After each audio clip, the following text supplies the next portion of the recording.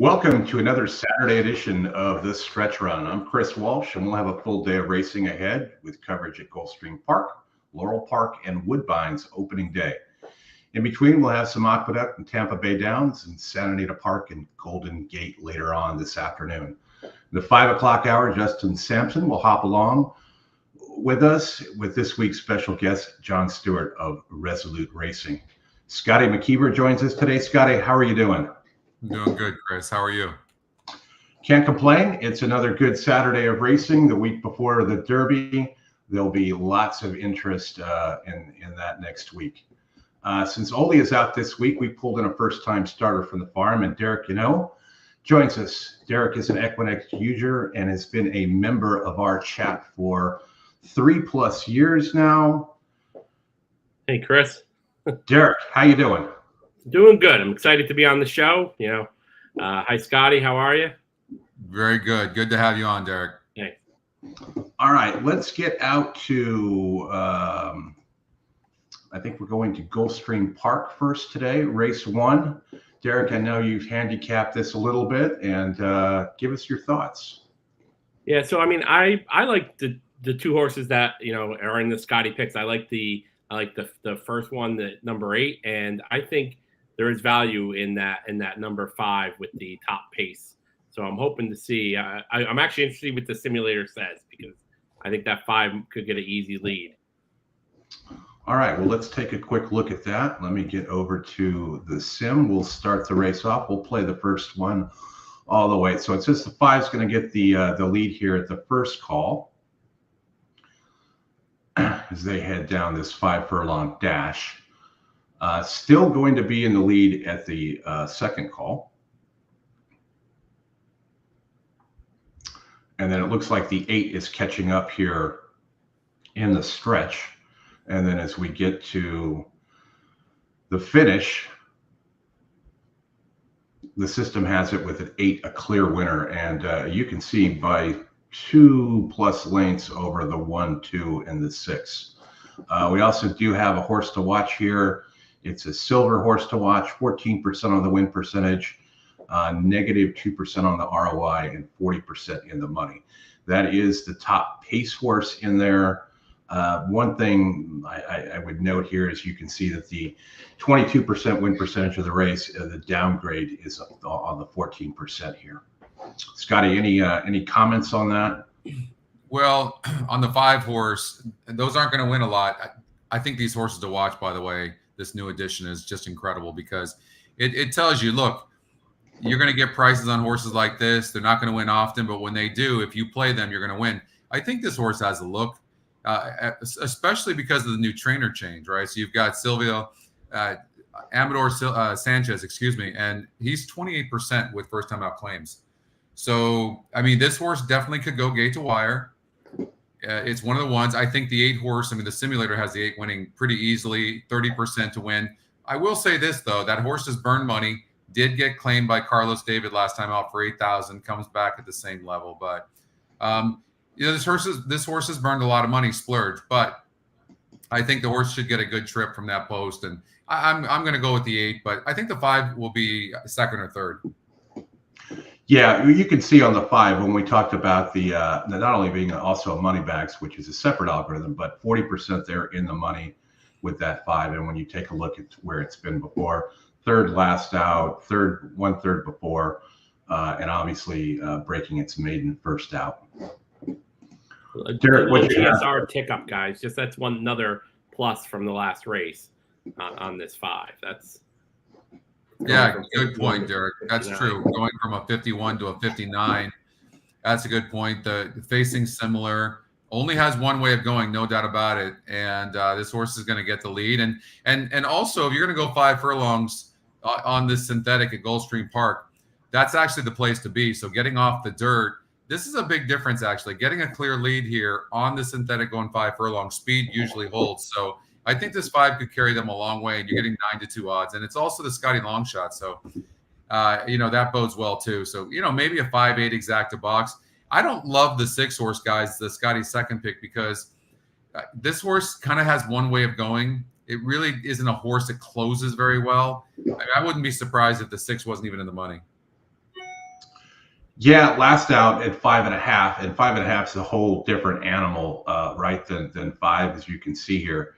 It did get third 3 back out there, but I'm with you there. 1 for 19 as we sort these through in terms of lifetime.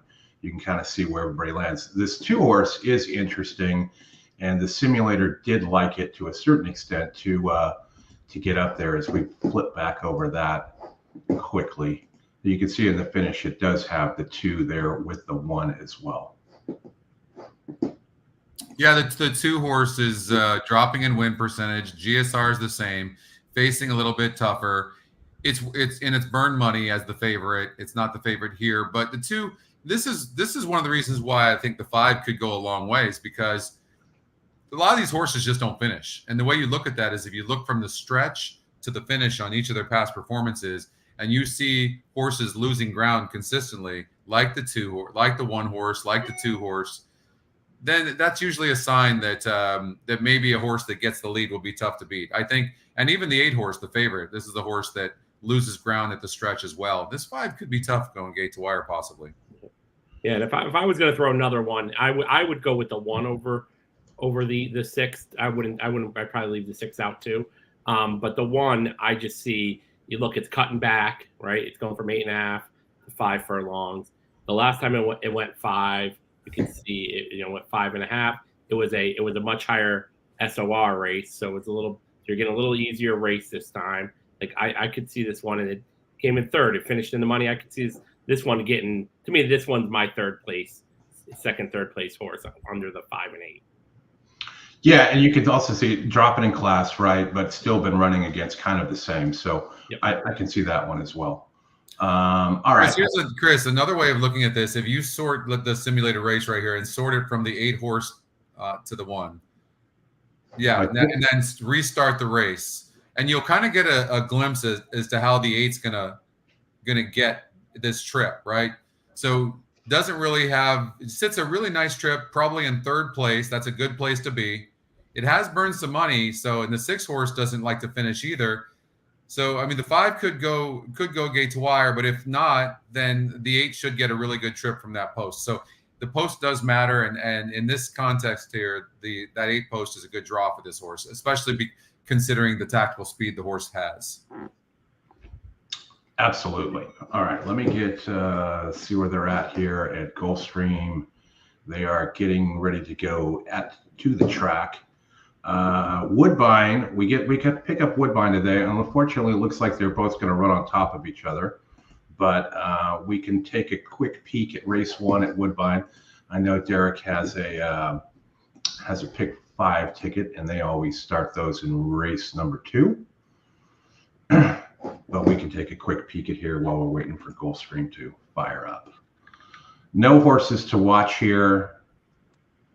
Another 5 furlong dash on the synthetic up there in Woodbine in Canada, starting out their meet today. Yeah, Chris. Yeah, I mean, I don't love this race. This is a lower level maiden, so if I knew who was going to get the lead, that's probably the horse I would like. I have the 7. I like the 7 in this race a little bit just because of the high GSR number, but not a great race. I'm ready for the pick 5. Yeah, obviously we're going to see a lot of layoffs here with Woodbine. Strength of race probably looks good. GSR gets a nice little bump there with the 7. The pace metric here kind of convoluted with the numbers, but I think your GSR angle there is probably something to look at for sure. I think the 1 horse guy, Sloan Sky, off the layoff. The trainer is actually got a nice win percentage, first race back of 26% with many samples, actually, with 23 samples. So And the 1 seems to set a really nice trip on the inside, saves ground. There's not a lot of speed in this race. I mean, I wouldn't even be surprised if the 1 decided to take the lead. There is just zero pace, but the 1 seems to set a really nice trip and saves ground. So I would give a strong look to Sloan Sky. Who is your lukewarm favorite right now? Yeah, 3-1. Classic Glory, another one that's never been near the lead. Second time starter here for Teston Holder, 0 for 22 off the layoff, 7% on a second time start there. Look at the GSR, it does take a little bit of a dive there, 2% to win.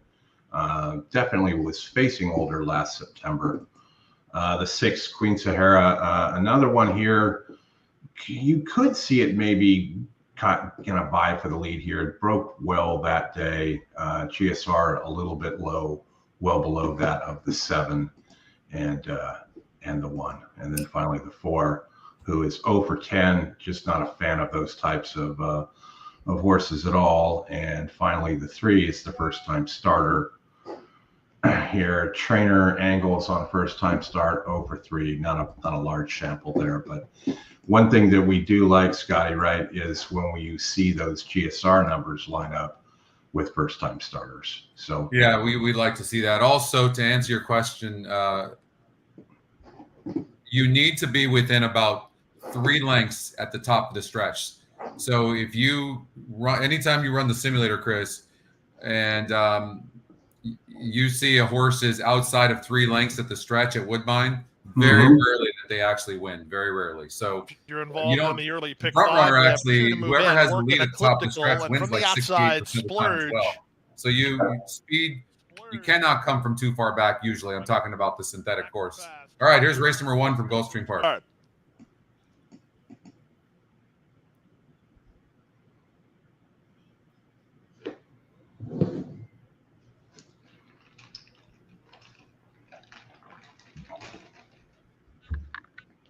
Starter holds the field.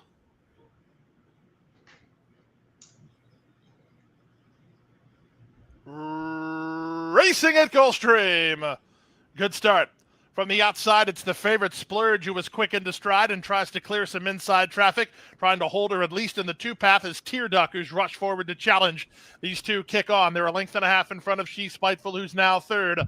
Up to 4th and on the improve is Dove in Charge. Next at the inside, that's Fast Kimmy. Night Saber is out 3 wide. In between them goes working ecliptical with Starship Legend at the back as they round the far turn.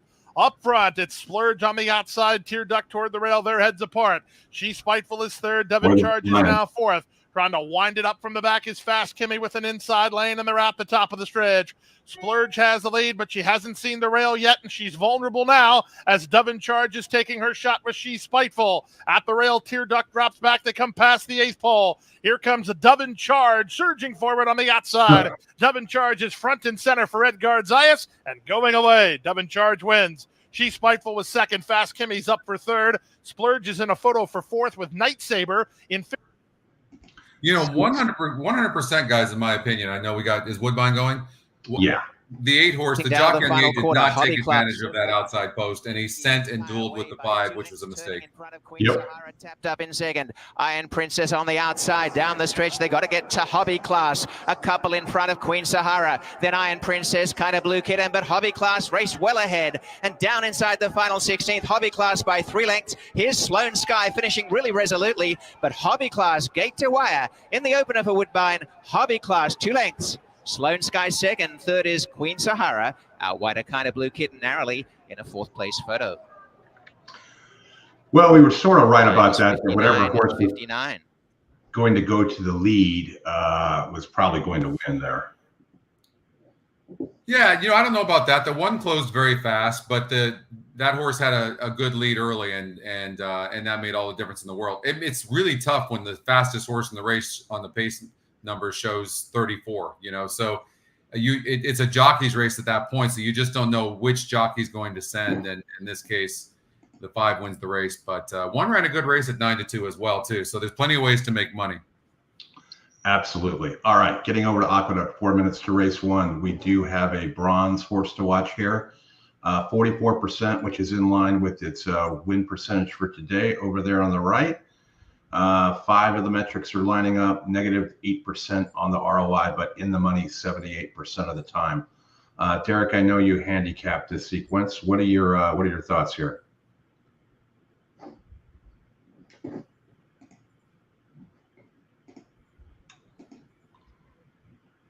Derek, you're muted. I'm on mute, so sorry, go. guys. First time, always have those issues. Like all these these maidens at Aqueduct, sometimes you get these races where you don't like the favorite, but you don't know who else to like. You look at the favorite, you see the large GSR over everyone else. It should be a better horse, but it burns money. Like, this horse doesn't win. Now it's taking a drop, so does that help it? Maybe, but the other question is, who's going to beat this horse? And that's my biggest issue of finding someone else to win. I'm not taking a horse at 3 to 4, but if the 2-1, I wouldn't be shocked. I'm gonna go with the 4. But once again, I don't love the race. This horse burns. All these horses are just bad horses that have lost numerous times. So it's unfortunate. But yeah, I like the 4 just more price wise over the 2. All right, let's run the simulator here. It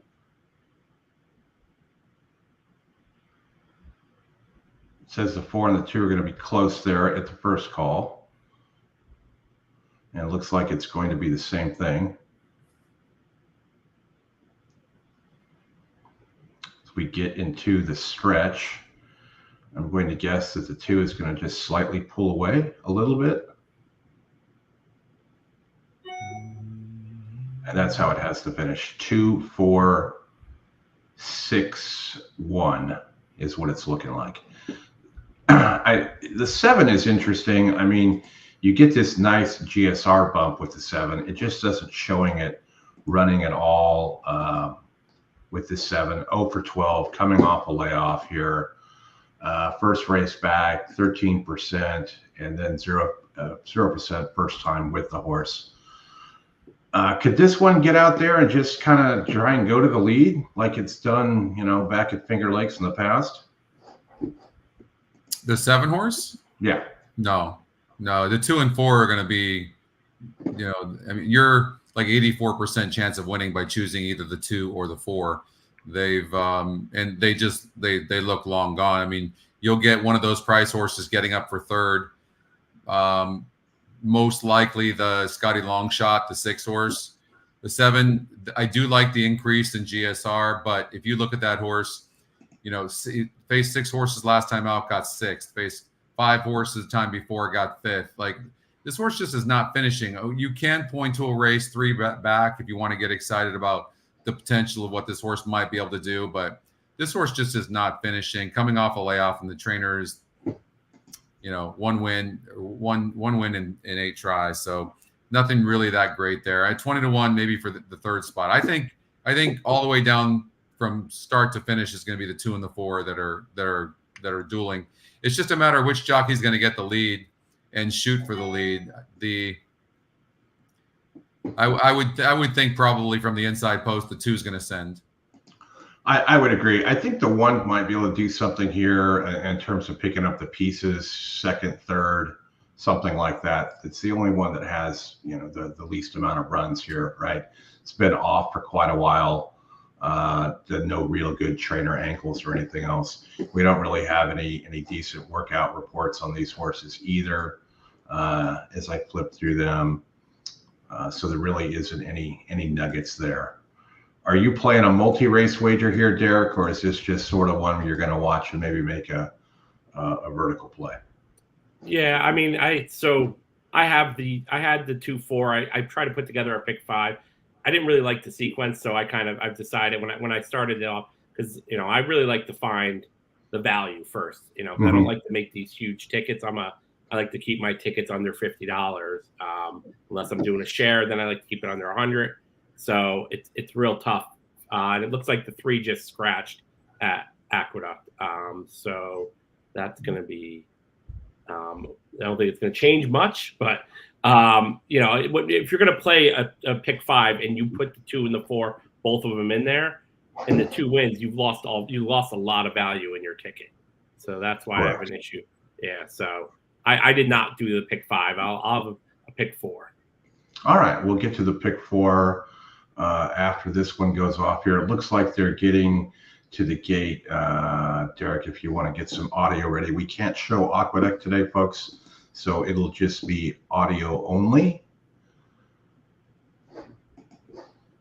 And then I'll scope out here what is next. While we wait for them to get in, one of the things I do like to do every race day is check out Race View and go to tracks and find out which ones are on fire. Laurel, the Scotty picks are hitting at 60%. Looks like the Belterra and Hawthorne, the win percentages are just a bit over 50% as well. Chris, I like looking at the top square plays too in there, because those are, especially with pace, always good to start a race. Pace makes the race, so it's always good to kind of look at, see where the pace is coming from. Yeah, and we'll have the Laurel Race 3 coming up here in a bit, and then Ocala Rocket. Today is also a mandatory disbursement of the Gulfstream 20-cent Rainbow Pick 6, which I didn't know about until I saw it on DRF this morning. But yeah, I agree with this statement, by the way. It's just, honestly, these people, hopefully they'll get their shit together one day, but I doubt it. It's just not very encouraging, and it's demoralizing as well. Because when you show races, if they were to allow showing races, guys, like everybody, it's gonna reach more people. You can't think that you're just gonna send everybody to your signal, only you. It's so small-minded thinking. It's just annoying as hell, to be honest with you. What's up, Ashley? Here in the red cap, Practical Miss, a little outward, but now Practical Miss, the favorite, is ahead in front. It's Breeze will stop right to the outside and tightly at the rail. Looks like the 4 didn't break well. Teresa's now the trailer is progressing at the center of the racetrack, comes on top of the steam, off a step slow, but is now progressing 3 wide as they move up the backstretch. All right, we want your best Trevor Denman, Derek. Tight hold here on Baby Dreams, right there from second, 23 and 4 for that opening quarter mile. Still 3 wide. Not that fast. Progressing for Dylan Davis is 3 wide as they approach. 4 furlongs left to go. Tightly at the rail still. That's Bella. Isola's in the 4th position. Needs a way through. Teresa's at the back of the field. 7 is a little bit more forwardly placed than I was expecting. 4 starting to come around now. Baby Dreams now being encouraged to move forward in the 2 path. 3 wide. Here comes the run from Montauk Mystique. He's ranging up on the outside, and Teresa's weaving in between rivals. 6 towards the outside. Is about to pass Bella Isola as they reach the top of the stretch. Practical Miss now gets the cue. It's Practical Miss. Teresa's the one with a lot of momentum down towards the inside, and here comes Teresa. It's Teresa who's ready to challenge Practical Miss as they approach that final furlong. To the inside is Teresa at 8 to 1. Practical Miss is down, fending off this rival, is holding her off. It's still Practical Miss and Teresa. They duke it out. Practical Miss is into clear. Practical Miss 2-6. Practical Miss over Teresa. Montauk Mystique. 2-6-4-1. 2-6-4. 5.50 seconds. Well, part of that's because the 4 horse broke bad, but the 2 horse, you kind of knew whoever got the lead, but the 6 horse was the real deal. That was a good run. The simulator kind of showed the 6 horse closing as well. Yeah, you look at the stretch here. Yeah. And then the finish. It did have that horse closing. All right, let's get out over to Laurel. And Scotty, to your point about showing the races, Justin mentioned this to me last night. Do you see how many different outfits had coverage of the NFL draft? I mean, did they restrict that to just the NFL or one network? No, Right. they didn't. Right. Yeah, exactly. I mean, the more eyes you can get, honestly, guys, it's such a sore subject and it's so damn frustrating. And it's, part of the leadership groups that are in charge of horse racing are, I think not thinking big picture, like try something different instead of the same thing and being the good old boys industry. I mean, there's some smart people running this, but sometimes they get caught up in just trying to control everything and keep it. They got to think bigger, and hopefully one day that'll happen. I hope so, because for the benefit of horse racing. But trying to control your signal and not give it to anybody else, I don't think it's a good idea. I think it's bad. All right, getting up to Laurel here. We got a couple minutes before they get there. They're a little slow to get to the gate. We'll sort this by the pace. Derek mentioned the square. There's the square on the 12 at the first call. As we flip through here and look at the second call. Let me play it from the beginning. There we go. 10 coming up from behind. The GSR bump to 86, another square. And it's got the 10 with the neck over the 12. So taking a look at the 10 here, who's the 3-1 favorite, going from a 70 to a 86. That's quite a nice bump there. As we take a quick look at the GSR over here, we'll see that that 10 is certainly at the top there. The system had the 12 running in second, which is co-favorite here at 3-1. Derek, I know you looked at Laurel. Any thoughts on this one? Yeah, I mean, I liked the 10 when we flipped on it was 5-1. It's already down to 5-2, which is probably around where the horse will go off. I mean, I like the 10. I one of the things I always look at is the GSR bump, because it usually does show that then the horse prefers running in this type of race than the race before. So you're getting that benefit sometimes that other people don't see. So I like the 10, and then I put the 10 and on top and a trifecta over the 8, 6, and 12 is what I did. 8, 6, and 12. The 11 here, second off. Another one with a decent GSR bump. What's that? Going up 11 points there. No real info on the works. We'll just take a quick look here at the 10. Guys, don't you think the 12 horse just has too much speed for these? I mean, this horse is like literally 4 lengths faster at the jump than any of these horses. It's 3-1 right now. Second EquinEdge picks, second Scotty pick. I mean, how are you going to catch this 12? I mean, it's 15% to win. 10's going to be finishing, and it's burned money twice as the big favorite with big win percentages. It does go up in GSR, so it definitely wants turf. I mean, this does look like a 2-horse race, but maybe the 10's going to be closer to the pace because of moving up on the turf. That's a possibility. That GSR it moves up a lot. It was on turf a couple of times. 52 group. I mean, I think the Scotty picks have this right, but the 12 is going to be tough to catch. But I do like the 10 back on turf. That horse should be on turf for sure. But yeah, the 24 pace is tough though. That's my biggest issue with the 10, and I like the 10, but it's tough in a 5.5 to do. You're absolutely right, Derek. That's actually a really good point. Is that horse could be in between horses being so far back, and there is just nobody of substance.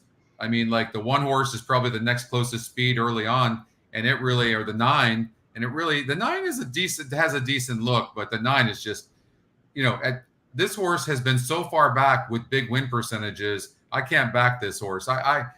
In light of what we're talking about here, I just think that the 12 horse is gone.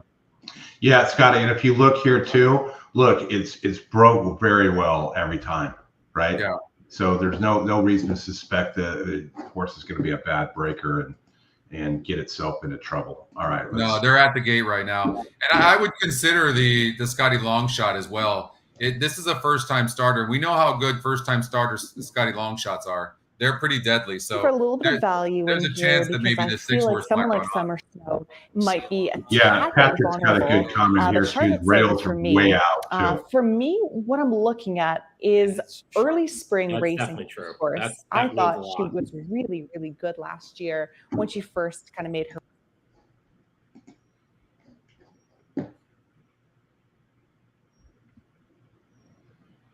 12 at 5-2, Scotty, is certainly not a bad price either. No, it's not. It's not at all. Especially since you're going to get, or likely get, a pretty decent lead right out of the gate here.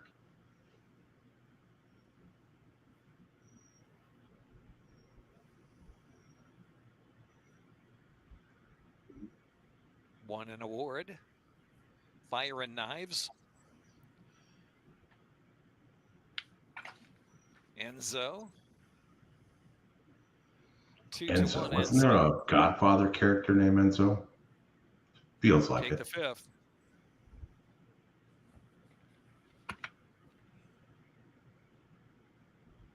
Wow, what a party. Well, you can see that turf is pretty thick out there in Maryland. Lively. You can't see the shoes of the assistant starters. Who's that good for, Chris? Speed or closing? I tend to think it's better for speed because you've got to dig a little deeper in there to get out, and then those back ends, they really have to be able to push off in order to have that speed to be able to try and catch up.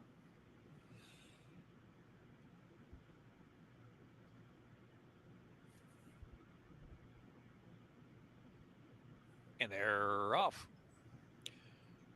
Sail on So home, Twirling Express getting the first calls out of the gate. Beltane firing up on the outside, and Act Lively right there to make four right across the track as Sharp. Up close there in fifth position. Double backstretch run, and Fire and Knives is next. Elon only 3.5 lengths off the lead while saving ground. Heading in. I mean, we obviously couldn't have expected the 11 would be pressing the 12. That's not a good thing. Wow, what a party. Racing back of the pack. Enzo is well back at this point, has 16. They're not going as fast as I thought they might have been going.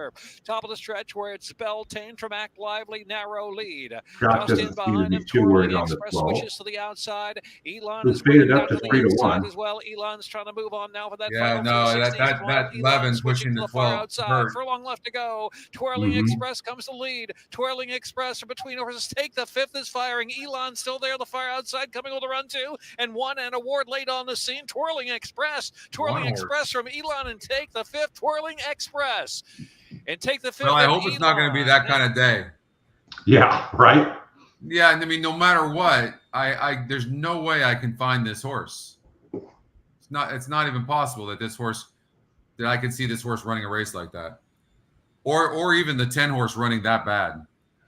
Yeah, the 10 just broke poorly. That certainly did not help, and then had that traffic trouble like we were talking about. But you can kind of see here with the 10, right? I mean, not breaking real well.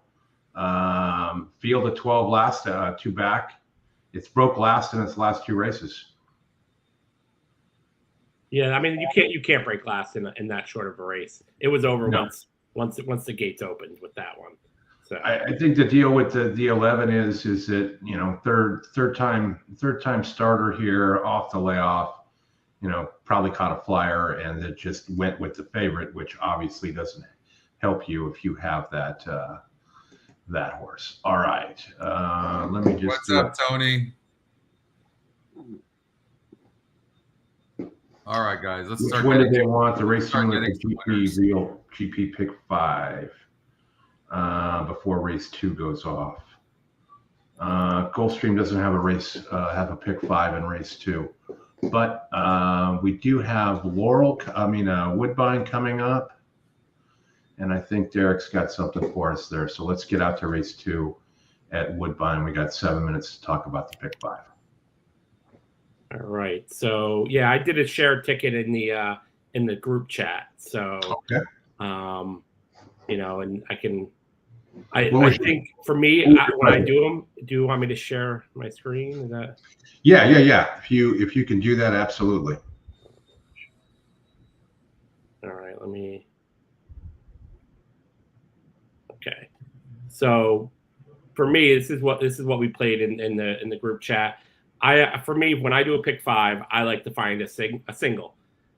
I prefer if it wasn't the favorite, but if it is, I want it to be something I think is just gonna be an easy pass, and that's what I have here. I think in Woodbine race 4, I think this 5 square pace. I just see this basically being a workout for this horse. Okay. So that's where I started to build my ticket. So I would go to the Woodbine race 5 first, but then from there I have to, because I singled and it's a 20-cent pick 5, right? I need to find some value to make this ticket pay. And so I did spread in a lot of the other legs. I'm I'm kind of hoping I have the 6, but I'm kind of hoping the 6 someone challenges the 6 in Woodbine race 2. To me, this 6 is a square pace, but it's been off. So if you look right, like a lot of these Woodbine horses, it's been off. So you're hoping that maybe this horse doesn't get the same break. And if it doesn't, I think this is an open race, and I see a lot of value in the 1, the 3, and the 5. So I don't know. What do you guys see about Woodbine? I think that the 6 horse is going to be awfully tough to beat, to be honest with you. Yeah. And if it does get beat, it'll get beat by the 1, 3, or 9. Yep. All right. Yeah. So that's what I see so far. If you want to look at, and then like in race 3, I like the Scotty long shot the most, the 3, but I don't like leaving out square paces, so I got to include the 4. And my real long shot is the 2 in that race. I just think that this horse has a chance, and like I said, at Woodbine, we got to see how this track is playing. So first couple days are always tough at Woodbine. You want to see how it's going to play. But if this horse is way in the back in a 5 furlong, it's not gonna make it. But I think it has one race. I think this horse could pick it up the second time. So I'm hoping that's what I'm hoping for in race 3. All right, let's take a quick break. Trader Smarks had a question about the 5 in the simulated race. Derek, just leave your screen there. I'll pop that right back over to you. So his question was about the 5 with the big EE morning line angle. We'll take a quick look at this here. And the 5 in what race are we talking? Gulfstream race 2. Yeah. Okay. All right, let's see. The 5, huh? Is that what race you wanted to see? The 5? It's 50 to 1 on the EquinEdge morning line and 1%. That's what he said. Hey, brother, just wondering how the 5 runs to the simulator. Race 2 at Gulfstream. I wouldn't imagine good. No, it's going to be. No, he's saying the 5 in race 5. 5 in race 5. Well, that'll make sense here. We'll get over to that in case he's looking to put together a pick 4. Let me get it to switch over.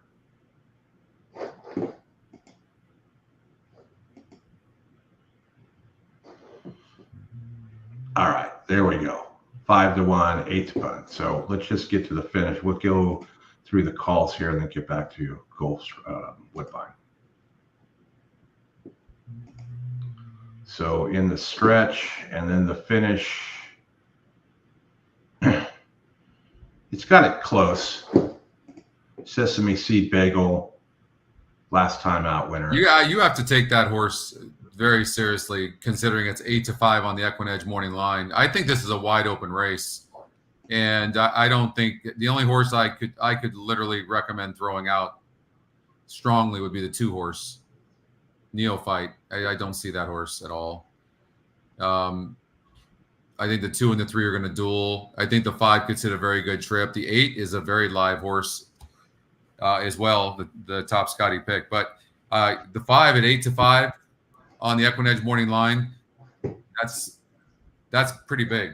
Now, that being said, too, I will say the negative side of that is these horses I talk about this all the time, that break their maidens only come back to be winners a short period of time, like 5% of the time. But that being said, this is just a really bad group of horses.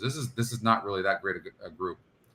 So you probably like take the fresh face when you're looking at a bunch of claimers, right? Mm-hmm. That's what you're looking at, right? So I would take this 5 horse.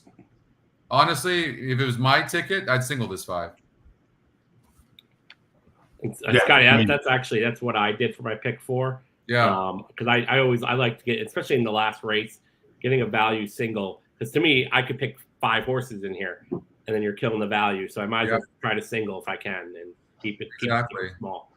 This is the only one. I mean, this horse was the maiden special weight and won first time out at Gulfstream Park, for a $90,000 purse. And then the rest of these are claimers. Mm-hmm. You know what I mean? Like, no. This is, for me, it'd be an easy decision.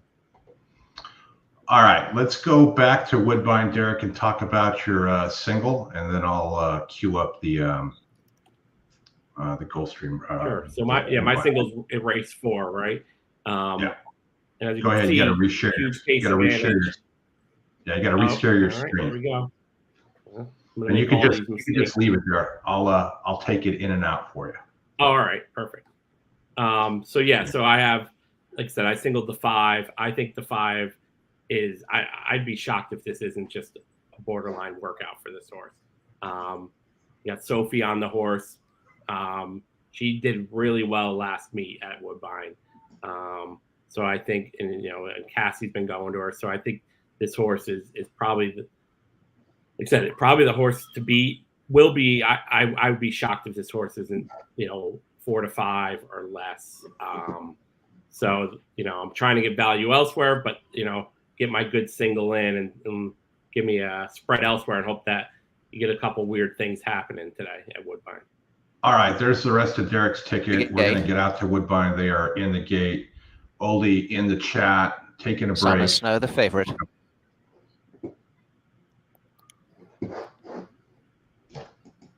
Being lit up is Sweet Finale. Also races with the blinkers off. 1, 3, 5, and there are 2 to follow. Hopefully the 1. 5 furlongs the distance as Devil in Her Heart has gone in. The last to join, Emma Jane Wilson riding Miss Bobbit. Miss Bobbit. To the outside gate. Has gone up. This field is now all in and locked up.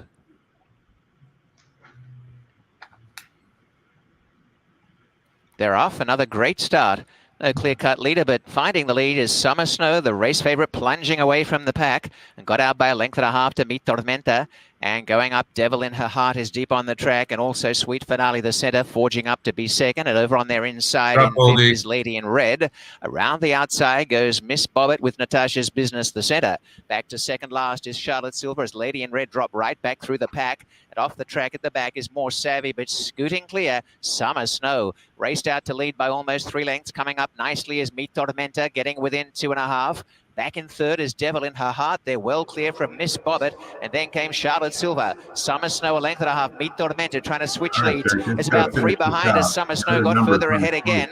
And down inside the final furlong, Summer Snow out in the lead here for Sophia Vives by 2.5 lengths to Meet Tormenta, the only challenger.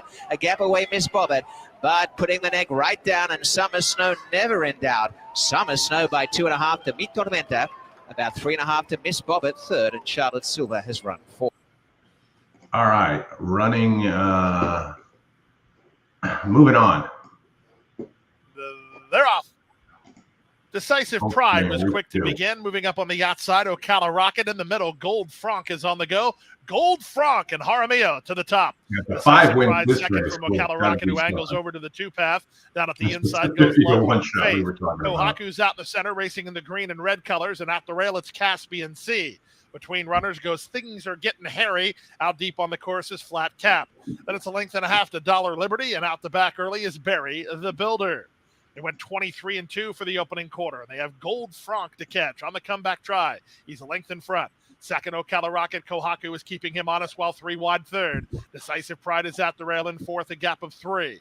That's Love, Hope, Faith racing on the inside of Amazing Jet. He's drawn within 8 lengths of the lead. The favorite is Caspian Sea. He's in the black cap, encouraged already between horses as they went the opening half in 46-4. Down at the inside, it's Flat Cap, then Barry the Builder, and out the back, Things Are Getting Hairy as they round the far turn. Gold Franc tries to run them off their legs. He's a length and a half in front. Somebody's coming from behind, most likely the fourth. Somebody's going to come. Winding up on the outside, Dollar Liberty. He's into a joint third now. On their back, Barry the Builder getting underway. They race to the top of the stretch with Gold Franc still the target. Up into second, Dollar Liberty. From the back, Barry the Builder. Caspian Sea just at a 1 pace. They're at the top of the stretch. 3/4, 1:11-3 off the turn in the stretch drive. It's still Gold Franc with a tenuous head in front. On the outside, Dollar Liberty. From the far outside, it's Barry the Builder. They come past the 8th pole. From between horses, Dollar Liberty. On the outside, Barry the Builder. Gold Franc starts to backpedal. It's still Dollar Liberty just in front. He's 40-1. Wow. Dollar Liberty wins. Dollar Liberty beats Barry the Builder third. Well, that's a big number there. That is, yeah, we talked about that. Like, Is that going to be the way it's going to go today? Let's just take a quick look at that, and we'll get out to Aqueduct. Dollar was at the Dollar Liberty. Oh, for I mean, it's just a really, I don't know how that horse even ran that race, honestly. Like, what are you going to do? I don't like GSR drops. Strength of race, I guess, is okay. It was a 28% last out, and what is it today? 1%. 1%. It's a gun runner on synthetic. Yeah. I guess you just turn the page there. That's all you can do. Oh, yeah. Yeah, that's all you can do. All right, Boom. Derek, I'm going to go out to... How do you get booms? What happened? Did Tony, you have that? Boom, I had the 13 in the pick 4. That is massive, Tony. That is massive. Share your pick 4 with us. Yeah. Way to go. Yeah, share that ticket so we can root you on, because that's a wonderful start. Okay, hold on here. It is the top GSR in the race. Dollar pick 4, Scotty. I'm for sure, Tony. I'm going to. Yeah. We send us your ticket so we can root for you. All right, Derek's got a budget pick 4 at Aqueduct. Love it.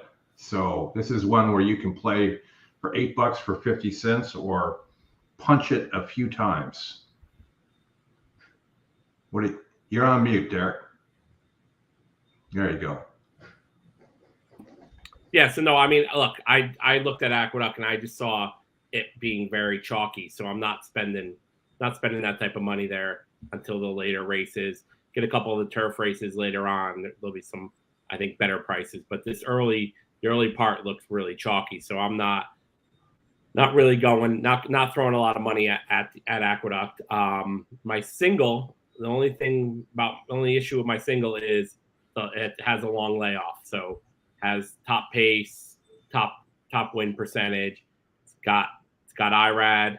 So to me, IRAD coming on this horse, I think that this horse is something to look at. But I understand a lot of people don't want to take a horse off a layoff. But like I said, for throwing a small ticket together, I had to find my single, and I wanted to go with a non-favorite because I think a lot of it's chalky here today, at least early on. Fair enough. I mean, if you're going to do something, that's the way to do it, right? Because you can pound that. If it's going to pay $30 or whatever, and you hit that, 10 times or something, you've got a real winner. Or if you can just play it at base for $8 and still not throw less. Okay. Tony has posted the rest of his ticket. He did single that 5 in the last, Scotty, that you talked about, and getting 40-1 value there is not too shabby. 2, 6, 7 with 1, 2, 8, 9 with 5. Really love his ticket. Yeah, played it for a park too. Yeah. So he mentioned top GSR on that. So that's a great find. Yeah. Yeah, sometimes if you're gonna spread, don't overthink it. What up, Dave? Good morning. Good afternoon, actually, from here. But no, that's smart. Sometimes in a wide open race. By the way, I will say this though, just like horses usually come from behind going longer on the synthetic at Gulfstream Park. It's an actual angle that you can actually use to your advantage. Very rarely, unless a horse has a really easy lead and has some class over the field, does a horse go gate to wire going 2 turns on the synthetic over there. You are not wrong. Not wrong at all. All right, we got a couple minutes before Aqueduct goes to the gate, and we'll get the sound up for there. Next up would be Laurel Race 4. Unless there's somewhere you wanted to go, Scotty. Oh, no. I'm following your lead. Laurel Race 4 coming up here shortly. Let's see here. There's 2 gold plays. Yeah, wow. I've never seen that, actually. That is the very first time I've ever seen that. So if you hover, the first one is 26% win. Yep. And it's a positive ROI of 6% in the money 56. So what this is this horse is the top pace, top win, top SOR, and Scotty Longshot. The other horse is 35% chance of winning. Ironically, it's 16% chance of winning, and you're getting better value. 8% ROI with 67% of the money is top GSR, top pace, top EE morning line. That's a really interesting play there because, it's only going to win. It's going to win 35% of the time, the 5 horse, and it's only 6. So what that means, so if you're confused by that, the win percentage chance of this horse is actually 16%. But when a horse is the top pace, top GSR, and top EE, lowest EE morning line, those horses win 35% of the time. That's how that reads. Nice. You're right. I have not seen 2 golds as well. No, I've never seen that. What's up, Joe? Jared looking at pick 4. So what do you do in that situation? Maybe run the simulated race. Oh, Derek has a ticket. Let's check that out. Yeah. No, go ahead. No, I don't have a ticket. I was just looking to see what the ticket generator did. I only had okay. 4. So maybe we should run the race. Maybe we should run the race. Okay, let me get that up here, Scotty. Laurel Park race 5. Derek, if you can find the audio for Aqueduct, they should be close to going off. We're going to go to Laurel. Actually, to answer your question, that's the Scotty picks are completely different. They don't even look at the same things as the horses to watch. So they're not always going to match up. Buffalo Mike wants to call these goldies or even oldie goldies.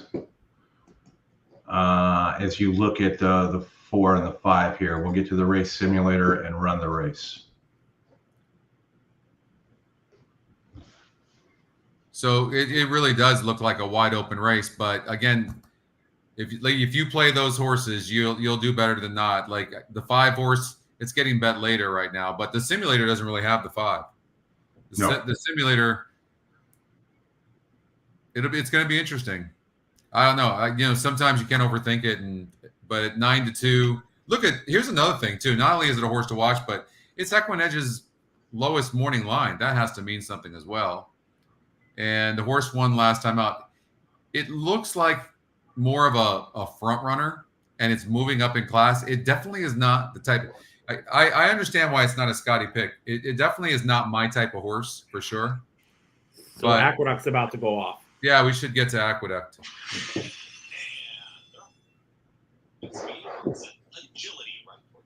What are we rooting for, Derek? Like I said, I mean, I had the 1, 2, 3, 4, and I don't really like much in this race.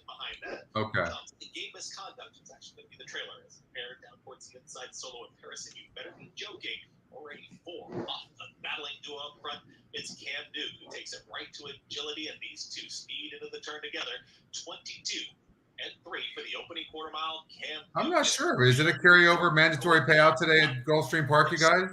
Yes, mandatory payout in the pick 6. I can't stop thinking about Tony's ticket. Wow. That's a nice ticket. He's got a big shot. Looking forward to the next race over at Gulfstream Park. Duke is in hand, and here's Cam Duke, Dylan Davis, and now Cam Duke gets the cue. Agility is not going 4 horse coming on. The inside. 26%. Got the pair inside, but running out of time, a furlong left to go. It's a 2-horse race, it looks like. 3 and 4. Cam Duke trying to come right back and get No, Duke's not going to get there. Final 16. It's agility. Cam Duke. The 3. Agility and Cam Duke. Yep. Who got it? 3 or 4?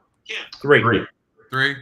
So top win percentage, the money line 6 money line 6-5, and it went off 8-5. So there was, I guess, value there.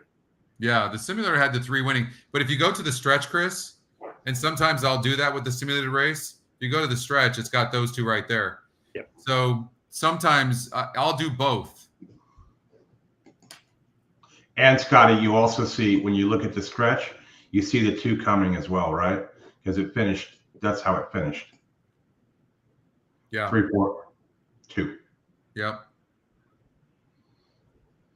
Oh, good. Well, top 2 win percentages, first and second, and 6-5 on the EE morning line for the 3 horse.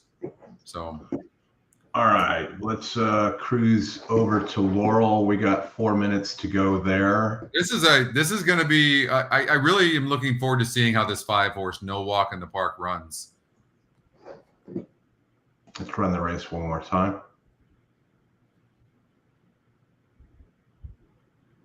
Yeah, I mean that E money line looks good, but I'm trying to find out why. Yeah, and then Mama's Lino. I mean, none of these horses look great, right? So are we going to be surprised if anything happens in here? Well, it does have the 3 winning, and that is the EE top pick. I know we got 2 goldies there, but like you said, sometimes don't overthink it. This horse is 1 for 15. You got a slight GSR. It looks like it's running in the group that it needs to run in. Just doesn't really break on top, right? Yeah. And this is the race that it ran way back in 23. But I'm not sold on that one either. I think if you were going to bet it, like you said, you'd stick with the badges here. It may be just as simple as the 4 and the 5. When you look at the finish here, 4 and the 5 are back there. The 6 is coming on. Tina. 1 for 12, second out, last out. Another one that kind of breaks infrequently. Yeah. I think the best way I could put that. The 2, could it show the speed that it did in the slop? Probably not. It broke first there, which is the only time it's done that. Hasn't been breaking well. I mean, the 2 is probably one you can toss. The 1, sun streaming rather. 1 for 8. 10% on the trainer. Broke well, but got held back. Really more of a closer. I think if anybody goes running here, and what did the pace tell us here?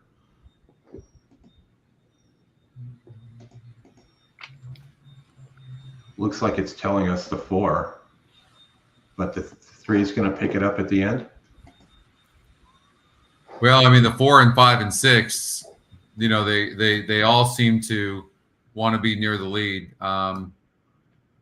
It looks like the 6 can rate a little bit. I mean, and maybe the 6 really gets a nice trip here, letting the 4 and 5 go. So maybe the 4 and 5 are going to go, and the 6 actually sits a nice trip and maybe wins the race. Maybe it's like 6-4-5 or 6-5-4, something like that.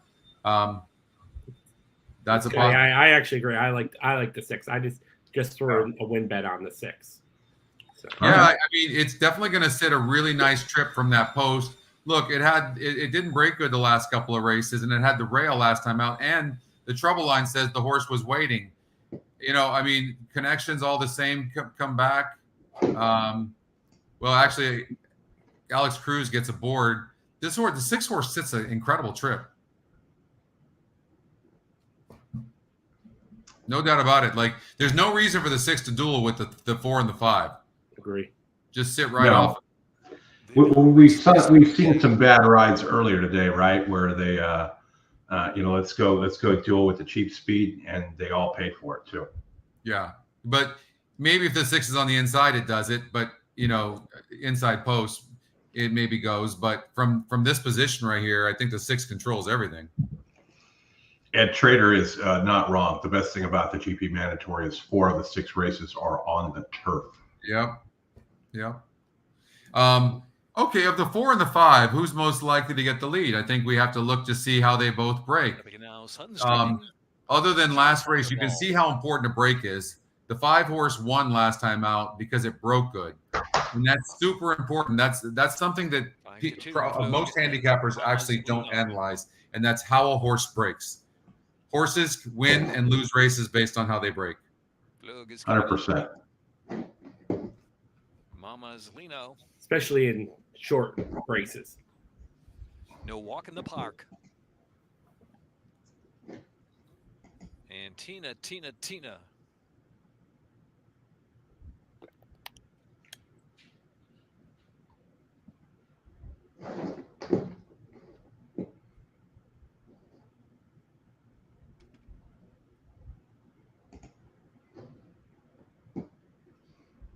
And they're off. Tina off to a very sharp beginning. No Walk in the Park and Mama's Lino right there too. G's Fireball racing along in fourth, the opening furlong, and Flug and So both the 4 and the 5 broke slow, and the 6 got the lead. I mean, if they're going to break slow like that, I have no problem with the 6 going like that.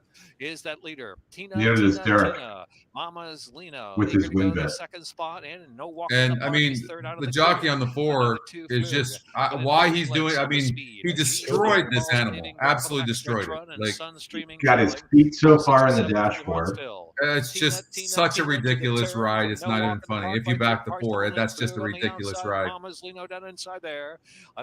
Right now he has no choice but to grab up. But now he's gonna let the horse go, and the horse is gonna have nothing left. Yeah, and he's got to run through 3 horses too, right? Yeah. The 3 is doing what the simulator said, or at least trying to. Flug turns in with Tina, resilient on the inside and coming back for a little more. Mama's Lino and No Walk in the Park. I don't know. 6 is not done yet. 6 got an easy lead. Come on, 6. Left to run. Tina, just in front again from Flug. Flug and Tina. I tell you what, this 4 did have a lot of freaking horse, didn't he? I mean, look at that. I mean, he blew it with this horse. Tina. Mama's Lino 6 lengths back in third. They're close to home now. Flug will get it done from Tina. I can't complain about the ride. The 6 got a perfect trip. Yeah, no. 100%. Yeah. The 6 it actually have been better for the 6 if the 6 could have just sat off of the 4 and the 5. But I don't blame the jockey for going, since the 4 and the 5 both broke slow. Yeah. And look at the picks, you guys, in that race. If you go back to the Laurel, Chris, real quickly, and look at race number 4. I mean, we spent all this time handicapping and then 1, 2, 3. 1, 2, 3 in order. I mean, it's just, you know, and for those of you that are new, it's not a fluke. I mean, it does this all the time. It does do this all the time. Right. And when you go, I mean, even just looking at the 3 was, you've got an exacta here, and you can always check these on the probables that are included as well. So you had 3-6 there. That's a 19-1 exacta. Yeah, you know, in that situation too, Derek, and a huge part of horse racing and success in horse racing is the betting side of it. But the truth is, like, you can like the 6, but you have to do an exacta box with the 3 and 6 probably. I know. Yeah. Sometimes it's tough overthinking it and saying, I do like to do win bets, but I need to get more into the exactas. You have to cover. Even if it's smaller, like literally, even if it's a $5 exacta box, you know what I mean? Agree. Because it keeps you in the game longer. All right, let's get out to Gulfstream Race 5. I'm going to cue.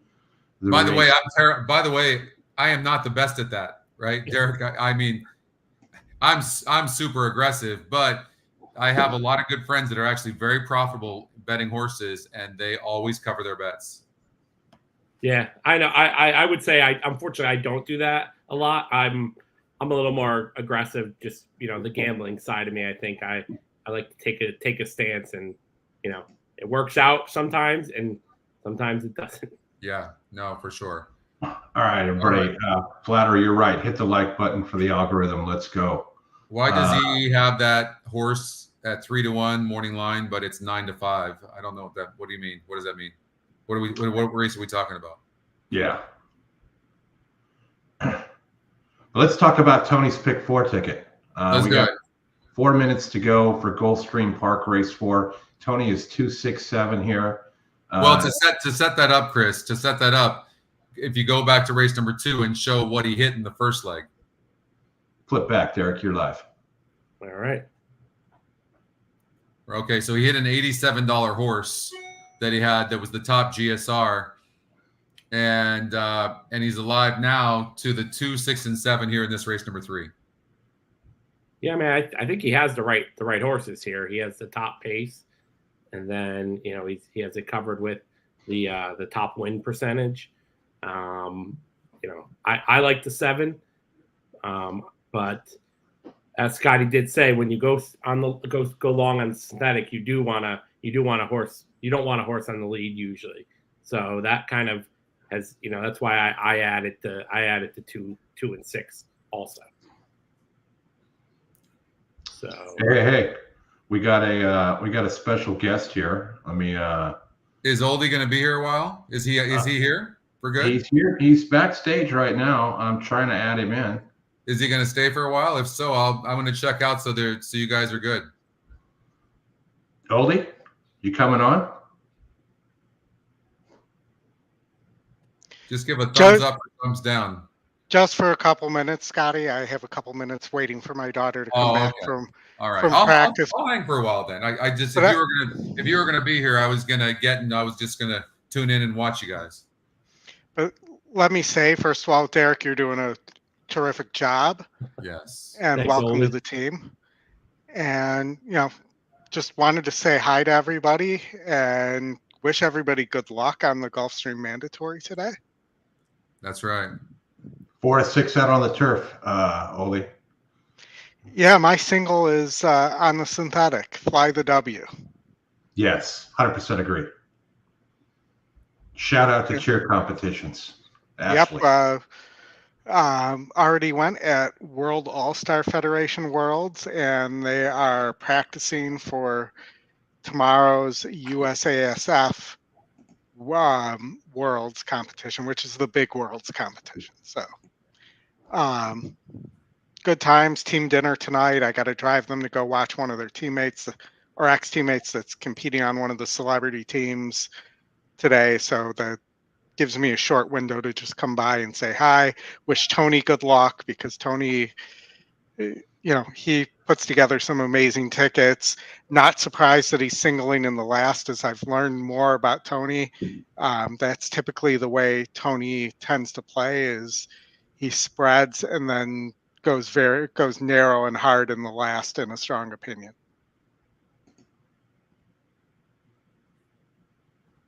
I'm not the dancer, but my job is to get the Starbucks and make sure people show up on time and to film. That's right. Film, and then upload to YouTube so that everybody can see it. So know your limitations and know your role, I guess, is what I would say. So we're rooting for the 267 here for Tony. Yeah. Bring it home, Tony. Let's get it done.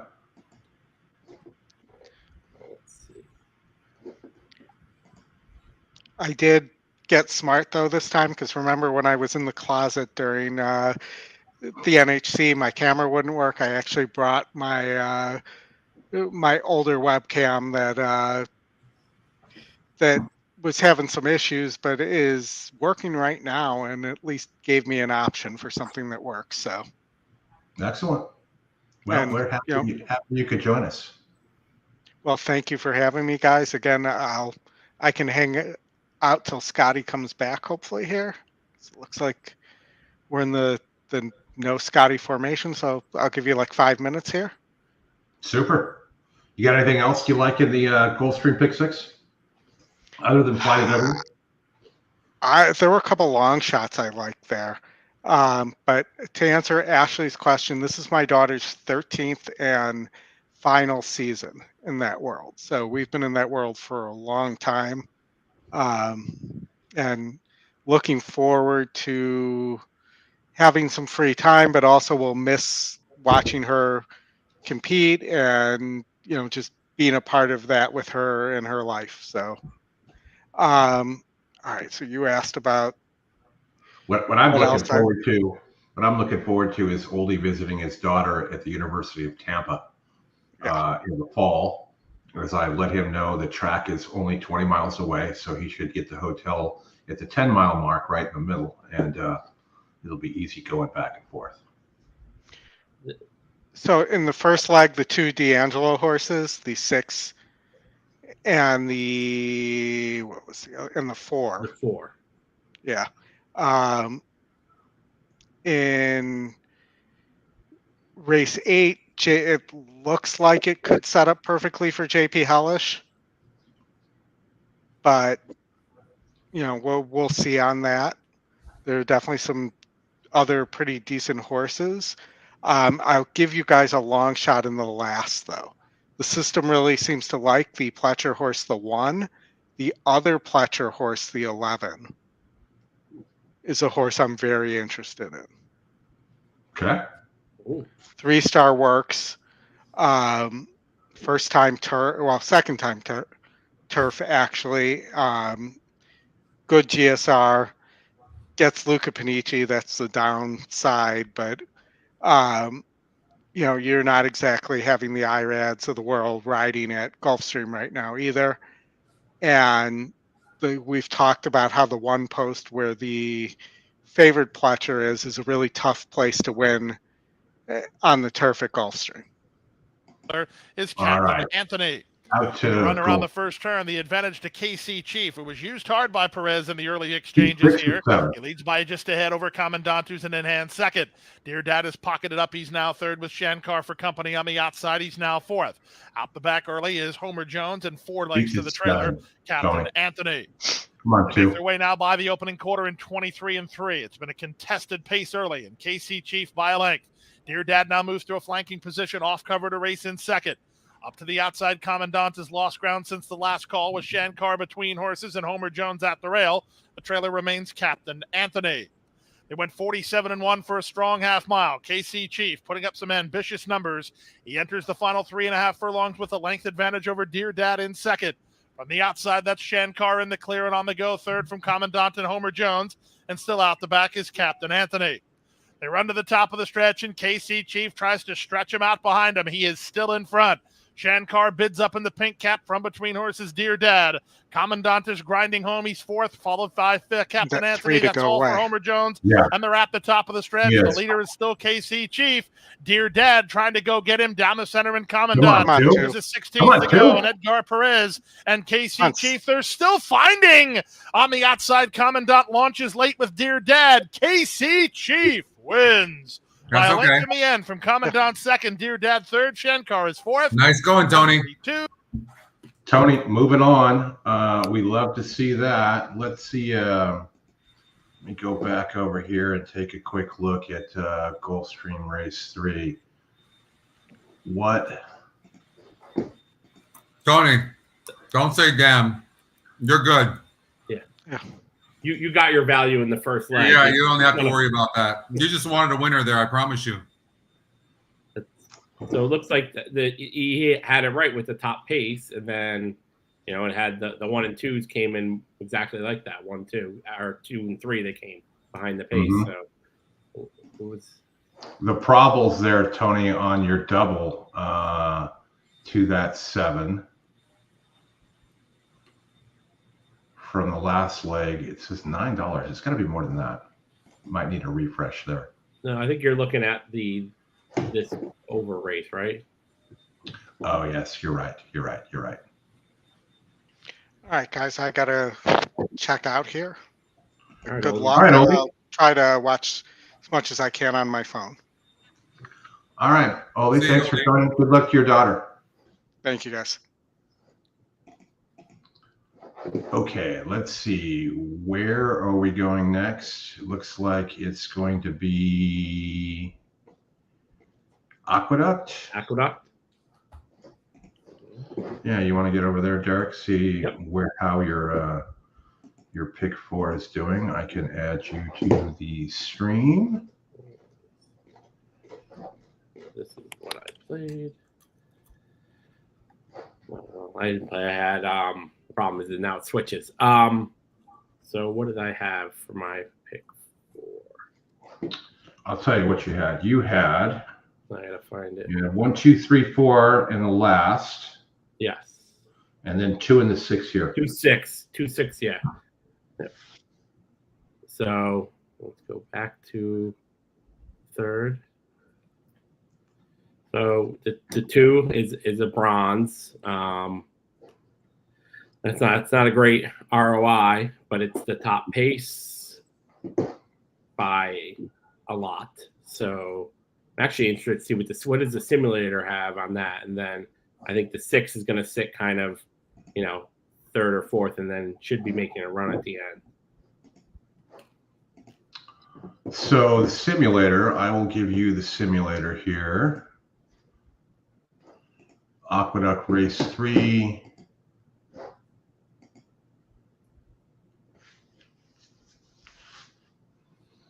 Nine furlongs on the dirt there. Not a surprise. The pace number had the 2 is 84. So on the lead, I'm guessing the simulator is going to have the 6 catch up because it's got that as the top pick. Looks like that's going to be the case.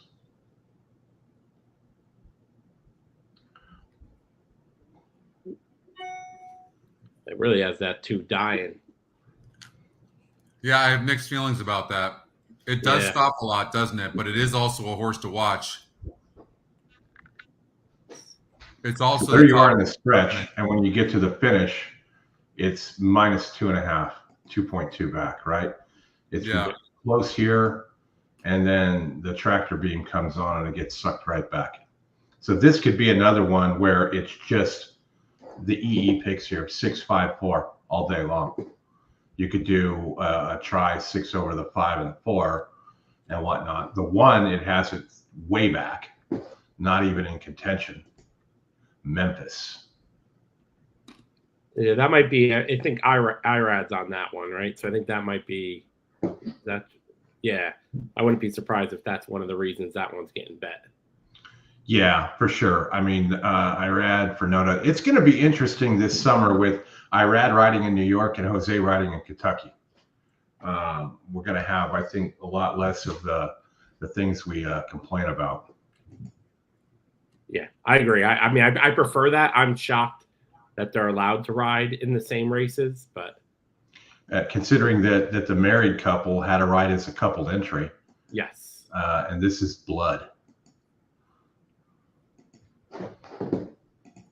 All right, where are we gonna split over to?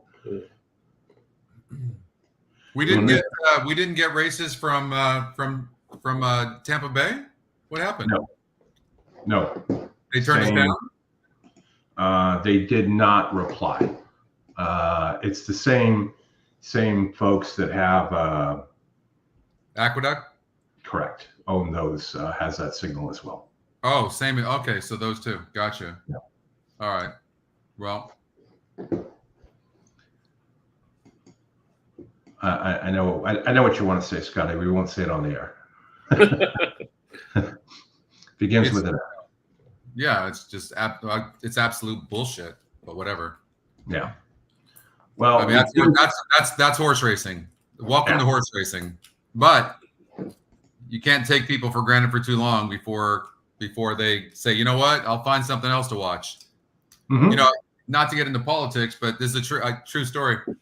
I've been a Laker fan since I was 6 years old. Die hard. I mean, I didn't miss a game, no matter where I was.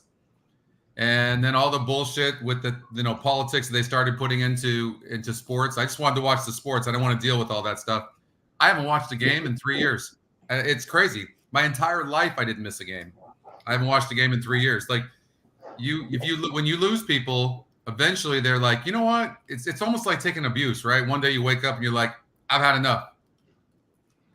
Yeah, so, and you mentioned that, Scotty. Like sports is like one of the things that we watch to get away from the nastiness of politics and all that kind of stuff, right? Exactly. That's the escape. So there's no reason to inject that into that. But whatever. I'm with you. I haven't watched a lot of NBA. It's hockey season.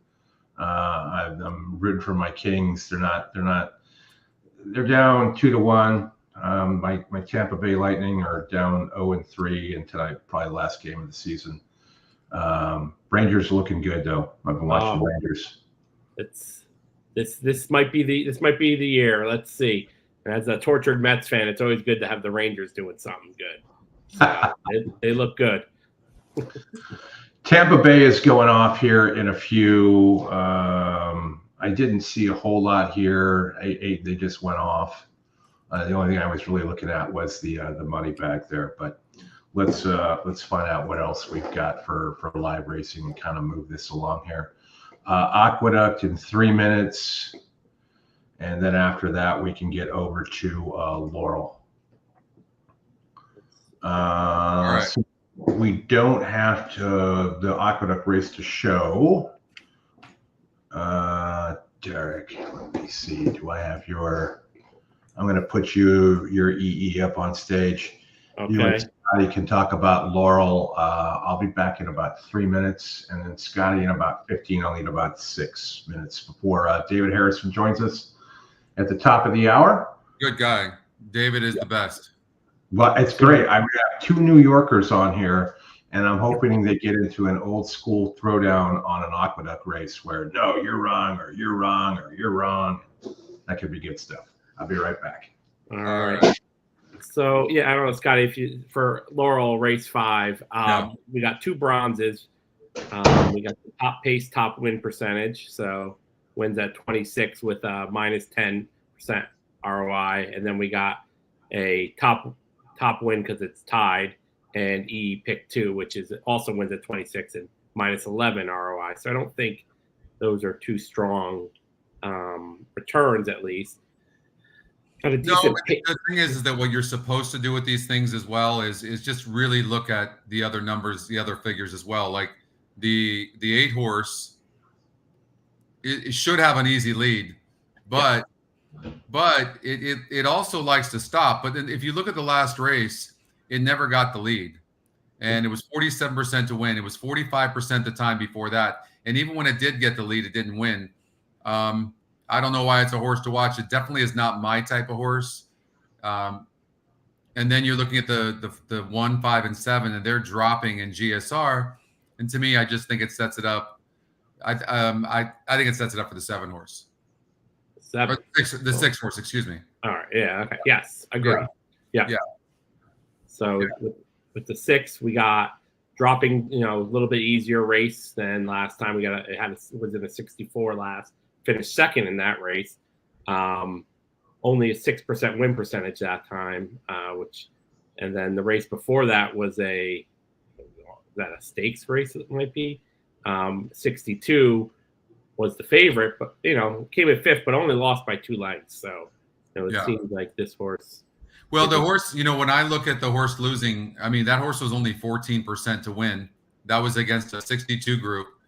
It had a 62 GSR. So if you're comparing that race to this race, which you could do, this horse is 19% today. And it's also facing easier. The last race was a 64 group, so it's facing easier. Plus, there's apparently some cheap speed. And so that's why I think everything really does set up well for the 6 here. Cutting back today. Cutting back. Yeah. So I think, that maybe that half a furlong does help. Less. I agree. I mean, 2 to 1, that's right on with the money line. So I think, I don't think 2 to 1's a bad price. For something underneath, there's the 1. How bad is that GSR drop again? It's the 10 drop. I don't really like going for those, but if you look the last time it raced there, they win, right? We saw the 11 horse win. And LA, I saw, you made mention of that. Like, it's not that you don't play these horses that have down arrows. I mean, but essentially what they're doing is they're going against what the horse really wants to do. But sometimes you're just at a different level, or maybe it's a wide open race and you can see horses win. But by the most part, you don't see down arrowed horses winning. You don't see it. But Tony, played the top GSR in that race, and that second race at Gulfstream, and look, that was a wide open race down the stretch, and got lucky and got that 11 to win, which is awesome. What is he, 4 or 5 deep in the next? He's 4. He's got 4 horses, 1, 2, 8, and 9 right. in race number 4. All right. Yeah. Let's see. And we got a while for that, but I got to be following that. I guess for sure. The 1, 2, 8, and 9. That's a little worried. Doesn't have the top pace in long shot silver also, but only wins 13%. So maybe that's not a bad thing. Well, yeah. By the way, the 1 horse. Sorry, Chris. The 1 horse, even though it is dropping in GSR, that it seems to have a strong look on the EquinEdge picks. It's 5-1. I think the one horse is going to be finishing. I like the Scotty picks here. For me, I think 6 wins and wins nicely. And I think I think you're going to see a bunch of closers coming, unless the 8 maybe the 8 just doesn't stop. I mean, that's certainly a possibility. The horse usually stops, so we'll count on that again. And if so, then it looks like the 6 over the 1 and 12. Let's take a look at the Derek. Go to the will pays for that Gulfstream race 1, 2, 8, and 9. All right, let's see here. All right. So we have, if you look at the pick 3, so this is the dollar. He has a dollar pick 4 coming up next, but these pick 3s are these are some healthy numbers for him. So we're obviously going to root for the 2 and the 9 for him, but even any of them, as Scotty was saying last leg, you just want to move on now. You got your value. Move on. Yep. He did get the value there for sure. All right. What do we have here? I think is that an Aqueduct race go off? Aqueduct is off. Oh, we missed that one. Are you rooting for something? I have the 2 and the 6, I believe. The 2 and the 6? Yes. Okay. Let's see here. Not cutting the margin yet. No move yet from All the Rage is the trailer. They battle it out, still up front. It's still Seeking Unity to the outside and Night Effect to the inside. Reserve Currency has dropped back. Trying to make up the ground is Proven Hope. They reach the top of the stretch, and the front 2 still duke it out. Come on, 2. Well, here comes that 4, though. Oh, he's dancing around, though. They approach the final furlong, Seeking Unity and Night Effect. Night Effect is come on, 2. battling inside. Shoulder to shoulder here inside the final 16. The head bob between these 2. Night Effect, Seeking Unity, Night Effect. It's a photo finish. I think maybe the 6, but doesn't matter. It was 2-6, so that's good. Nice going, Derek. Moving on. Let me find out where we're at Laurel. We got 3 minutes to post there. All right. Is there any other any value? Like what would you put underneath this 6? That's probably what I'm. I mean the value. I mean the 1 is the 1 is 19% and 15%. You're getting 6-1 and 5-1. I mean, I just don't think there's any real big long shots that are realistic in here that you want to play that could hang in there. I mean, maybe the closest, Derek, would be the 3 horse. But again, the 3 horse is the type of horse that needs to be near the lead usually. Yeah. It had in the past. I try to look at current form. Yes, sometimes you go look in the past and you'll see horses closing, but that was in the past. Sometimes they change their styles, and it seems to me like the 3 is more of a horse that needs to be forwardly placed, and the 8's too fast for the 3. Yeah. I agree. When I look at back, I like to look at it for the GSR to see. If I'm going further back, I want to see, okay, well, how did it do on these types of tracks, these lengths? But I agree, the horses can go from early on be on the lead to now being closers and vice versa. So I agree that does change as they age. So, all right, now I need my single at Aqueduct in race 4. So I need IRAD to step up finally. So that was the 5, right? The 1. The 1. Yeah, no, the 5 is the 5 is the Scotty long shot with these are always good. You get the money line to E money line drop. Yeah.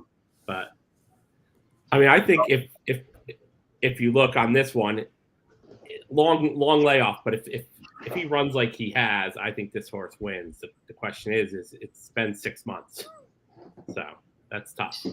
Looks like it's the 6 at Aqueduct. The camera guy was showing the 2, but they're all over the 6 right now. All right. I don't see it posted yet. But it looks like it's the 6 for sure. Yeah, I mean, I tried to look at Oaklawn today. I didn't really see any good long shots except possibly this next race. I like the 5-1, but that was really it for me at Oakland. I didn't go too in depth on it because I know we don't get the coverage. So, but I thought the 7 had a shot here. It's a Scotty long shot. Yeah, that's another track that our friends in New York control there. It did finish. They did post it. It did finish 6-2. It is 6-2. Yeah. All right. I wish I should have bet the exacta. I feel like anytime I do 2 horses in a pick 4 or pick 5, they always finish like that. If they don't get blown out, they always go 1-2. I should have bet it. Should be betting exactas on these things. Who was your exacta pick there at Laurel? You had the 6 on top. 112. Yes. 112. Yeah, we're going straight. Yeah. 6 112. Do we get that? You do, right, Chris? We get Laurel. Right? Yeah. Yeah, we get all the Stronach tracks: Laurel, Santa Anita, Gulfstream, Golden Gate, and then I think they control Woodbine Signal as well. No, they don't control Woodbine. Woodbine's completely separate. Okay. Big shout out to Klaus and also the Stronach group, for working with us and letting us show their feeds so we can share this with a lot of people. Not only that, so many people that are watching obviously are betting, right? So yeah. It's a good thing. And so again, I don't want to, I don't even want to beat on that shit because you can tell it pisses me off. So yeah, Scott, the only thing I'll add to that is like you want to get younger people into the game, and this is how younger people are watching it, and this is exactly what they want to do. They want this interaction, and I feel like they're hurting themselves, but maybe that will change. So maybe they'll see it. We'll see. Hopefully, I hold out hope. Believe me, and I'm in constant communication with them as well. Well, we're going to give Del Mar the old college try to be able to show their races. We got a good contact there, and as we get closer to that meet starting, I love the fact their 4:00 Fridays start at 7 p.m. Eastern time. I feel like that's a great show there as well. All right, they're at the gate here, guys. You can see the rails out, right? You can see that, right? So. Oh yeah, it's out 70 some odd feet. Right, and the thing I like about the 6 is the 6 is absolutely tactical. So that's super important for if you're trying to find a winner in this race. I think the 6 probably sits maybe 3 or 4 lengths back of the 8. He's going to have a clear lead, I would imagine.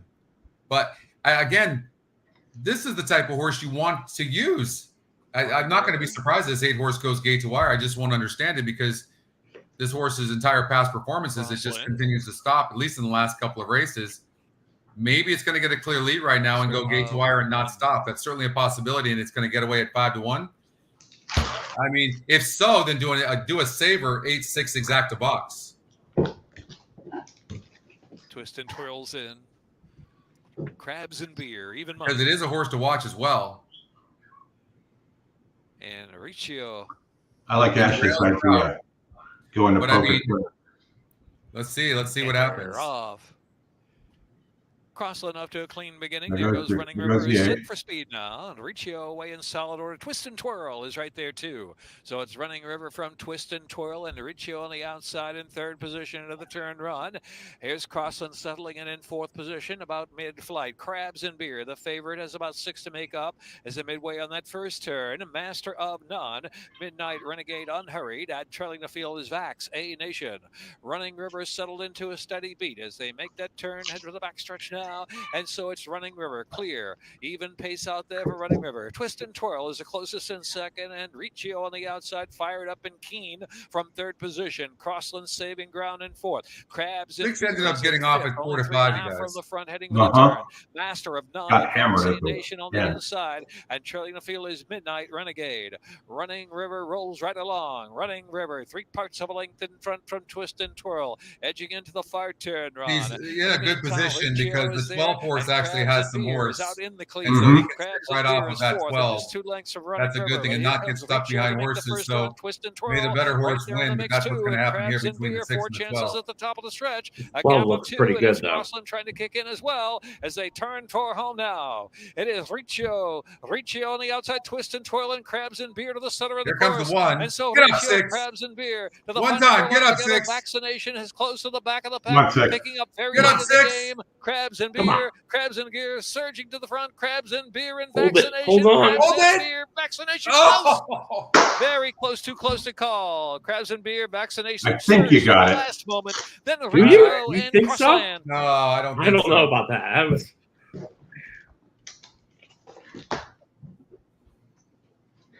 Judges opposed to the photo sign. Minute 30 is 7.30. 6 needed to come out a little bit wider. Right?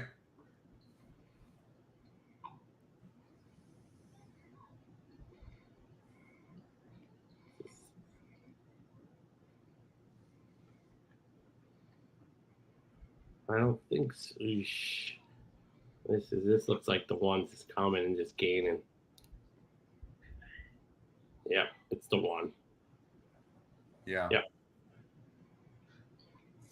Yeah, it looks like the one there. Wow. That's a tough beat. That is a really tough Photo beat. sign still up. Hold all tickets. Minute 37.30.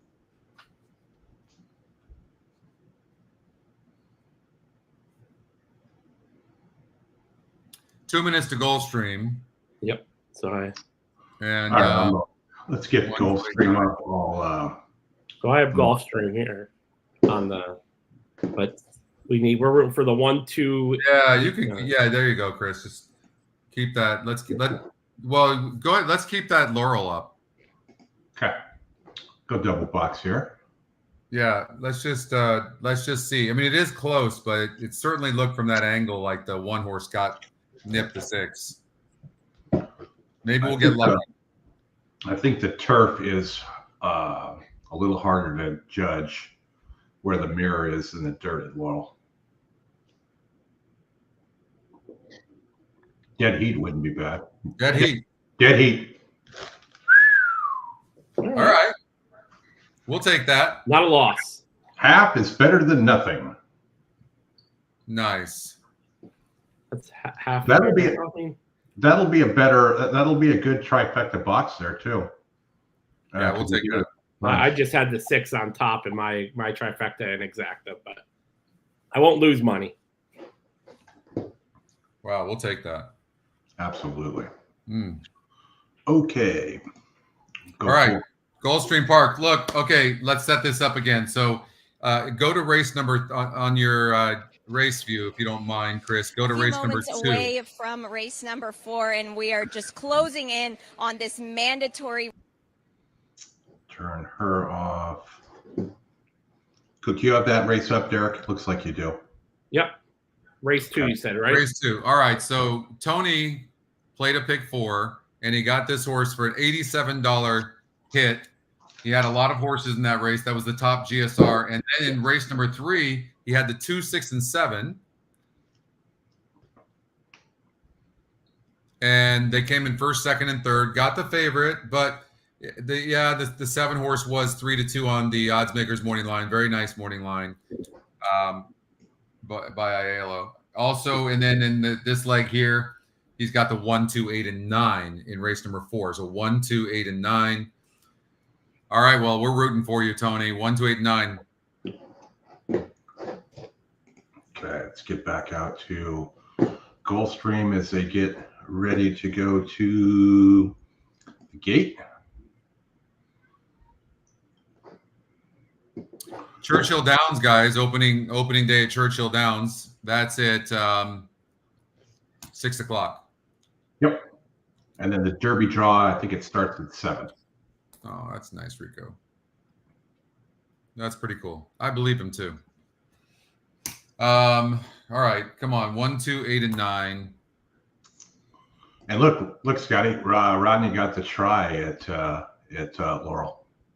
Oh, he did. Oh, okay. You know what? I played that thing actually too. should have boxed it so I got it the double, but I had $1.06 on top and a $5 exacta. So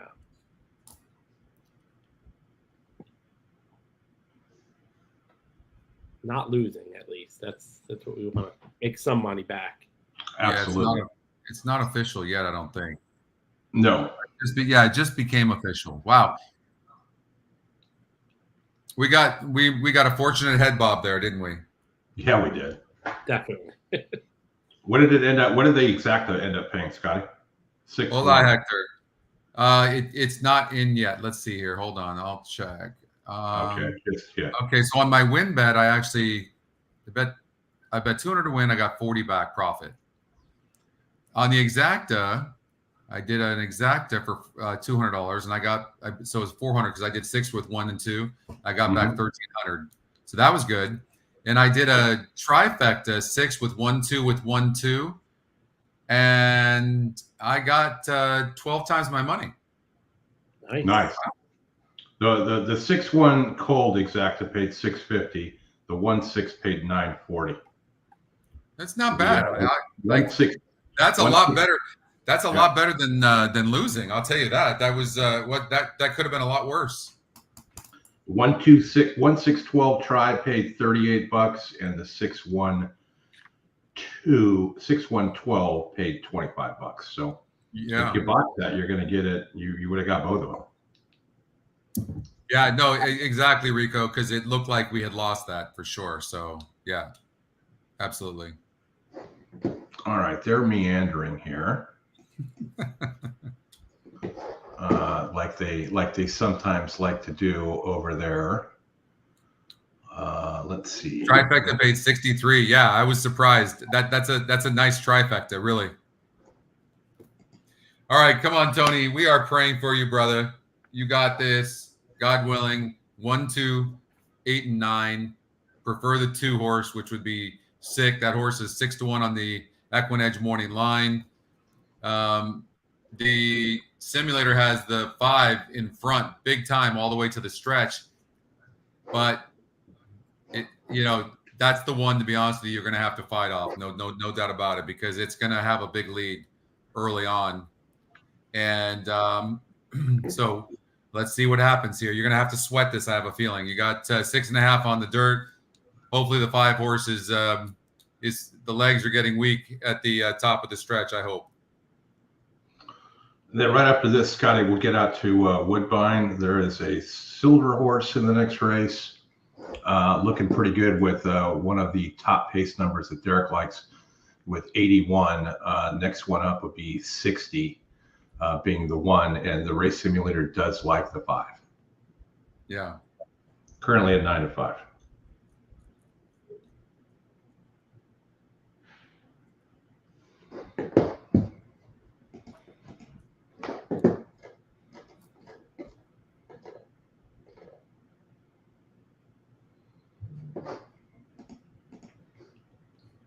Asher's Edge to take the outside. They're set for 6.5. All in line.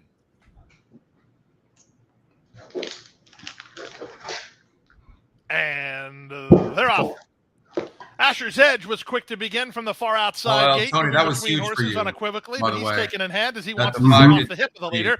Down at the That 11, was- Chiz that is was now really, third. really Up big. the 4th goes David Songs, then back to Sammy Samaritan He's and got a lot Frank of Meany. horse. Out in the Who's middle is got no room to go last of anywhere, all, but as they did chase have the some speed horse. of Asher's Edge. One's on the rail. Asher's Like- Edge and Paco Lopez in front 3 parts of length. Out in the middle, that's unequivocally now second. And Jesus is like the rail in third. You And just David didn't want the Songs 5 is to there have an fourth. easy lead. Length and a half back to Fatouche, who Eight's- improves outside of eight's Sammy Samaritan. And looking now the very trailer is good. Frank 9 Mimi. 9 is Round the pretty floor toast turn right they now, go. I think. Unequivocally goes after Asher's Edge. They put on some speed. David Songs Come on, 1. wins to them 3 wide and is making a move now. A length and a half to Hanches. He needs to do a bit better than that. Well, 4th. 2 back to Fatouche. He's now 5th, but he's dropping back a touch as these top 2 Go try away, to kick 5. away. With Go the away, advantage 5. Come on, 9, unequivocally, come but only back. narrowly. David Songs Nine's alongside coming second. back. Come on, Asher's 9. Edge. He's emboldened by the challenge and back for a little bit more. Off the turn and the stretch Come on, drive no. unequivocally. He's had enough and now opens 3. Second Oh. is Asher's Edge, and down the center, David Songs. He flattened out from his earlier effort. Fernando Hara for Antonio Sano. If you bet unequivocally, you can go collect as he's home and cooled at 5-1. unequivocally to win it and win it by 4 in the end. Good battle here for second. Asher's Edge with some tenacity. He was second from David Song's third. Man, 118 and 2. That so stinks. That's disappointing. Yeah, that really stinks. Wow. Away well was Fascination Street, but coming up on the inside is Criminal Intent. This is my Leisure single second and right here. third, This wider out 5. Country Living. And over on the inside, Wow, Fast and Ready, right. not too far Okay. behind stablemate Rock to Fame, who leads Just the the way. 5 as well. I'm Back a second big last Bear now fan, over on the so outside, getting Fascination back a little Street, bit, one of their is great Forest singles. Flash. And the trailer on the inside, Panyard Tap, making the break. Rock to Fame, shot away, a blistering turn of You foot guys there. have seen that speed has Scoots been out by holding 5 so far in the lengths. first 4 races, Up on the right? outside, Country Living. Mhm. Under pressure, Criminal Intent, Fast and Ready, a length and a half away, and running on is Forest Good job, Flash, Derek. but Like, having slipped the field, Sophia Vives and Rock to Fame well ahead. 4 lengths, Country Living giving chase. On the inside is still Criminal Intent boxing on, and then came This is Fast good, and Derek. Ready. The leader's 3.5 in front, and that is still Rock to Mm, Fame wow. inside the final 16th. The trio in behind, not making up enough ground, and although a little leg where he still wins it, Rock to Fame scores by 2 1/4. Second home, Criminal Intent. Third, Country Living, and fourth, Fast and Ready. And Chris, as you know, 7, my 8. singles, I always throw a nice win bet on. So I was shocked. Remember I said I thought the horse would be 4 to 5, 3 to 5. I'm shocked it was. I know. That's the only reason why I typically don't do a whole lot when you're trying to do the show, because it's too much. But at 7 to 5, certainly couldn't resist there. All right, let's see. So that, you know what, can you show the horses to watch on that 4 horse, please? For the 5 horse at On the 5 horse, yeah. yeah, absolutely.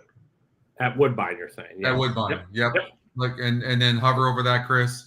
Yep. Look, that horse was the top pace, top win, top SOR, top EE morning line, so meaning the lowest EE morning line at 6 to 5, and top EE pick. And in that scenario, those horses win 47% of the time, in the money 81% for a negative 6% ROI. So, I mean, and the horse was the speed and held on. You can see that gate to wire. So good single on that one, Derek. Thanks. Yeah, no, it was good, and had a decent win bet too. So I'm definitely coming back with my smaller losses and getting a nice win there. So that was good. Got it. One other note here on the silver one. When you look at the win percentage at 47, yeah, it's above the win percentage of the race. Those are the ones that make me feel a lot more confident in when you see a higher number. I agree with you. Yeah, of course. Like, because horses in this scenario that meet this criteria are winning 47% of the time. This horse was 42%. Yeah, for me, the horse is 47%. Yep, 100%. Yep. All right, let me see what we've got cooking next. Looks like 1 minute to Tampa or 8 minutes to Aqueduct, race 6, or we could start talking about Gulfstream pick 6 as well if you wanted to do that. Yeah, I want to ask Scotty a quick question on the Aqueduct one, because that's where my single's coming up. I'm shocked. I know the morning line was 4 to 5. I didn't think he'd be 4 to 5 still though. All right, Derek, why don't you share your EE screen and I'll bring that up. Yeah. You and Scotty can chat. David Harrison should be joining us in a few. I'll go get a quick bite and we'll go from there. Let me get you up on the stage. So there we go. So, yeah. So I singled the one. Like I said, it's a long layoff. It is a bronze, top pace, top win percentage, top E money line. But the Scotty picks don't agree with the one at all. So well, here's the thing. If I'm like, but this horse can absolutely win this race. It's not as good as your other single, at least beforehand. And the reason is it's got a top pace number, but the 2 is super fast. Yep. If somehow the 2 can break slow, and the 2 has been known to break slow, that's your best shot. That's what I'm seeing anyways on the handicapping side.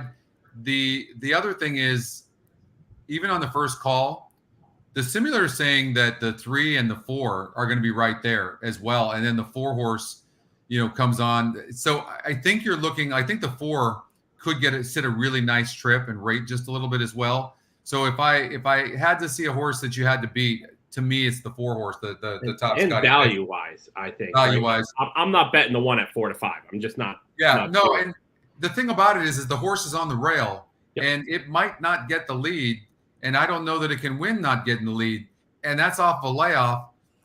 So, I mean, if I'm being transparent, I'm 100% rooting for you. Nor am I betting on this race because I don't want to bet against you, but it's. I it's might okay. bet against myself with the 4 at 6 to 1. But I mean, it was only an $8, pick 4. Yeah. So the other thing that's kind of telling a little bit, it's not the only thing, but I would have liked this horse even more if the EE Morning Line wasn't 3 to 1. You know what I'm saying? Like Yeah. I would have liked to see this thing, more like 4 to 5 or something like that. That would have liked me. I would have liked that horse a lot more. Yeah, I know. I agree. That's. I mean, like the last race at Woodbine, as I said at the beginning, I thought it was going to be a workout.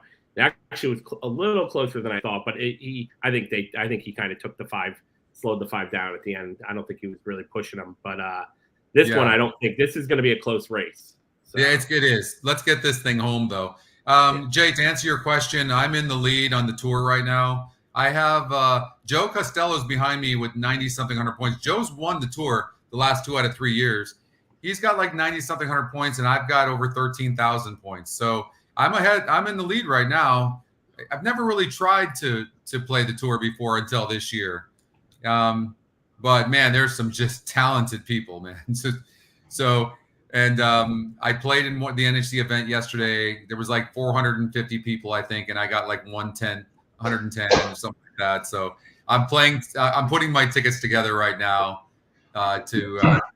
for the qualifier on horseplayers.com. So yeah. Scotty, which ones are you aiming for? Like myself, I mean, I'm a New York guy, but I live in Jersey. I'm and everyone tells me this Pick Your Prize in Monmouth is actually a great. Yeah, tournament you have go to play on. You have to be there on site, right? Yes. No, Yeah. no. I believe you can play the Pick Your Prize one from home. In New Jersey, I think you have to be. Yeah, I don't think you can, Chris. I went on because I wanted to enter in it, and it said on track. Okay. I do know that a few people last year, maybe they changed it this year, but that played that from home. Brad was one of them. That's how he got his NHC seat. And well, if you see something different, let me know, because I looked on there and it didn't even give me the option of being able to enter that tournament. Yeah. The crazy thing about that one is you don't have to, if you don't shoot for the win, it's not that hard to get into the money to where you can get at least an NHC seat. That's what I'm going to be aiming for, at least. So. Well, speaking of the Friday show too, thanks, Sylvain.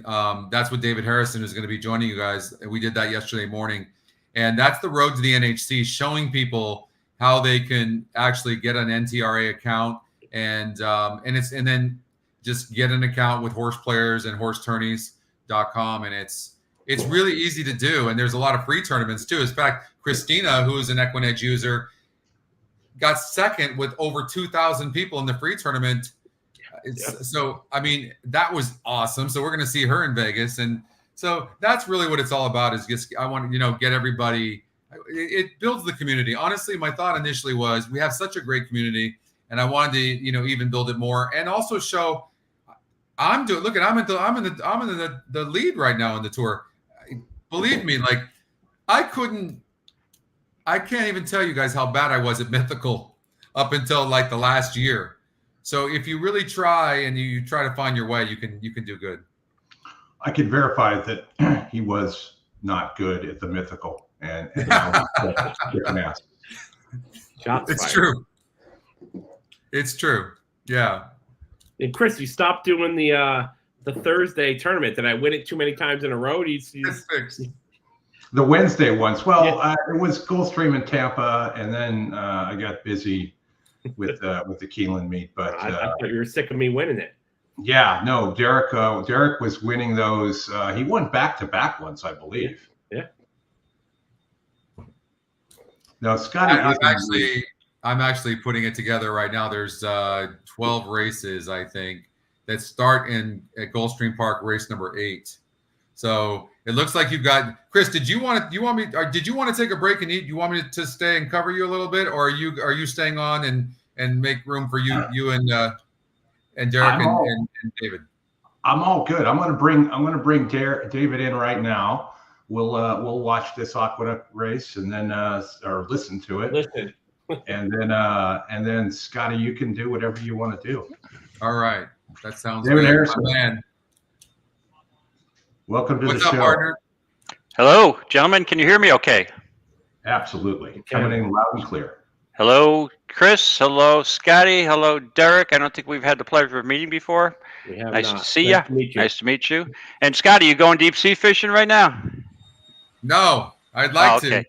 I'd like to. I'm gonna put in my picks for the NHC qualifier on horse players, and Okay. and then I think I'm gonna play that $500 tournament at Santa Anita, the cash tournament, and just throw my hand in it, and then just watch you guys pick winners, and so kick butt, okay? Okay. Very good. Thank you, Scotty. We'll All try right, to have some fun and pick some winners. All right. Have a good I one. appreciate it. Okay. Bye, everybody. See you Thanks, later. Scotty. Thank you, Take Scotty. it easy. Thank you. All right, three of us. So we got two New Yorkers here. Derek, if you want to get that sound queued up. Unfortunately, David, we cannot show Aqueduct today. Yes, I had that experience yesterday on the show with Scotty. It's unfortunately NYRA can be difficult at times. I know that for a fact because I'm a NYRA guy for the last 45 years. But NYRA does their thing, and but yeah. So I'm on. Just so you know, I don't know if you made picks in this race, but I did play the feeder for the NHC qualifier today. I have the 2 here, Kerry, but I don't love the price. Yeah, I mean, I don't. Like I said, we were talking with Scotty. He mentioned the 4 a little bit. I have the 1, and I really don't like the price, but I have him as a single, and the problem is it's a long layoff. So if the horse doesn't buy, I wouldn't be shocked. Yep. Yeah. Yeah, that's the difficulty, right? I mean, you pick a race in advance, you do the analysis the night before, and then you look, and horse was morning line 5-1, and you're off at 3-1, 5-2. You're like, well, at that price, I might shop around and look for something better because I don't want that horse as the favorite, right? So that's the problem with the picking in advance and then these mandatory things. Like, wow, if I knew Kerry would be that price, I want to cross that out and use my second pick. Yeah, I mean, if you're looking value in this race, I think the 5 at 7-1 is crazy. I didn't think the 5 would be that high. Yeah, and it's yeah. All right, I'm gonna turn the volume on. We're loading. Okay.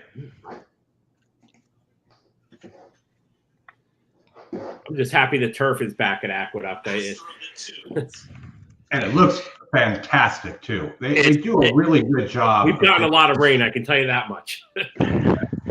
They do a good job of covering that turf course up and really making it look good as we get to the spring. Yeah, and they delayed the opening this year of the turf course a couple of weeks, and I think that was only a good thing.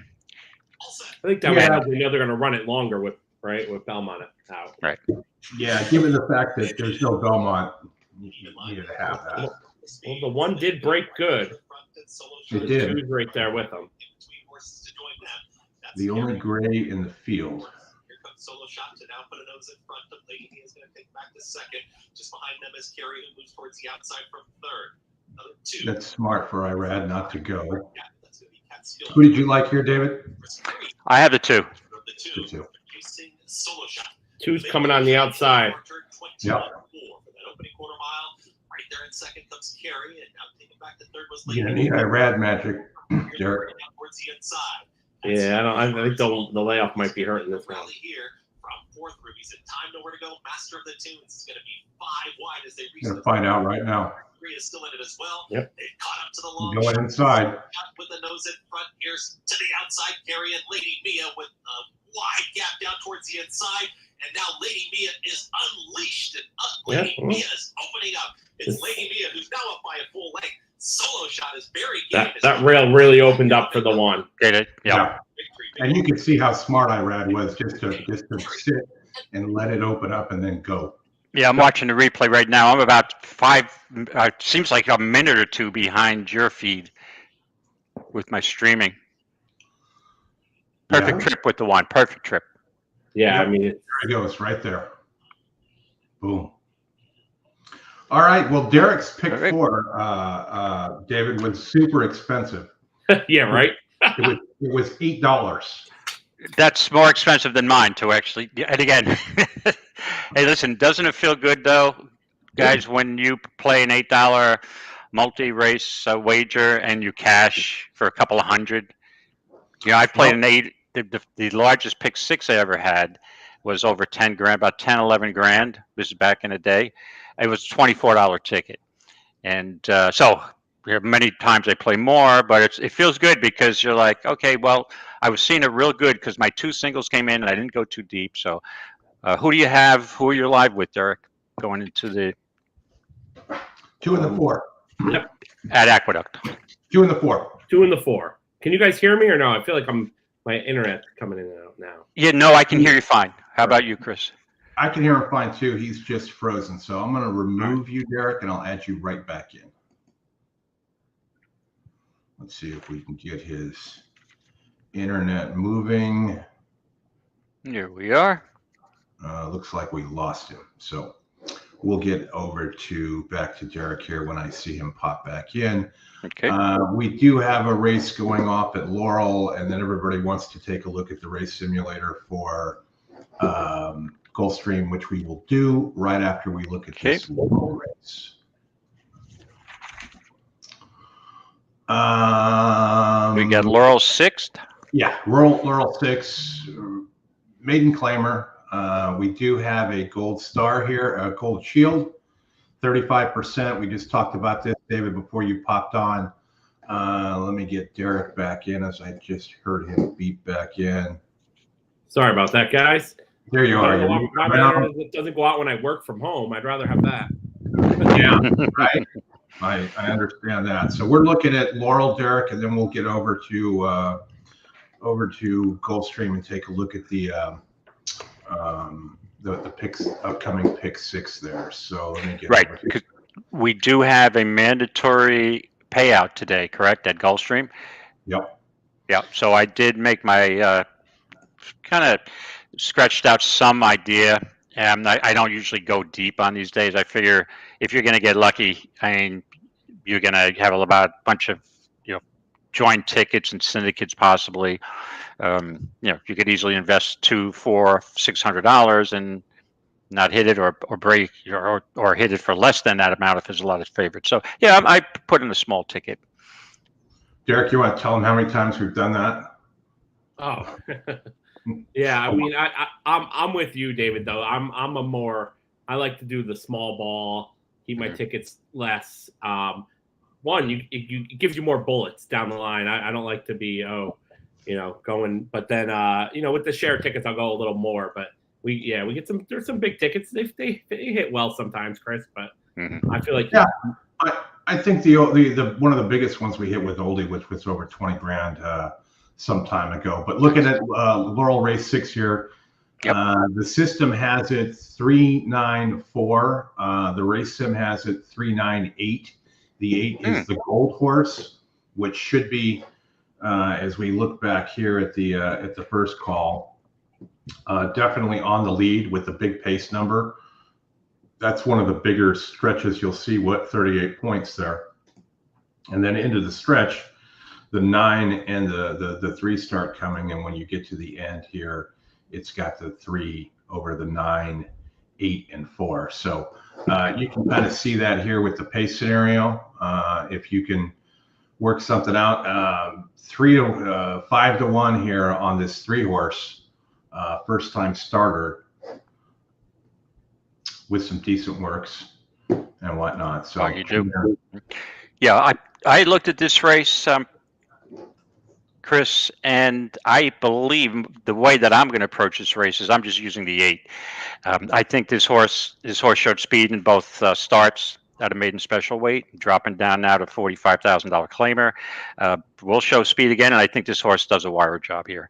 So if I was going to play horizontals, I'd single the 8 horse here. So again, you're not getting a big price, but sometimes if I see a standout and there's not a lot of other horses that, there's a guessing game with a lot of first-time starters, right?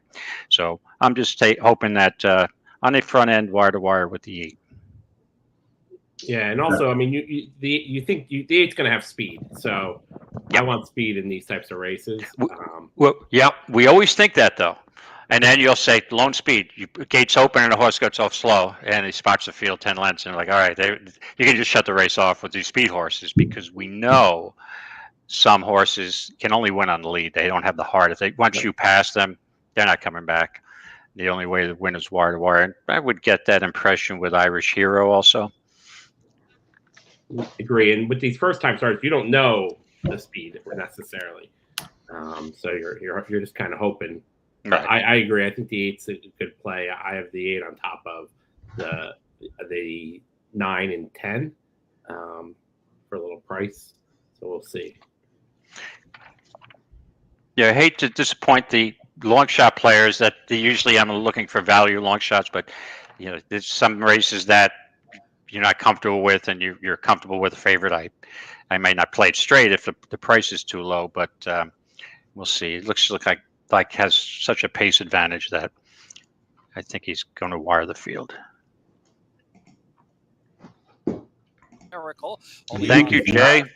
Get the lead. Drops some 7 from the front after a good beginning. No sense, nonsense is in between horses heading into the far So the turn. 45 to 1 shot outkicked him. Day as LJ, he'll be 3 or 4 wide into the far turn. Foggy Dew is racing second to last, and Basic Miles is well back into the turn. Gone Forte down to the rail, and pressure from 5 to 2. I think is pretty generous on this. I'll take 5 to 2. Absolutely. Yeah, I gotta win bet in just in time. Saving in 4th. Mile High Miracle slips back in 5th. A bit green is Foggy. Now he's tired in his other races late. Let's see what he does here. For home now. Irish Hero kicks away. Irish Hero, Rainy Skies. He's not tiring now. Up there toward the center Might get caught though. Way on the outside is Foggy Dew, is running a big race still high. He's going to get caught. That's Foggy Dew, but look at Foggy Dew rolling on the outside. Rainy Skies.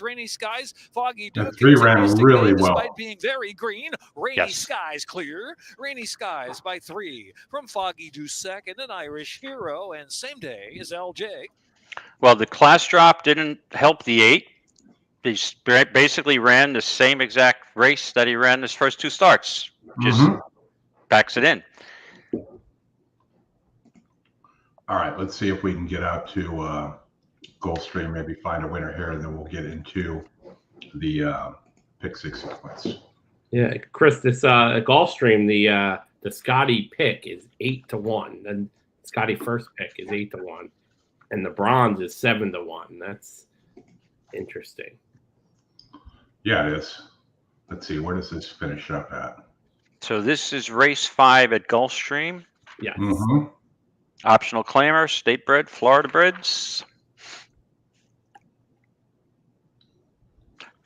Yeah, I circled the 1. I have some interest in the 1 off first time off the claim. Blinkers on. So 2 angles. New trainer, blinkers on. Hopefully show a little more speed. And what are the current odds we have on that horse? On the 1 horse? 10 to 1. Oh, okay. Now see that's one I'll fire away. I got to find my phone. We'll get your 5 phone to on that 2. one. Right. So now I saved some money on the 5 to 2 shot because I didn't play it for straight, but now I have a couple of more extra bucks in my pocket. So figure I'll fire away. Chris, remember that 5 we were talking about earlier with the 5 to 1 morning line, 8 to 5 EE money line, and now it's 1 to 1. Of course, I mean, yeah, and that's a good thing. The way that the system will show you that when you see that, don't expect the 5 to 1, right? If you'd have gotten 2.5, 3 to 1 here, that might have been something special. Free sold the long shot, 30 to 1 morning line, last out winner back at the end of March, and trying to make it 2 in a row. Oh, sorry, that's the 4 is 1 for 14. A little bit different scenario there. Just bear with me a second here. All right. How many minutes to post, Chris, do we have for Gulfstream? It's up on the screen there. Oh, okay. Right now. There we go. Oh, now it's this. This is not the first leg of the pick 6. And it is. No. It is the pick. No, the next race. Okay. All right. I was going to say, if whatever post time they have scheduled for the next race when it started at pick 6, you can add 15 minutes on that probably. You know how they circle around trying to get that pool inflated. Yeah, we'll get over to the pick six after this, since we'll have some time and go through, get all the race sims. Sure. And everything else. So appreciate you all for joining. Hit the like button if you would, helps the channel out. And here we go.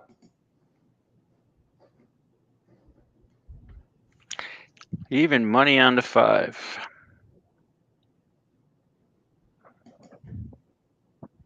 I don't know. I missed the wedding at 23-1 when this horse broke his maiden. I don't want to go to the funeral. I'll leave you money. So that I would pass on this horse. Yeah, I'm passing on the 5 as well. I do. The Not at that horses price, are right. at the gate. It's now post time. Lining up and moving in for race number 5. Draw on the outside. Catton is in. We're Let's set go for a Zayas. start at 6 furlong.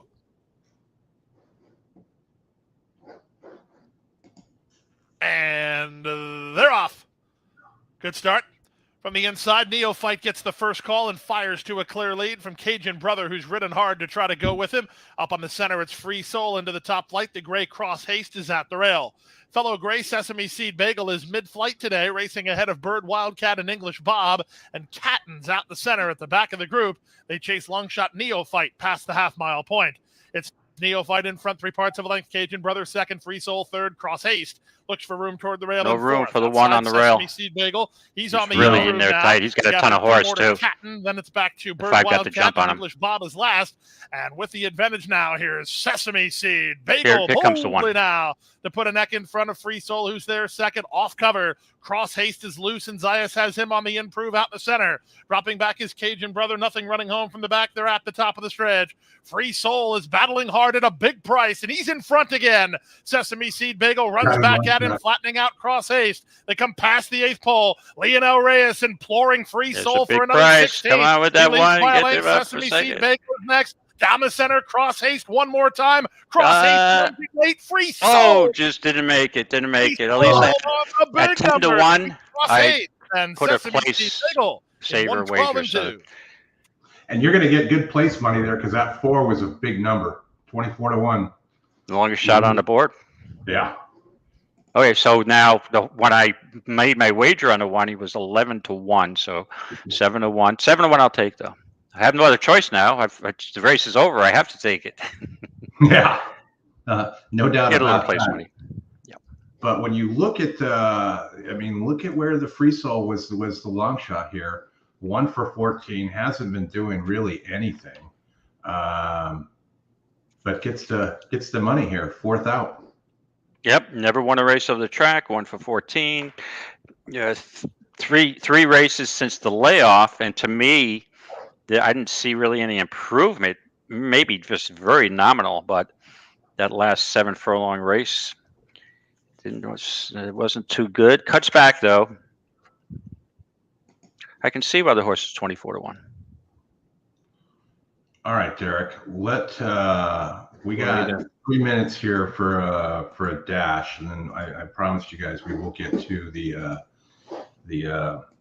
pick 6. But while we have a couple minutes here, and since Woodbine is new, Derek, if you want to get your screen up there, I'll let you go through Woodbine real fast. Sure. I forgot every time I get kicked off, I got to just put it up for you and then let it go. All right. So at Woodbine, we have, did I lose my notes there? So race 5 or race 4? We're on race 5. I'm trying to find our right. So we have a group ticket alive to 4 horses here. Let me see here. I got it. You are live. 2, 4, 5, and 7. Yeah. Yeah. 2, 4, 5, and 7 is what we have. 4, 5, and 7. Yeah. So let's see. Okay. We have. Yeah. I mean, so I'm surprised the 4 is 8-1. I would think that you would get a little. I thought it'd be a little lower than that. And who's the speed here? What? Who's the speed here? It's a maiden race, so it's gonna be tough to tell.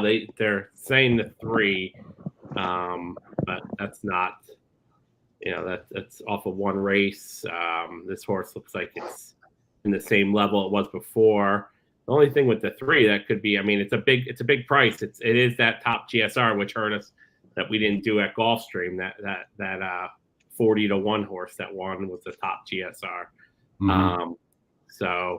But we like I said, we got the 2, 4. I like the 4 myself, especially 12 to 1 morning line, 4 to 1 E. You're getting 8 to 1 right now. I think this horse has a good chance here. Basically, it's 8%. It was 8% last time win. It's 11% this time. Should be sitting in a good spot, and I think that you're getting 8 to 1. That's not a bad pick, and that's we're rooting for. I mean, I'm rooting for the 2 or the 4 really, because those are the non-favorites that we have, and we need some value. Right. Our ticket's going to basically probably break even if not. So you had a lot of chalk. I wasn't watching Woodbine earlier. So we had a lot of chalk there.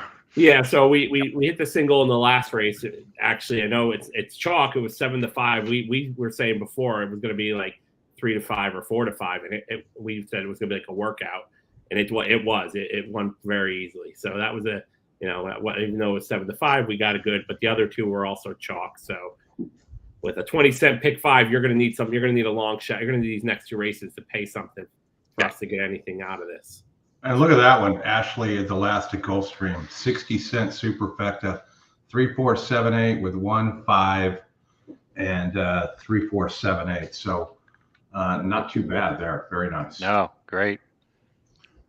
Here, Derek, I'm going to box the 7 and 4. The race sim likes the 7 to win. It has the 4 there pretty close as well. Yeah. All right. Yeah. Now the 7 has never raced on the Tapeta. But it is Cassie. We know Cassie's very, very active at Woodbine. Personally, I'd give this horse a race over the surface. In the center, on the inside, Midnight Tempesta, and a length away last, Lucky Romance. Happy Quad shows the way. Fighting the riders somewhat is Essex Serpent in second, but handy on the inside, Midnight Tempesta. And racing in the center, Frostbitten. Secret Thread is up on the outside and back second last, and last, Lucky Romance.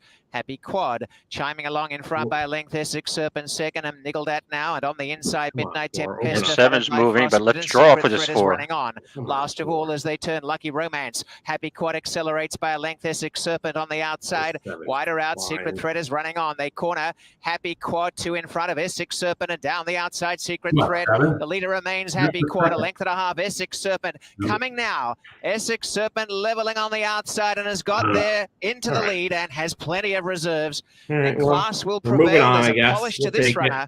Essex Serpent, they've been snake bitten all right. First time starter. I think I just got edged out also for my trifecta, but that's all right. Those are always lost third. Always fun for that. I've got an eye on Gulfstream. We were about 40 minutes away, so we'll get over there shortly. Derek, you want to get over to Aqueduct, talk Aqueduct with David for a few minutes? Yeah, sure. David, as a fellow New Yorker, who do you see in this race? So I can tell you, I have unfortunately the 2 and the 4. I actually like the 4 at 5 to 1. That's top win percentage right there, pace wise with the 2. So I could see this one doing pretty well. I don't know who did you look at? Yeah, I think the way I looked at this race, there seems to be a pretty good amount of early speed here, right? So we know that on the pace, Colonel Vargas has the advantage, but Pin Trick is fast. We also have Mr. Phil, one half of the entry, putting blinkers on. And to me, and then you got Chateau. Chateau's still in, right? Yeah. So Chateau speed, Mr. Phil puts blinkers on. Pin Track is speed. Ryan's Cat can show speed.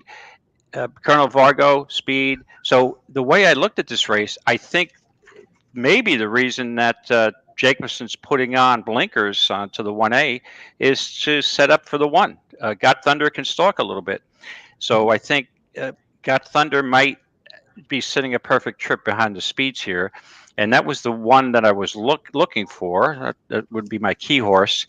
And I think figuring there's going to be a fast pace, I'm thinking that the 7 can also sit out off that pace. So I'm looking at 1-7 here, exact the box. All right. Oh, as Chris wanted, he wanted us to. He wanted two New Yorkers to have two different opinions, and Right. I'm you know, I usually do always. I mean, I'm one of those. I think, you know, even especially at Aqueduct, I think you want the speed, but I agree if you get 4 or 5 horses going for the lead, that could fall apart quick, even in a 6 furlong race. Right. And I do have, you know, a lot of times we make picks, but you always seem to have some reservations, right? So then you look at the negatives on the 1, Got Thunder. Never won at Aqueduct. 0 for 4. Had a place. 1 for 3 at the distance, and 4 races off the layoff. And I think the horse, after the first race back, to me, that was his best race. He at 28-1. It kind of leveled off and went down a bit. So I don't know. Maybe there isn't much upside with this horse, 5-year-old claimer. But I think the race sets up perfectly for him. Yeah, I mean, if I'm taking a closer, I'm taking the 7, but I'm not. I mean, I'm going with the 2-4, so I'm going with the speed on these. But the 7 has, you know, it's a little bit lower SOR than last race out. Right. But you know, it's I always find it hard to close in these you know, 6 furlong races. But, oh yeah. Yeah, usually you have to be close to the pace, but the other concern that I would have with the 7 horse, Mr. JT, is 1 for 16 at Aqueduct lifetime. Yep. That means he's been around, sniffing around the money, but never doesn't get there too often.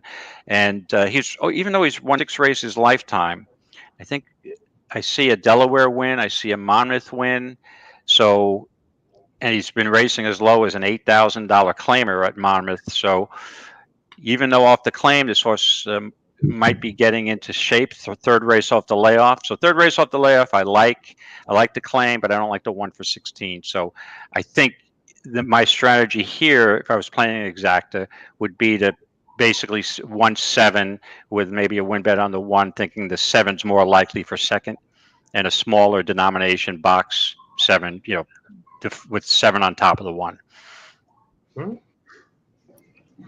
Chris, I got what you wanted.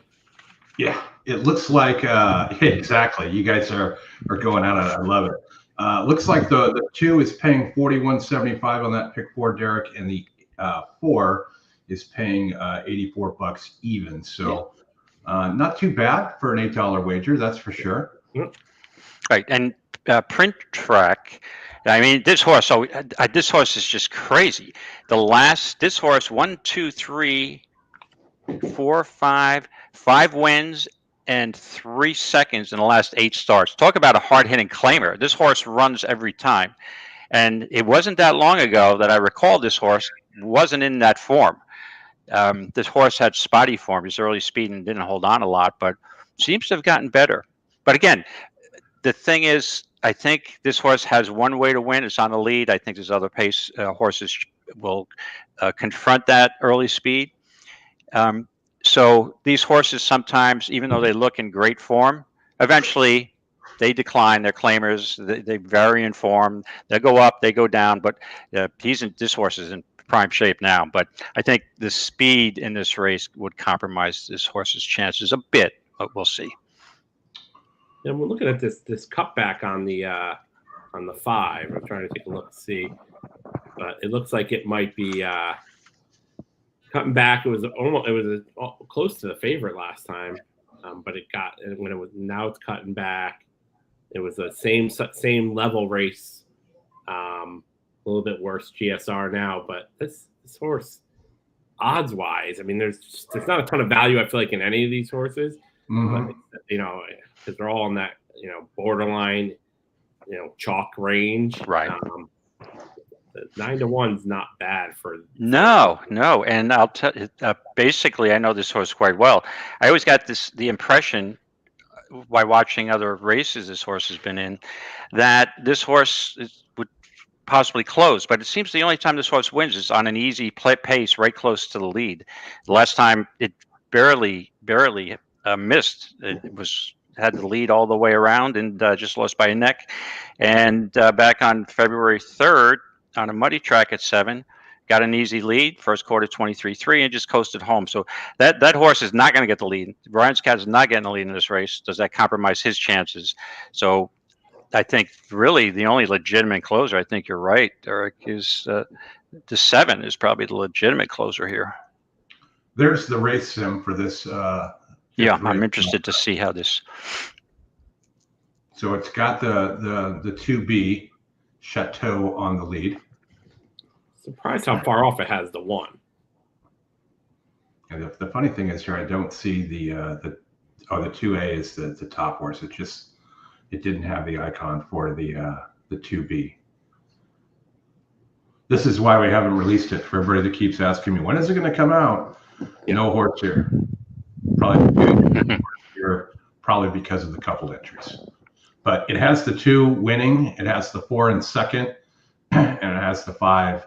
The race sim has it lined up with the top EE picks, 2, 4, and 5. Well, Derek will be happy with those picks, and Scotty will also. Exactly. But yeah, it's be interesting, and many times we analyze a race, like a ton of speed. There's a ton of speed. Then you get one horse that takes a 3-length lead out of the gate, and no one presses the horse, and the horse is gone. But it's a guessing game who's going to get break and who's going to get off slow, right? So you have to handicap the race based on the what's on paper speed, right? So first time for the trainer here with the 5.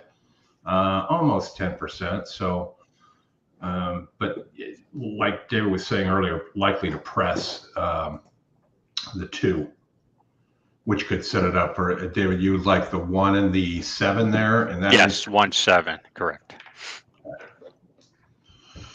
All right. Prices are getting better on those for you, David. They look like they keep going up. Yeah, they are. All right, Derek, if you want to get the sound ready for that, they should be getting ready to go. They're kind of walking towards okay. Got a little bit, probably another minute or 2. So, Chris, after this, are we going to look at the carryover? We're going there right now. I'll start running the race sims. You guys can watch, and we'll go through each one of them while we listen to the Aqueduct race. Nate the Great, top pick. It's funny that you mentioned that. I'm getting taking a risk here in my Rainbow 6 mandatory. I single the 1. Nice, I Nate like the that. Great. I mean, it'll be over, or it's either you're alive or you're done. Exactly. It looks like it's got the 1 winning, David. Yeah, I'd like that. The 1, the 5, and then 6, and then the long shot, pretty close there as well. No other extreme notions. The 6 has the pace advantage here, and if we go back and just quickly look at the first call, yep, it is on the lead and stays on the lead for the second. The third call is when things, I know it's a stretch where things get a little dicey. Yeah, the horses are coming, and then that horse just kind of backs up a bit. That would be great if the race was run exactly like that as projected. I'd be real happy. All right, race 7. Derek, make some notes, because when I get done with this, and I'll let you go through and monkey around with the ticket generator. All right, so we do have 1 on the synthetic here, going 2 turns. Looks like there's no huge pace advantage. The 7 has a big GSR jump, pace 73. Fly the W, the Oldie was on earlier. This one is his single. Horse has been running well at Gulfstream on this. Oh, that horse is game. That horse always fires, right? Mm-hmm. I don't know if personally I'd single at that price, but yeah, I mean, you could pick worse singles, that's for sure. Well, I can tell you one thing, David, I'm going to do right now before I forget is I'm going to bet me a double. Your 1 to that 6 at Gulfstream for sure. Yeah, I went kind of deep in the 7th at Gulfstream. Obviously, you need to use the 6. I also use the 8. And the 2. Well, actually, one of my horses was scratched. Okay, so I went 2, 6, and 8. 2, 6, 8. I don't think I have the 4. I have to look at my ticket. All right, they're loading in at the big A. I'm hoping we get a very contentious pace and setting it up. The 1 goes out, battles with the other speed horses. Good luck. Mr. JT. Is it all set? And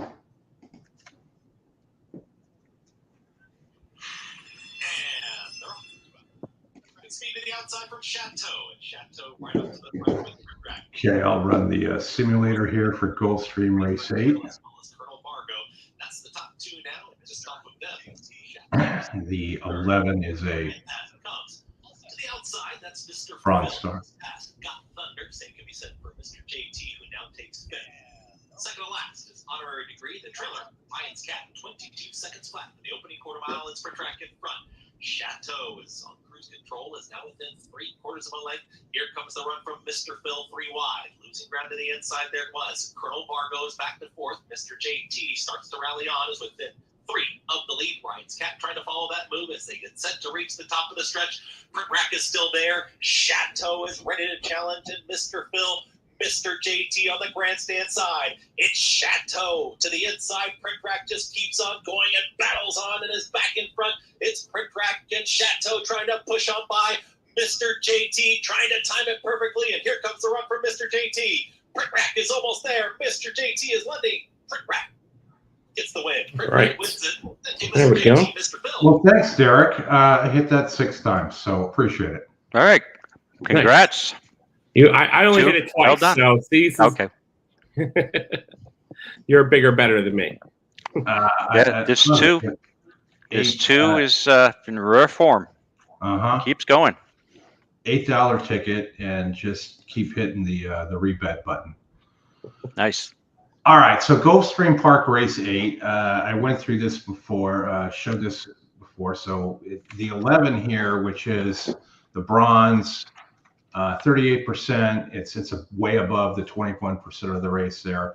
Top pace, top EE morning line, top win percentage, but not in the top pick algorithm.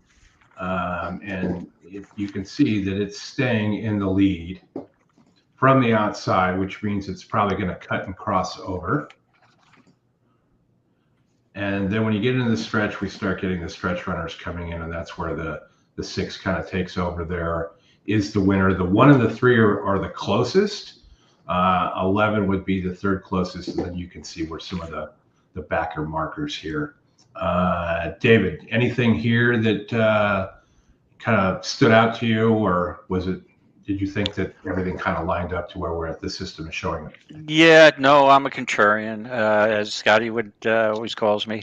Always looking for value in most races, and I'm going to give a shot that the 11 stat is going wire to wire here. This horse now is the 3rd race off a layoff. It came back off the layoff on February 8th and won. Again, this horse's style, this horse has to go wire to wire. This horse is not rating. And with that outside post, they have no other choice but just a gun for the lead and try to get to the rail. And I've had this horse, I know this horse pretty well. This horse, once it gets on the lead, can get brave. I think the horse will move up, 3rd race off the layoff. So I'm all over the 11, and it would be a single for me, but I used a couple of others. Obviously, you got to use the 6, JP Hellish, who beat Stat in the prior race. And I think he's pure gold. The 1 can sit a nice trip from the rail. The layoff for the 1 does concern me. That's why I'm putting the 11 on top. So for me, it would be 11. I went 3 deep, 1, 6, 11 with the 11, my best bet. And on the 11, the jockey trainer is 24%. Right. A large. Isn't Safi Joseph like 24% with almost every jockey? Well, I'm all kidding. Yeah, but it's always good to see that. Yeah, oh, absolutely. 17%, which is a great percentage. Yep. Absolutely. Good point. There it is, right there, 24%. All right, let's go over to race 9. Good point, Derek. They're dragging their feet there. It looks like Ron and Brian are talking. So I don't see a lot of action horses still in the paddock.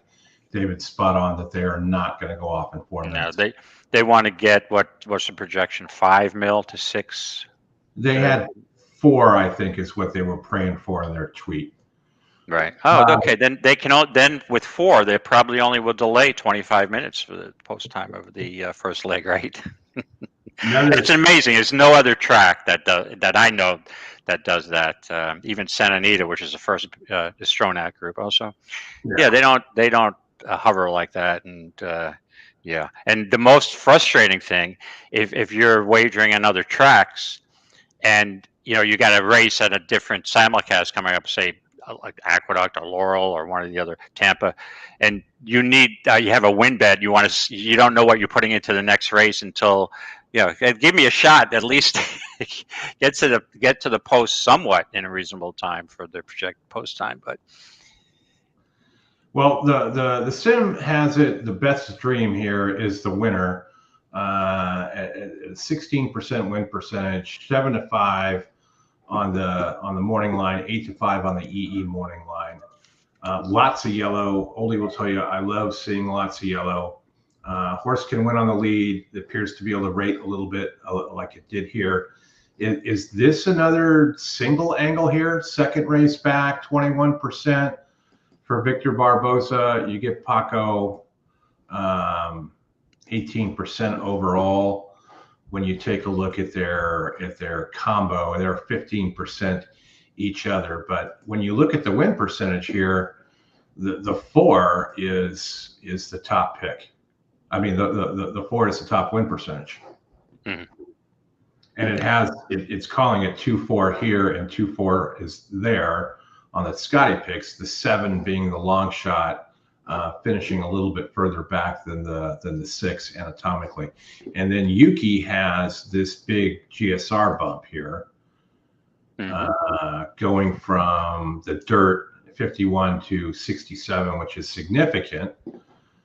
Only run one time out here, but the simulator just doesn't like it. Hey, Chris, just want to throw something out there. We haven't won our bet yet. The 2, there's a jockey's objection on the 2 from the 4. So it's still taking time.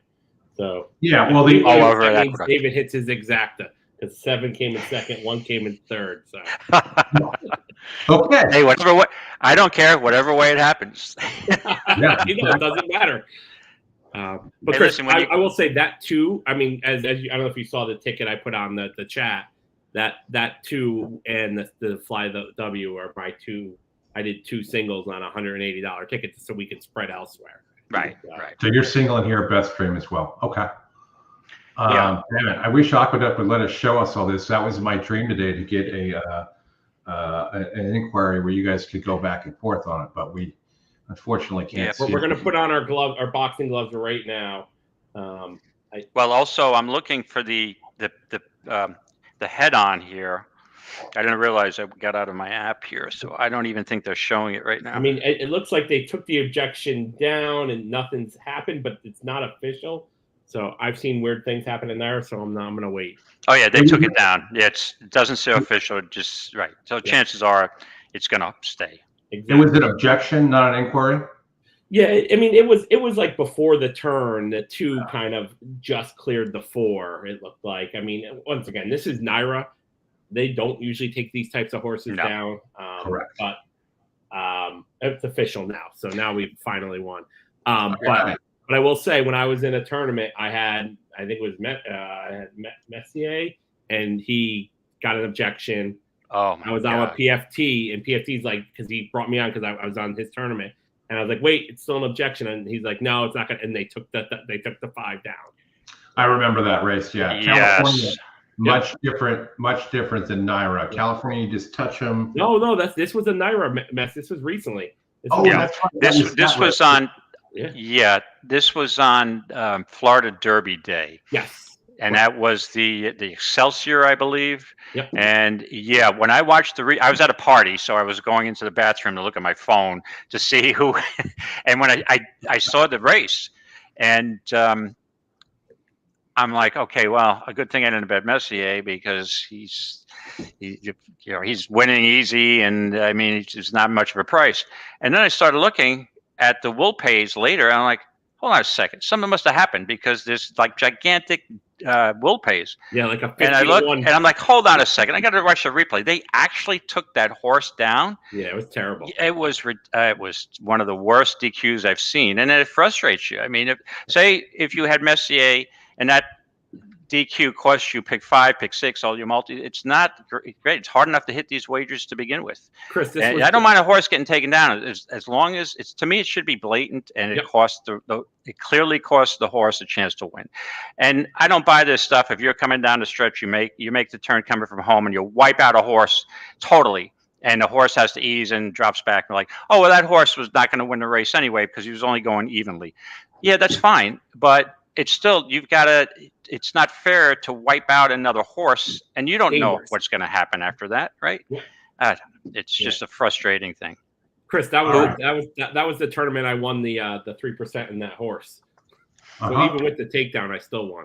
Larry, I'm not singling Betstream. I think it's too competitive a race. I would prefer the 1. This horse, I think, has won in a mile. He's actually won twice at a mile, and Safi Joseph, dream trip from the rail stalking. So I'm using 1, 2, 4. I had to go 3 deep here. Yeah, and they back to what Nick said. They did fire two stewards at Naira, but they kept the wrong one. They kept Baeza. That's the one they needed to fire. I'm stopping any commentary on Naira. I have really strong opinions, and every time I express one, I seem to get in trouble. So I'm not going there. All right. Gulfstream Park Race 10. Let's get to the end of this pick 6 here. Looks like it's got the 12 winning Super Quest, the 10 real close there in second, the 3 just back ahead, which is a Shield. 99 pace on that horse, top pace, top sore, top win, top EE morning line. At 44%, which is what it is today. Derek, what did you do here? I'm guessing you spread. I definitely spread. So I had we're in the 10. So I had the 3, 10, 11, 12 is where I ended up. So, I think you got to go with, me, I keep the square speeds. It's a bronze also 44 win percentage on those. So you gotta like that, and then trying to get some value if the 3 gets, so who's going to catch the 3? I think you gotta be close if you're going to catch them, and I think that's really between the 10, 12, and then I threw the 11 in just as a little bit of a shot with the the jockey angle. So Gonzalez does really well in these turf sprints. So, all right, David, how about you? Where were you at here? Believe it or not, I am on the same exact horses: 3, 10, 11, 12. Wow. Now, the horse that I would play as a win bet would be the 12. I think this horse Super Quest looks like he's got to win on the lead. Off a layoff will be fresh, but there's a ton of other speed. These turf sprints, that pace is going to be 20 and 4, 21 today. So there's always a chance in these races of a pace meltdown. But most of the time on these races, when there's large fields, I think the outside post is pretty advantageous. If you can just stalk a little bit and just take over at the top of the stretch. Yeah, I'm concerned about the layoff on the 12. And I have to use XY speed also because since this horse came back off of freshening, every race is improving. My God, this horse is becoming a turf monster and runs every time. The last 3 races, we're in bang up races. So can't leave that horse out. I can't leave Cantheri out because this horse won 2 back, nice race. Yeah, this is a wide open race. So yeah, I went 4 deep here, but the horses that are all to me logical. All right, there is the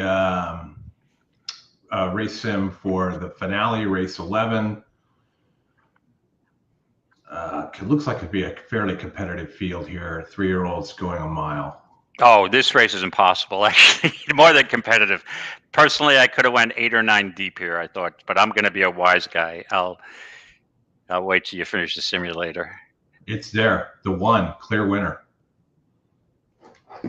top pick, bronze horse, 26% to win, higher than the win percentage of the race, minus 11 on the ROI, 66% in the money. As I'm looking over at Derek's ticket here, you're 1, 2, 6, 9, 12 here, right? Sorry about that. Yes. Yes. That's exactly who I had. So yeah, I see the one. I mean, once again, it's a bronze. And then, you know, I'm one of those that even Oldie kind of mentioned it, the other Pletcher, right? You want to make sure you always got to be careful about those ones too. Yeah, absolutely. So that's, I saw the race. The one that scares me that I don't have, but I couldn't go any deeper in my ticket. So that was like, that's the one. I like the 9 though. If I had to pick, my top choice is the 9. All right. I'm dropping your pick 6 ticket here in the WhatsApp, or not the WhatsApp chat, but the YouTube and Twitter chat. There's Derek's ticket. He's double singled, $180, taking a bigger than normal swing. That's a bet share in our chat, which is now sold out. So look me up on Twitter if you want to join the WhatsApp chat. My Twitter handle there is by my name. I can get you guys added in once the show is over. David, you got your digits for the whole thing here? Yeah, this is where I get a little cute, a little tricky. This to me is the race that could offer a bomb. And let's be honest, I mean, if I'm sitting on a pick 6 ticket going into the last race, I want to have something nice, a possibility. So this is where I start reaching for angles on a possible long shot. I mean, if this 11th race was a race mandatory or even an optional at the NHC, I would be all over this race because I think you could have chaos here. There's some horses have never tried the turf, which I have interest in. And if a race like this, when you have some horses who haven't broken their maiden, who've had decent runs over the turf, you know, there's no outstanding horses here or horses that may be possible stakes races. The one that's competing. So I'm looking for somebody like who's a stranger. So in this race, I usually look for horses that haven't tried the turf, that have some sort of turf breeding, and they're going to be nice prices. So I went with the 4 Kid Cairo Prince. The only start was on a synthetic on the Tapeta at Gulfstream. Ran a pretty nice second, came up late. Good conditioning race. I'm always going to play Uncle Mo with Bill Mott and Godolphin. First time turf, coming off a 7 furlong prep race at Gulfstream on the main track. Didn't fire, bump start. Yeah, I don't know if this horse can run. So why don't I give it a chance? This horse might move up on the turf course. So that's 410. And the other horse that I have interest in is the 10 Derby Street. And that's another mod horse. This horse is street sense. I don't think it's well bred for the turf. But again, mile in the 16th race, bump start, had a little bit of pace, and then kind of packed it in. So I had nice work on April 20th over a turf course. So I'm trying to be a wise guy here and get a nice price home. So I went 4, 6, 10, and then I threw in the 1 because I think the 1 has the best races of the horses who've competed on the turf. So it's 1, 4, 6, 10. Okay. David, give me your full ticket. I know you singled the 1 to start. What will you have in leg 2? Okay, hold on a second. Let me just get back to there real quick. All right, so it's 1 with 2, 3, 6, 8 with 11. So I did single twice with 1, 2, 4 with 3, 12 with 1, 4, 6, 10. 3, 12, 1, 4, 6, 10. Correct. In. Okay, they're getting close to 3 million. Thank you. But let this one go. In the Rainbow 6 with wagering money still yet. It'll be painless. I'll know after this race if it's worth looking at anymore. Just throw it out. There's just a couple more to go. I did do that. They include Just a Photo, who's your 8-5 favorite, off a nightmare trip in his most recent. Be Like Clint draws the outside. They're only getting up to 3 mil. 0.9 million in the Rainbow 6. Everybody's saving their money for Churchill night tonight, right? 6 p.m. Yeah, I think And after you they're asked off. about that, we will Good start for probably the be around inside for duo. that. OK Boomer and Nate the Great up in the middle. Here's just a photo moving up. Nate the Great has a narrow lead. Splitting horses, Spy Hunter is on the challenge, and these two race on. They're two better than O Captain, who's away in third. Out of their fourth is Jamestown, as just a photo ducks over to land the two path. Out the rail, it's Otago. Out wide is Be Like Clint. Second last, Mo Vanishing. The early trailer is OK Boomer. And the run around the first turn, Panici wanted Spy Hunter on the lead, and he's there now. But here comes Jamestown to inject some more pace into the race. The quarter was 24-1. Nate the Great, Zayas takes a rainful and defers to race in third now, as a long shot is up to Badger, the leader. At the rail, it's Otago, who's now in fourth. Just a photo is covered up between horses with Paco. Out three wide goes O Captain. It's a length and a half to Be Like Clint in front of Mo Vanishing. And OK Boomer, last of all, the half was 47-2. It's a picked up second quarter, and you can thank Jamestown for that, as he went after Spy Hunter, who bumps the margin to a length and a half again. Move now. Jamestown with that mid-race move is second. Otago, he's into the muscle now for Gonzalez. He's third and looking like he's got some run here. Fourth is Nate the Great, just a photo encouraged to get into the clear. Paco's got traffic trouble, but he's looking to rectify that.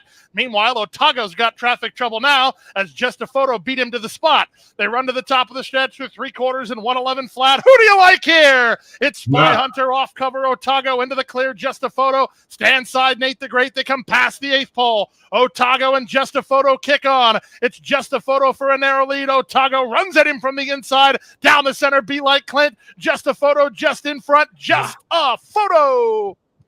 Just a photo, a trouble-free run today, and he proves best over Otago and Be Like Clint in 139.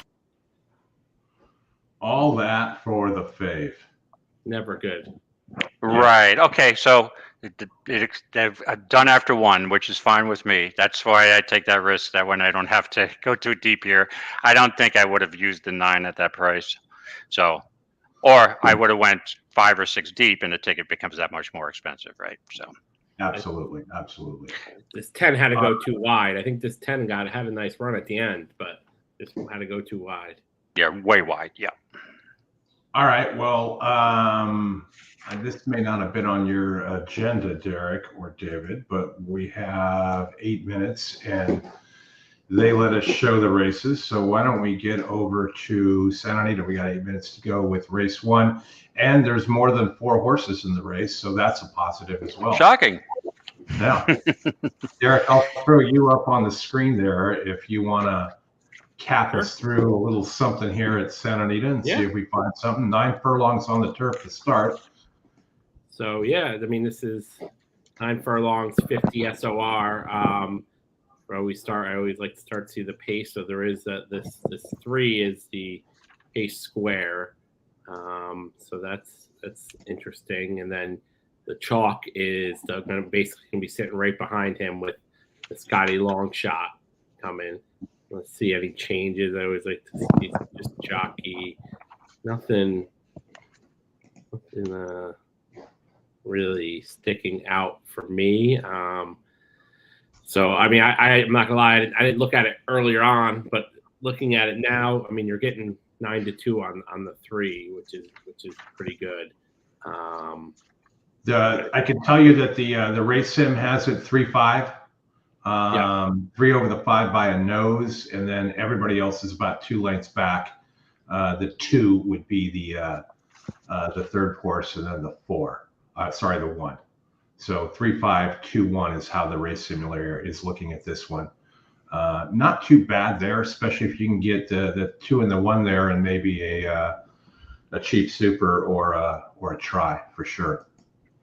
Yeah, I mean, I don't feel like Umberto's been, and I always liked Umberto on the turf, but I feel like he's kind of fallen off lately. So if I was taking a shot here, and I don't think you'll get 9-2. You'll probably get closer to 3-1 on the 3. I would go with the 3, but if I'm not taking the 5 at 4-5.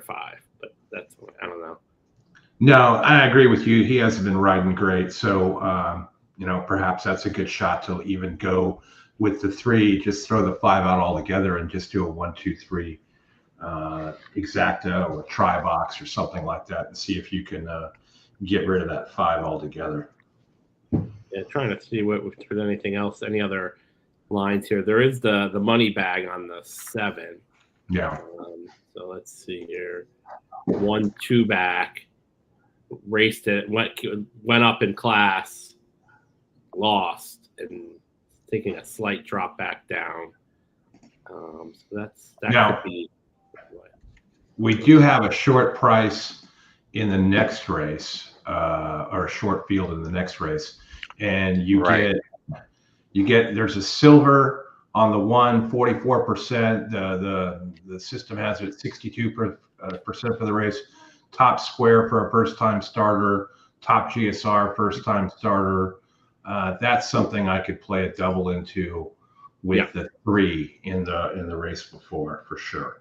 Okay, and Chris, I did analyze this race earlier today, and I have an opinion on it. To me, the first race at Santa Anita, the most important factor in my eyes is the distance. We've got 1 1/8 miles. Now, which horse is 1 1/8 miles horse, right? I don't have any confidence that Hot Legs Romolo is going to really want to go that far. This horse is a speedball. This horse is packing it in basically every race. Broke his maiden in only 1 mile. You got to show me. I can't play a horse that hasn't tried the distance once or won at the distance. So I'm not playing the 3. The 5 to me has won 2 actually 1 1/8 miles races. So it's had its chance. Packed it in on December 29th. And also the other mile race at Del Mar, August 19th of 2023, tried it twice. So he packed it in twice. So that leads me to believe that this horse really doesn't prefer the 1 1/8 miles trip, right? So with that being said, I'm like, well, who would the 1 1/8 miles suit more? So I gave a long look to the 7 Goldfoot. Now, I know this horse tried 1 1/8 miles last time. I like that. The horse has experience going that distance. Had an excuse. There's an angle for me. Step slow. Okay. This race, 1 1/8 miles, that was a pretty fast race at Santa Anita. 1:46.4. Now, this horse didn't really lift a hoof, but never got out of the gate. I think if this horse gets out of the gate a little better, maybe stalk, and I think this horse shapes up well at 1 1/8 miles. And the other horse that I looked at here looking for more value is the 1. I mean, this horse is 1 for 18, 1 for 12 on the course, comes off a long layoff, second race off a layoff, so I can throw that first race out. Tried the 1 1/8 miles on January 27th, and that was a nice race. There was nothing wrong with that race. Closed up for third, 1.25 lengths off the winner. So that leads me to believe that this horse may relish 1 1/8 miles. To me, this horse is more likely to finish second or third because of the 1 for 18 record, but also has an April 17th workout, 47.4 at Santa Anita. So to me, it's 7-1-7, 7-1 in a box. So I'm going to take a risk here and toss those favorites. Nice. Flatterer, you bring up an interesting thing here. I'll go show these people. There is in the system, because it's loaded up, a 32 furlong race at Glendon in Maryland. Chris, I thought you were going to say that. Yeah. When you said there's 8 minutes left to that race, I looked up and that was the race that was 8 minutes out. And I'm like, oh boy. Yeah. Are there 24 horses in that field also? No, there's only 9, but I mean, you're not going to find any tool that's going to give you a race simulator on a 32 furlong race. So I have no idea what these points of calls are into it. They're likely jumping over things. It's a timber race for 5-year-olds and up. I don't have this on my ADW, but I don't know if anybody else does, but it's interesting nonetheless to watch them to go this long. The race itself will probably take, I don't know, 6 minutes, something like that. Anybody that has it, you can take a chance there. The system likes the 7 and 2, 3, 4, 5, and 6 are all going to be pretty close as well. So basically, this is a 4-mile race, correct? Give or take. Yeah, 8 times Right. 4 would be 4 miles And for sure. So what do they go around 16 times? No, What's the track? it's a weird course. Oh, They go, that's right. Yep, gotcha. Yeah, they're going through the woods and Yeah. over the hills to grandmother's house. They go. Right. And when they did this a few weeks ago at Moncton, they actually go over a road and they put about that much dirt over the road. Really? Like, people complain about Santa Anita with the crossover. These guys are crossing a road that they just put dirt over for the day. So, right. All right, where are we at here? Is Santa Anita getting close? Do you want volume for that, or what were we doing? No, I can put Santa Anita up. Let me just get there. They're going into the gate. Chris, I know we can't bet Glendon, but usually the 12 furlong races, the one thing I always look at on those long races is GSR, because I feel like that tells you if a horse can go that, or gives you some. Right. Derek, if you need to bet that race, I got a guy. I'll let you know. No, I don't. I would have taken the 5.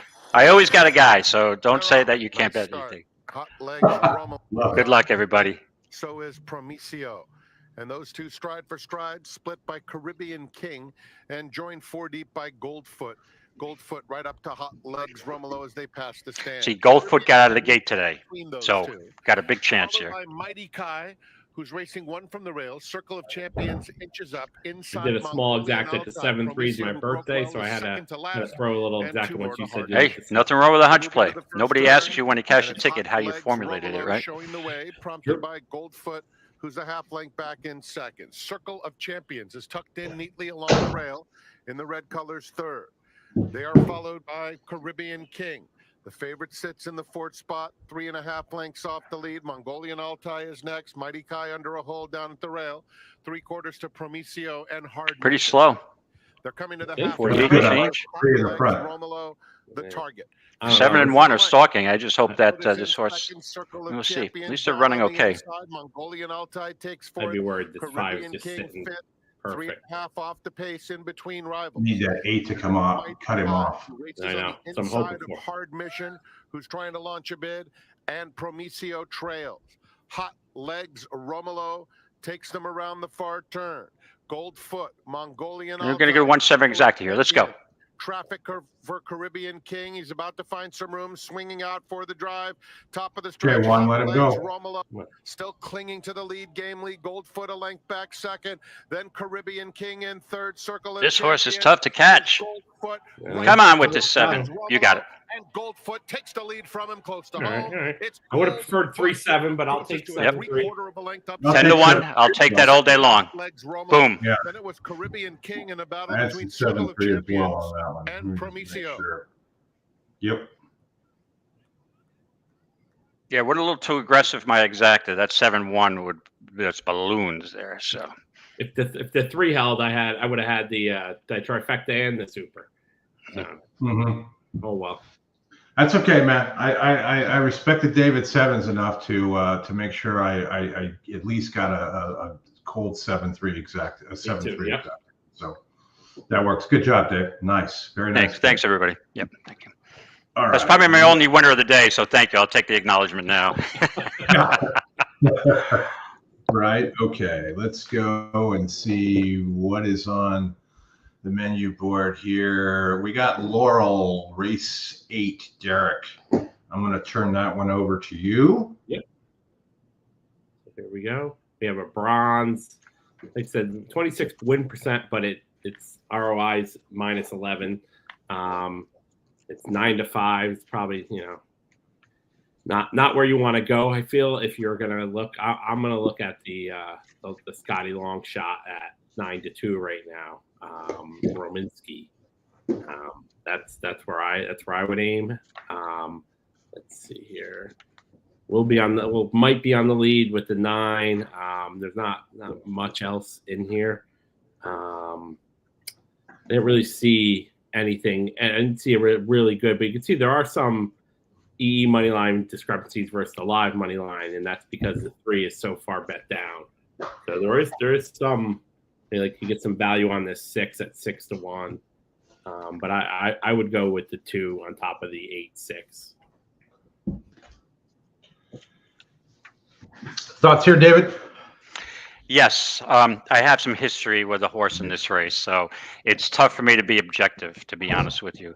I'll go to that horse first, and that's the 8 Chelonian. That's Lacey Goodette's horse. If we go back to March 17th of this year, a mile and an eighth had the inside post, and there seemed to be a lot of speed in that race. That was actually the Sunday race at the NHC, one of the Sunday races, and that was the early part of the race, the card, I guess semifinals before the final table. David, what race at Laurel 8th?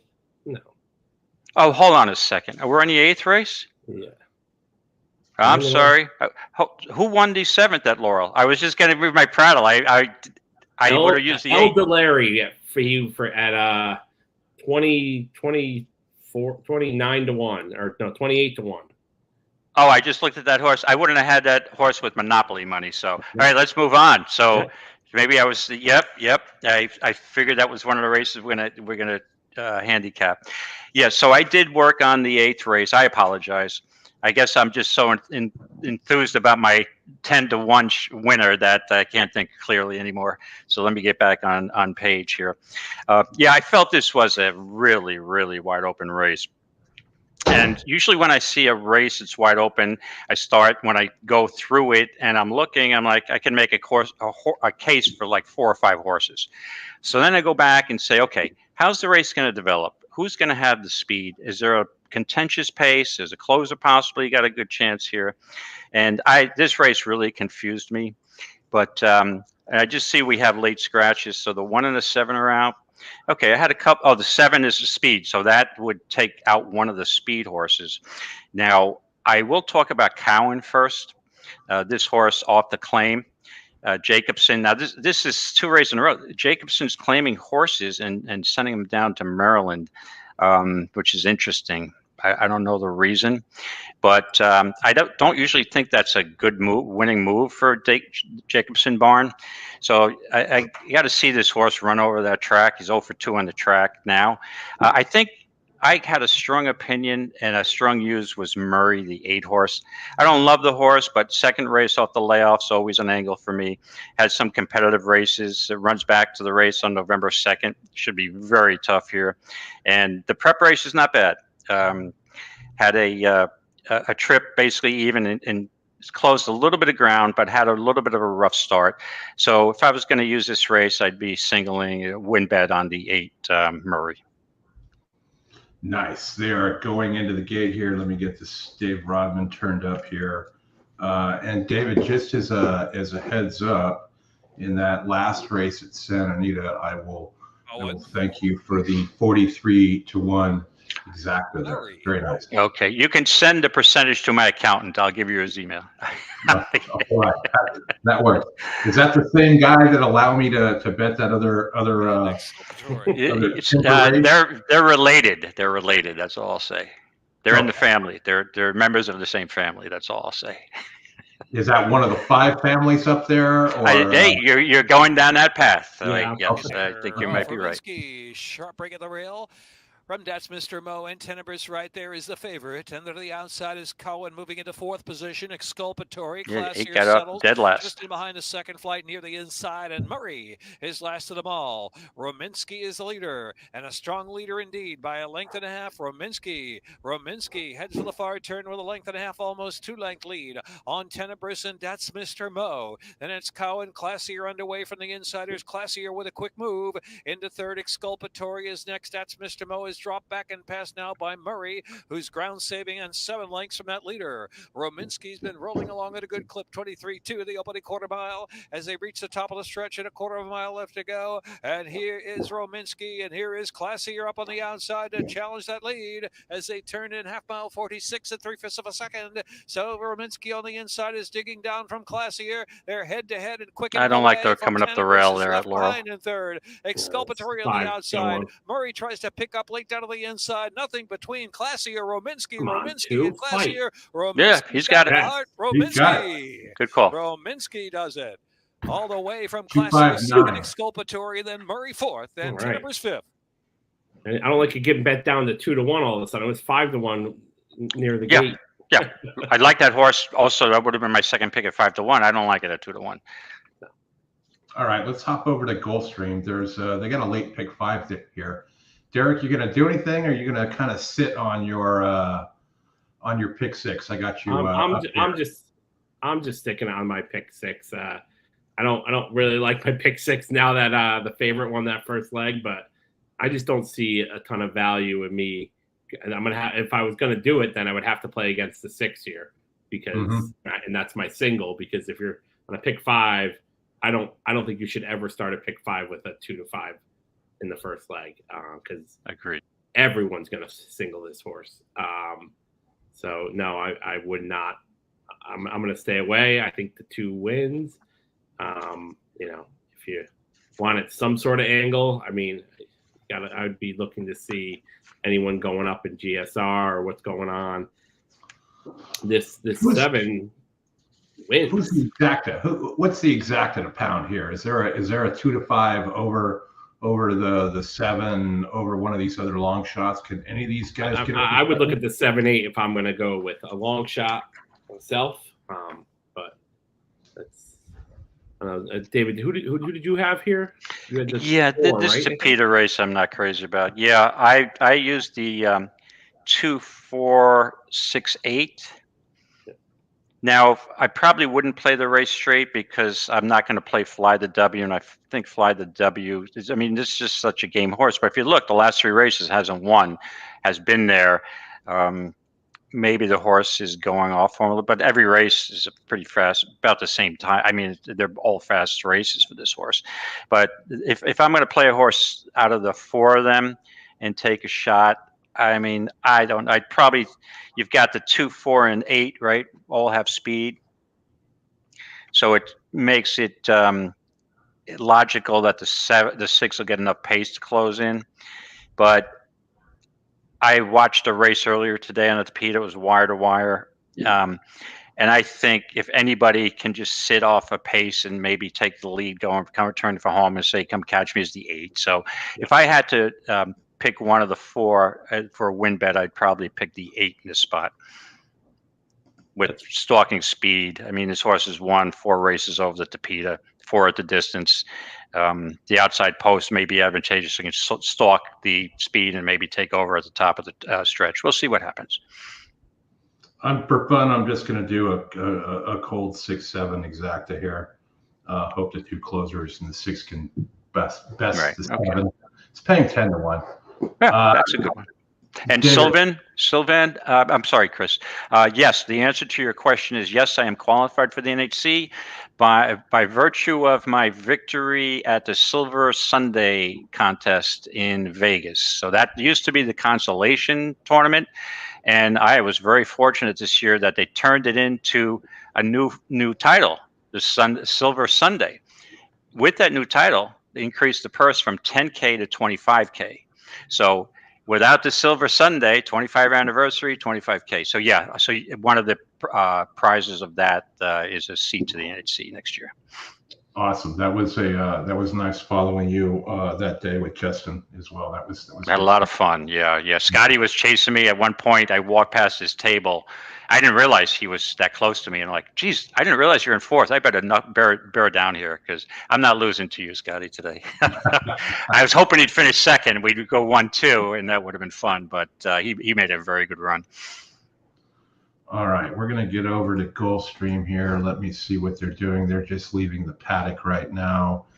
Do we have anything else that we can talk about while they head out there? Derek, it looks like Woodbine is going to go off after this. Yep, let me pull that up. Yep, there we go.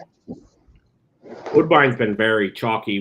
The share ticket hit, and it wasn't a large ticket, but it still lost money because the pick 5 paid I think $30. So yeah. That's a reason why I like to keep them under $100 because there's nothing worse than Right. But this one has a nice GSR boost. The last time it raced in this this GSR level both times it won. So that's interesting. So that's one to look at. I don't really have a real lean on this one, but if I was gonna try to take anyone, I would take the one. Fair enough. I kind of like that idea there as well. Let me run the race sim for that real quick here. Get over to Woodbine.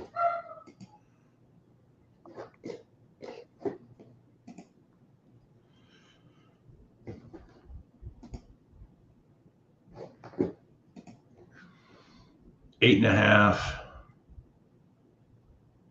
Top G's. Oh, I didn't do anything there.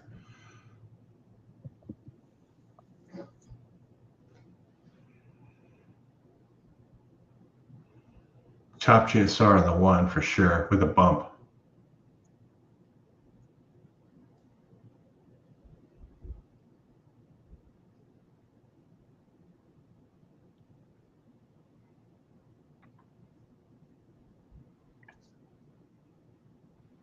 I feel like we got to get these horses to change leads.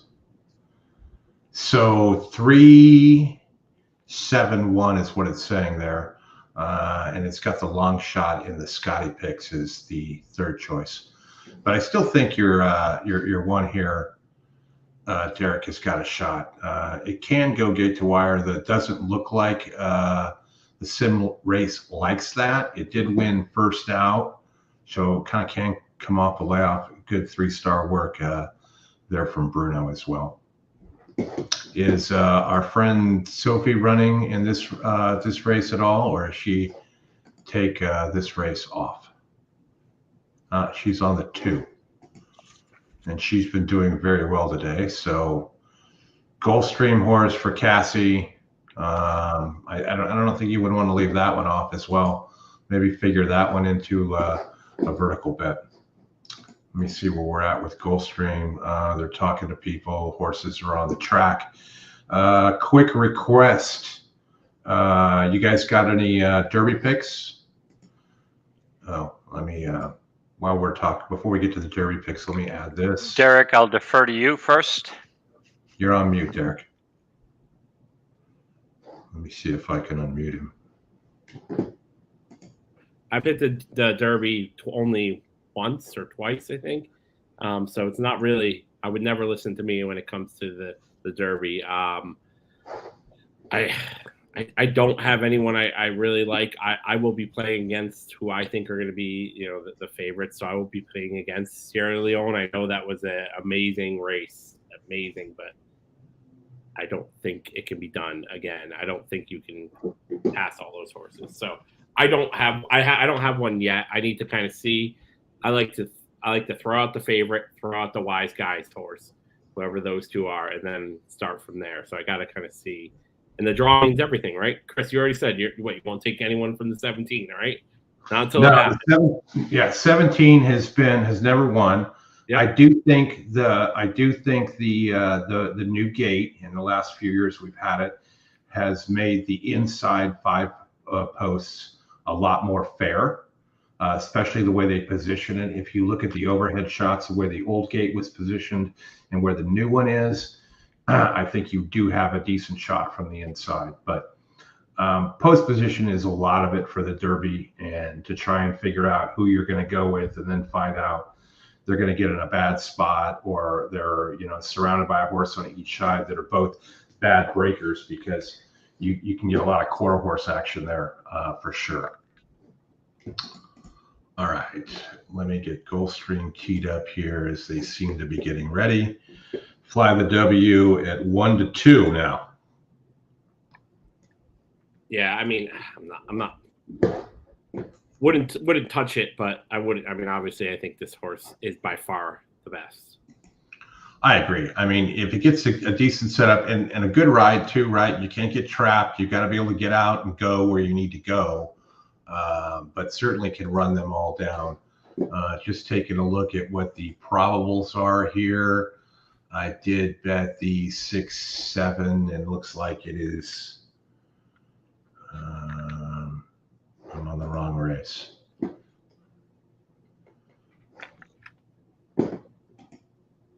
3 and 5 scratched. Looks like it's still getting around 10 to 1 or so.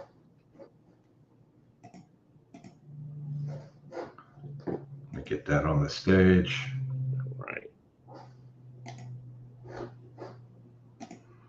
Cue up Pete. He's ready to go. The horses are at the gate. It's now post time. When we get done with this race, I number want to 7, talk to you guys starting leg of about the lead, the pick 5 offering. The Belmont 1-2 favorite is Fly the W. The Yep. strong second choice at 5-2 is Tis Romantic. These two, not strangers to one another. There was only a neck separating them in their most recent skirmish. And hit that like button. Tap I'll get Gold rid of going the banner. forward. Anthony Thomas riding for Rohan Crichton. The last 3 up are Fly the W, The Best Distance, and Pound Green.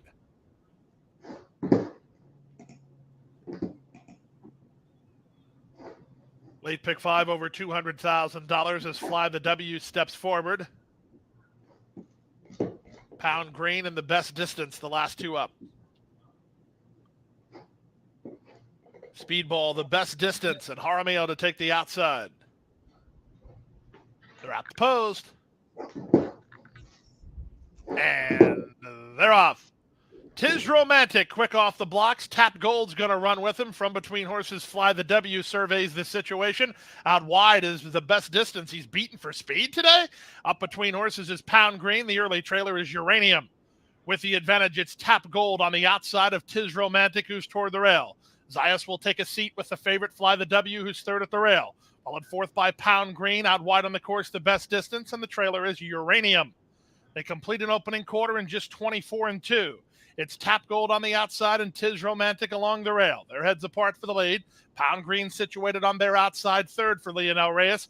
In between horses, Fly the W is fourth. He's under a loose Zayas rein by 2 lengths off the lead. In front of The Best Distance, who's in an uncustomary position, second last. Uranium is the trailer. They go to the half-mile part of the contest, and Tis Romantic moves back through inside to challenge Tap Gold for the lead. Pound Green is third. Kept close to the action is this big favorite Fly the W, fourth at the rail. Followed by The Best Distance and the trailer Uranium. Around the far turn at the 3 furlong point, it's now Tis Romantic who shoves the neck on top. Tap Gold is there second. They've got Fly the W locked in for now. Outside, it's Pound Green, 2 back to the rail and Uranium, and now dropping to last, The Best Distance.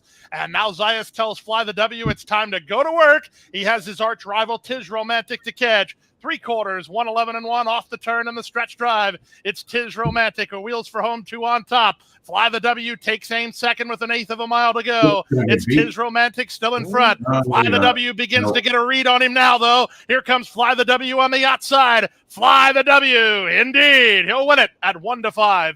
Tis Romantic is second. All right, somebody just popped in. Oh, it looks like David's back. Chris, have you been looking at the Derby or anything, or what would you? I mean, I haven't looked at a lot of the Derby. Typically, I don't look at the Derby until like the week of after today, once we get post positions drawn and things like that. Is probably usually the time that I'll really take a look at it, because up until post positions are drawn, I mean, what do we really know? I mean, there's 20 horses in the field and you need a trip. We know all that and whatnot. Yep. So what are your guys' thoughts on the Belmont at Saratoga? We're going to go 1 1/8 miles. Obviously, you can't run 1.5 miles. I've heard people like, can they build a chute? Can they do this? Can they do that? The answer is no, they can't. So they don't have they got to run at 1.8 miles. Unless you want to start it in the middle of a turn, it's just not going to work. Right. It's actually 1.25 miles. They're going to run at 1.25 miles? Yeah, this is the turn there. No, I thought it was 1.25 miles. But if you're doing 1.5 miles, you can start on Union Avenue, close the traffic, and start there, and then circle around the track and come back into the building. And but I am all pumped up. To me, that's such a historic event. I'm upstate New York, Western New York now. I used to live in Saratoga Springs, and I am looking forward to this Belmont at Saratoga. It should be just a great experience. So, unfortunately, the hotel rooms are just so exorbitantly expensive that I had to get a room like everything was booked. I had to get a room like 30 miles away at the La Quinta. So, but it'll be worth it. It's I don't know if you gentlemen have ever been to Saratoga. It's just such a great venue, a great place to watch races. Yeah, I mean, I was born and raised about 20 minutes from there, so I've been Saratoga my whole life. Yeah, I mean, I don't like to go for the big races at Saratoga. Like, I'll go once in a while to Travers, but I prefer. I mean, I love Saratoga on days it's the week where it's not as packed. So I'm not sure I'm going yet. I mean, I can easily, like I said, I have family up there, so I can easily stay up there for free. So that I might go, and I can get tickets, but I'm not sure I will. They just didn't have any other options. So, do I love it at Saratoga? No, but am I happy Saratoga is running a little bit more then? Yeah, I mean, it's great. You can't complain about that. So I think they put together a good little carnival, if you'll want to call it that. Correct. For the week. They're going to have a lot of good stakes action there. Fingers crossed that we don't get a lot of weather. Last meet was kind of somewhat of a disaster with everything. I don't blame the track. I don't blame this or that. It's just a problem, and it wasn't as enjoyable as it was in years past. But I think it will be good for the Belmont for the next 2 years, and then really looking forward to seeing what Belmont's going to look like when it's Well, Chuck mentioned a real big issue: getting people to work up there for 4 days. A lot of people that work up in Saratoga are the teachers during the summer, and students coming back. That's always what Saratoga has had and you're going to need even more people than a normal day. So he's right. Like, getting enough people to work those 4 days is going to be tough. Correct. They're going to have to end up shuttling some NYRA employees from downstate up there, I'm sure, because you're right, that is going to be a huge issue. I used to live there, and most of them most of the ticket punchers are teachers on their summer break or college students, and they have that last week after the Travers. You'll see, like, oh, what happened to this tell? Oh, they're all gone. So yeah, that's going to be a challenge. So we'll see. Maybe I'll do some part-time work that day while I'm at the track. We'll see if they. But as far as the Derby question for me, I think I'm on the same page as both of you. That I usually don't make a pick or start handicapping the race like I would normally after the overnights are out a couple of days before. I want to see what the track condition is going to be. I want to know what the weather is going to be. So I'll start looking at it Wednesday, Thursday, and by Friday I'll have an opinion. But I will tell you, I don't want to be a contrarian and that so much to a race that's the most popular race in this country, and not even the non-horse players, horse racing fans know the Kentucky Derby. People might watch one race a year, and it's the Derby. But I have to tell you, I was never enthralled about wagering on a 20-horse field. I don't care where it is, but I enjoy the pageantry, and it's just a great day. But I will concentrate mostly on the undercard, both Derby and Oaks Day, is because I found it's going to be a great card on both days. So I'll look to score mostly in the undercard races, and the Derby with 20 horse. Let's be honest. If every race that we played and analyzed had 20 horses in it, I think we'd all be bankrupt in probably 3 months, because it's difficult. To me, it's a dangerous race. There's too many horses. There's too much traffic problem. If I had a quality 3-year-old and it was borderline Derby and I was the owner, I'd be reluctant unless I thought I had a monster, because it's ruined some horses before. There's some horses that have won the Derby you'll never see again. So I think it takes a lot out at that age to face 20 horses. So I'd be really concerned. So, with that being said, yeah, sure, I'm going to do a modest play on it, but I have some opinions or some ideas, but I'm going to wait to see what I know they're drawing tonight. So yeah, I wait for that pick. All right, well, let's take a look at Santa Anita here quickly. We got a note on the one for Bruno back on April 4th. Good work, good note, 4-star work. Juan Hernandez for Mike Pipey. Horses 2 to 5. I showed you what the race simulator looked like. There's the finish. It has the 6 over the 1 here. The big problem that I have on the 6 is another first-time starter. You can see the difference between the win percentage there. But this horse is ridden by Tyler Bays, who hasn't been exactly hot. Brian Corner can get these done at home. I just worry about getting a good clean break and getting a good ride here, and it's 3 to 1 on Tyler for me. That just isn't it. Not sure I could do much else on there. The only 2 horses that are run before the long shot Eagles Dare. Nope, that's a first time starter as well. What did it say? Oh, the 4. Sorry, the 3 is the only other one. 3 times here. Off a layoff, not really working good. 29 to 1, 31 to 1, edging up. I don't know, Derek.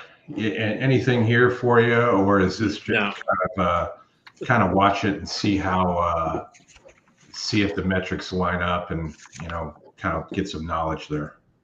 For me, it's just let's watch it. I think the 1 probably walks in this race. More left to load. So I'm not going near it. Ever Toriano. Yeah, me neither. I'm on the same page. I am not touching this race. Book 'em if you got 'em. Yeah, I think I don't know if Scott's talking about this one, but it could be a good sucker race. I think he's referring to the Derby. Horses acting up. Well, that one is somewhat as well, obviously. Yes, but it's fun. Derek, if you get Laurel queued up, we'll get out there next. We got an Aqueduct race coming up shortly. Yeah. My internet went down. I apologize before it okay. disappeared. Yeah, I'll tell you what. We'll get out to Aqueduct instead of Laurel. I think we missed the the Woodhaven. And being led back in. Yeah, we did. It's another thing. If we could get these guys not to go off of each other, they would get more handle. And they're off. Correct. Very awkward step for Ever Toriano out of the gate. Aqueduct race 7. Dare is going to the front, and our Bucky Charm sprints through to take over at once. Smoke 'em if you got 'em. Came away in good order 3rd. Then it's What's the Buzz? 4 off Scott, the pace in 4th. Churchill Downs is greedy. Has nothing to do with the Toriano at the back. Juan Hernandez and our Bucky Charm head into the far turn with a 2-length lead. Smoke 'em if you got 'em. Outside Eagles Dare battling for 2nd. A gap of 4 back to What's the Buzz. Now it's 5 or 6 to that rival, followed by Blame the Classic and Ever Toriano. They're approaching the quarter pole. Our Bucky Charms, Smoke 'em if you got 'em, clearly 2nd within a half length of the lead. 3 more Eagles Dare in 3rd. They're at the top of the stretch, and our Bucky Charm, strong on the front end, comes to the 8th pole with a 2.5 length lead. Smoke 'em if you got 'em. Actually, we're going to get over to Aqueduct. 2nd, Tune followed by they cross Eagles the Dare wire in here. 3rd, 16th to go. Our Bucky Charm is too good. Our Bucky Charm sails to an easy win. Smoke 'em if you got 'em. Yeah, I just didn't buy what the classic. race sim was trying to sell there with the 6, and I don't think he had the right jock to be able to get it done. All right, let me get Derek out to Aqueduct and let you guys talk through this. All right. So, I mean, for me, I have the 1 with Dylan Davis on. I think you're getting a good price right now at 5 to 1. Scotty pick is the 11. The pace is the 5. Trying to see what else there is. There's a square GSR. I don't see it happening as the 8. But I did the 1 on top of in a trifecta, 1 on top of 6, 11, and 7. I don't know, Dave, what do you have? Yeah, I looked at this race again. I know these horses pretty well by watching them run quite often in the last couple of years. And if I look at Prince James, the 1 horse won off a layoff on a sloppy track rather easily as the favorite. I think that was a rather weak field. Comes back at the same class level, but I really don't have much confidence in this horse winning back-to-back races from a sloppy track to a fast track. I mean, these claimers take turns beating each other. So I looked for another option here. I don't see a lot of speed in this race. So that would concern me. I know the 9 does look like could be on the lead, but I don't really have confidence in that horse shipping in from Gulfstream. Only 0 for 1 over at Aqueduct. So I'm kind of a wise guy in this race. I'm going to look for a price. I'm looking for a horse with speed to maybe run, if it doesn't win, run second or third. And the horse I really liked on top, which I think can stalk cutting back to the distance, is Striking Speed, the 11. Robert Atras off the claim, moved this horse up to 16. Now drops it back below the level of the claim. This horse is going to be really tough. With that being said, I'm looking for other prices. So I'm going to use, I'm going to take a guess with Tommy Gunn. That Tommy Gunn is going to me, can get the lead here, hopefully. And this horse won wire to wire at the same distance, November 16th. Nice race at 5.5, almost 6 to 1. You're getting a good price today. This horse was claimed by a low-profile barn, moved into a $25,000 state-bred claimer. Kind of just packed it in, but there was a lot of speed in that race. This horse is dropping back down. I'm going to give this horse another shot. And the other horse I thought was interesting at a big price was Clem Labine. I mean, I know this horse has no speed. However, it does put blinkers on. Drops down to 10K for the first time. This horse is was before the layoff was racing at $50,000 claimer, then 32.16. Makes the logical drop. I don't think this is that strong of a field. So with the blinkers on, with Jacobson, you don't know what you're going to get here. But so I'm going to use the 11 with the 6-10 in some combination, and hopefully the 6 or the 10 can run in the money for me. Yeah, the 6, I agree. It does it in EE. It has it as the second pace, so it does have the speed. That's the long shot EE. Yep, 19 to 1. I mean, that's a good price. Yeah, now that's salivating, right? Yeah, I didn't think I'd get that price, but again, Matty Oliver, low profile trainer, so yeah. Right, so you're getting. I'm definitely getting the price that I like. A low Who are the profile ones you like underneath there, David? I like the 11 with the 6 and 10. And then Derek, where were you at? I was 1 with the 11, 6, 11, 6, 7. All right, I'll get a try in here.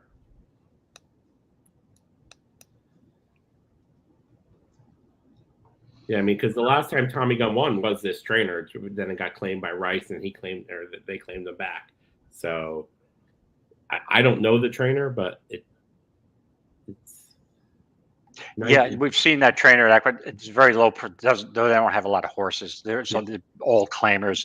But this, hey, listen, the trainer's was 1 for 5 at the meet, right? So it's like can run a. Yeah, I think Matty Oliver likes the gun to lead too. If she can get out a clear lead here, I think this horse can hold on for a while. And then, Clem Labine has won 11 races, right?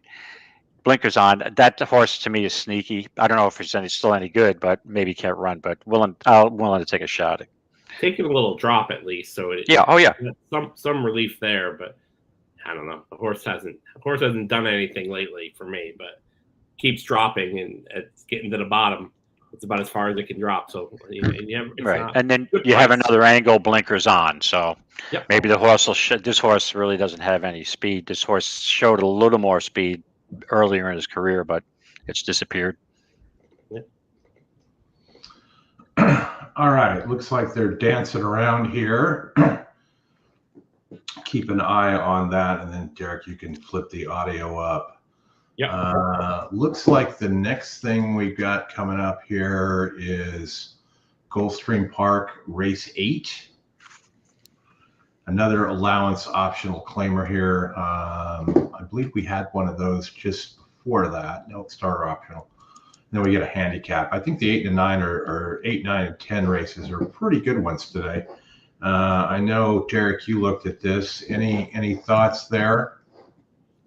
Yeah, I mean, the 11 looks good with top pace square, but I also JP Hellish is a horse that's it's always there. The horse is always coming close. So you have to look at that one too. So yeah, I mean, I went a little deep here, so I don't think I don't have a strong opinion. I think David's singled in this race, correct, to the 11. Yes, I'm single to race 8, the Gulfstream to Stat. I think this horse is has to gun from that 11 post to try to get that rail around to the clubhouse turn, and I think this horse will. I think this horse will get a good shot to go wire to wire. So I'm just using no exotics, no nothing. It's a win bet on the 11. And you're getting a good square price there on the 11 too, right? Correct, 5 to 1. 5 to 1. It's early yet, and this 5 to 1 could turn into 3 to 1. So don't get me all revved up. 5 to 1 would be nice. Yeah, for a long shot though, I'd look at the Scotty long shot on the 7. I think it's got a chance. It's dropping down from its last race. The last time it was near this level, it won at a 66 SOR. So I could see it. That was on synthetic though, but it doesn't look like the GSR changes much synthetic versus turf. So I think you're getting a good price. So that's one of the reasons I would look at it. Yeah. Right. What are the odds? I'm sorry. Go ahead, Chris. I'm with you, David. I'm with you on the 11 for sure. I like the idea. 7-11 box there. Not bad as well. Getting 18 to 1 on Like the King. And like Derek said, you probably have to have JP Hellish somewhere in there as well in terms of figuring that one out. And maybe the 3 Burning Turf. Yeah. All right, Derek, they're loading up. They're loading in. They're backing out looks like the 9. Going back in, went back into the gate nice and smoothly. I'm so far behind. They're still playing the national anthem before the first race. I apologize. I actually think you might be ahead of us now. No, the 4 is just loading in. Oh, okay. Yeah. Streaming. It's going to be I thought it's only a couple seconds, but it's at least 30 seconds. Tony, who's your single here? You said you have you have a single in the next. Well, Tony, tell us who your single is. Yeah, Tony, do tell. They just cut off. Yeah. Did my horse break through the gate? One of my horses is 6. Yeah. Yeah. There's going to be a delay here. The 9 looks like it reared up and went over. Yeah. Yep, delay. That would look nasty. Hopefully everybody's okay. Wow. Yeah, I'm not. So yeah, that's going to be a while, I think. Yeah. And hopefully everything's okay. Hopefully everybody, Animal and Jock and everybody is safe there. And just so you know, I know this is terrible, but I always cancel my bet if any of my horses that I'm betting break through. I don't ever. I'm with you. I'm with you on that, Derek. Yeah. And I've had them win, and it's like good for the horse, good for the connections, just not for me, right? I've never had them win, so it's always worked for me. Never had a win. Never ever in my life have I had them win. So it's something I've done. There's times I haven't been able to cancel it because I wasn't watching and they lost. So, but no, I've never because once again I like to take the speed and I feel like you burn a little bit too quick on that because of that stuff and the horse is just not ready. Now if the 6 goes, if the 6 is scratched, there's even less speed, right? Yep. That 9 and the 9 was the other speed. So knowing Kendrick Carmouche, he's probably going to gun with the 11.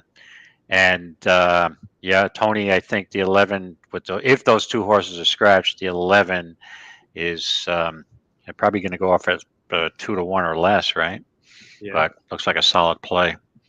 All right. Well, while we have a few minutes, Derek, and since you're on Gulfstream, let's look at, and we don't have an EE bet for this, but I think we all kind of decided on this one that we like the 11, the 7, and the 1. Was that correct? That is, and the 6. That's what I have. David doesn't like the one. You're at Gulfstream, right? Let me get the. Yeah. Well, what I'm looking at is we do have the Gulfstream Tropical Turf Pick 3, which is a sequence I like, and it starts here in this next race, and it continues with the last two at Gulfstream. $3 base wager. So I'm going to use the 11, the 7, the 6, and the 1 in leg 1. And then, Derek, if you flip over to race number 10. There you go. Here's race 10. I did like the 7. It's not coming. Oh, it says 10, but it was. There you go. Here's race 10.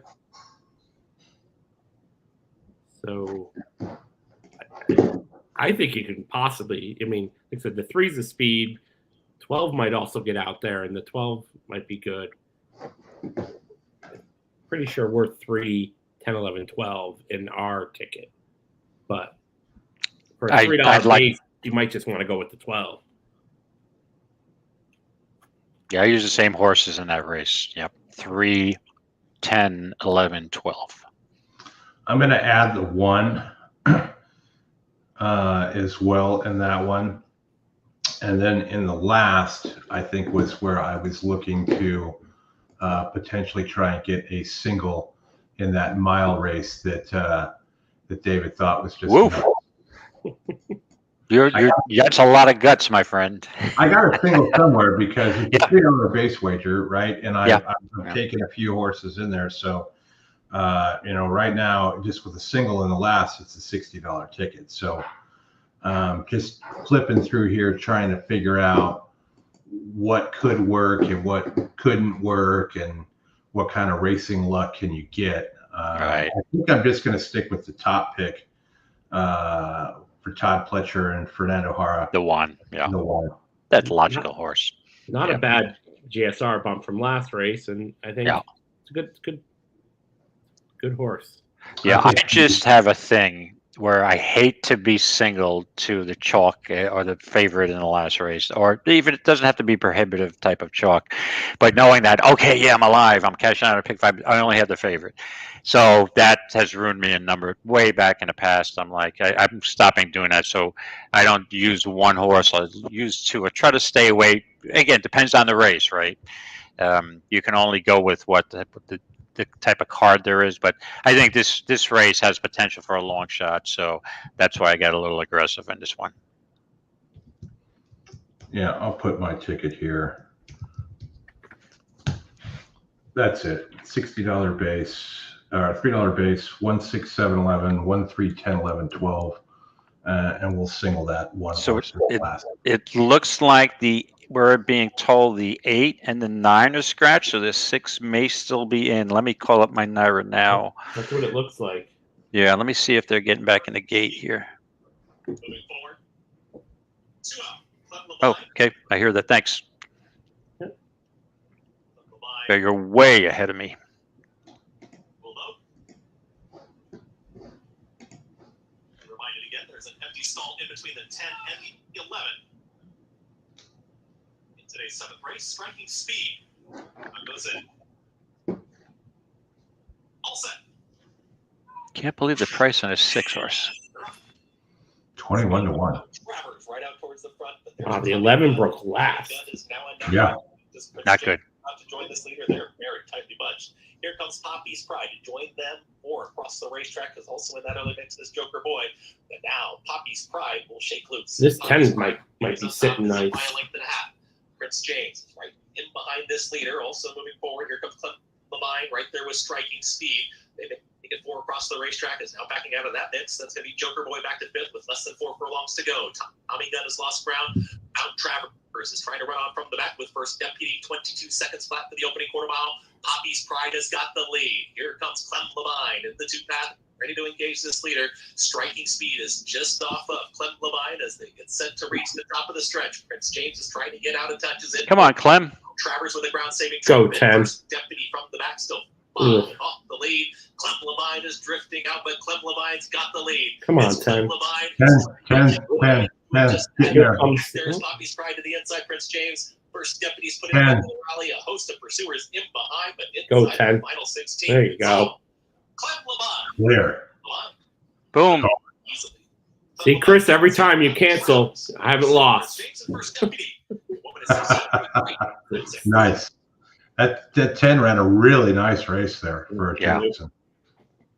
Yeah, I thought he was sneaky with the blinkers on. Jacobson sometimes form reversal, and the Jacobson barn is not uncommon. That's all I'll have to say.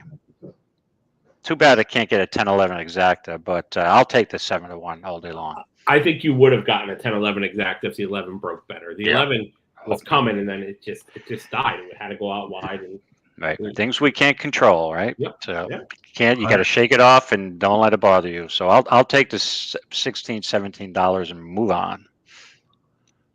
Yeah, I would say so. Well done, David. And hit the like button, folks. Derek, pleasure having you on today. We got about another 40 minutes. Justin will be on about that time, but well done, buddy. You've done a great job. We'll be looking forward to seeing you Saturday, the first Saturday in May for the Kentucky Derby. Yeah. David, I don't know what you're doing, but if you're not busy, you're welcome to join us as well. We'll make it a party. Unfortunately, you know, this always happens with non-horse players. Somebody scheduled a birthday party, surprise 50th party for one of my wife's relatives.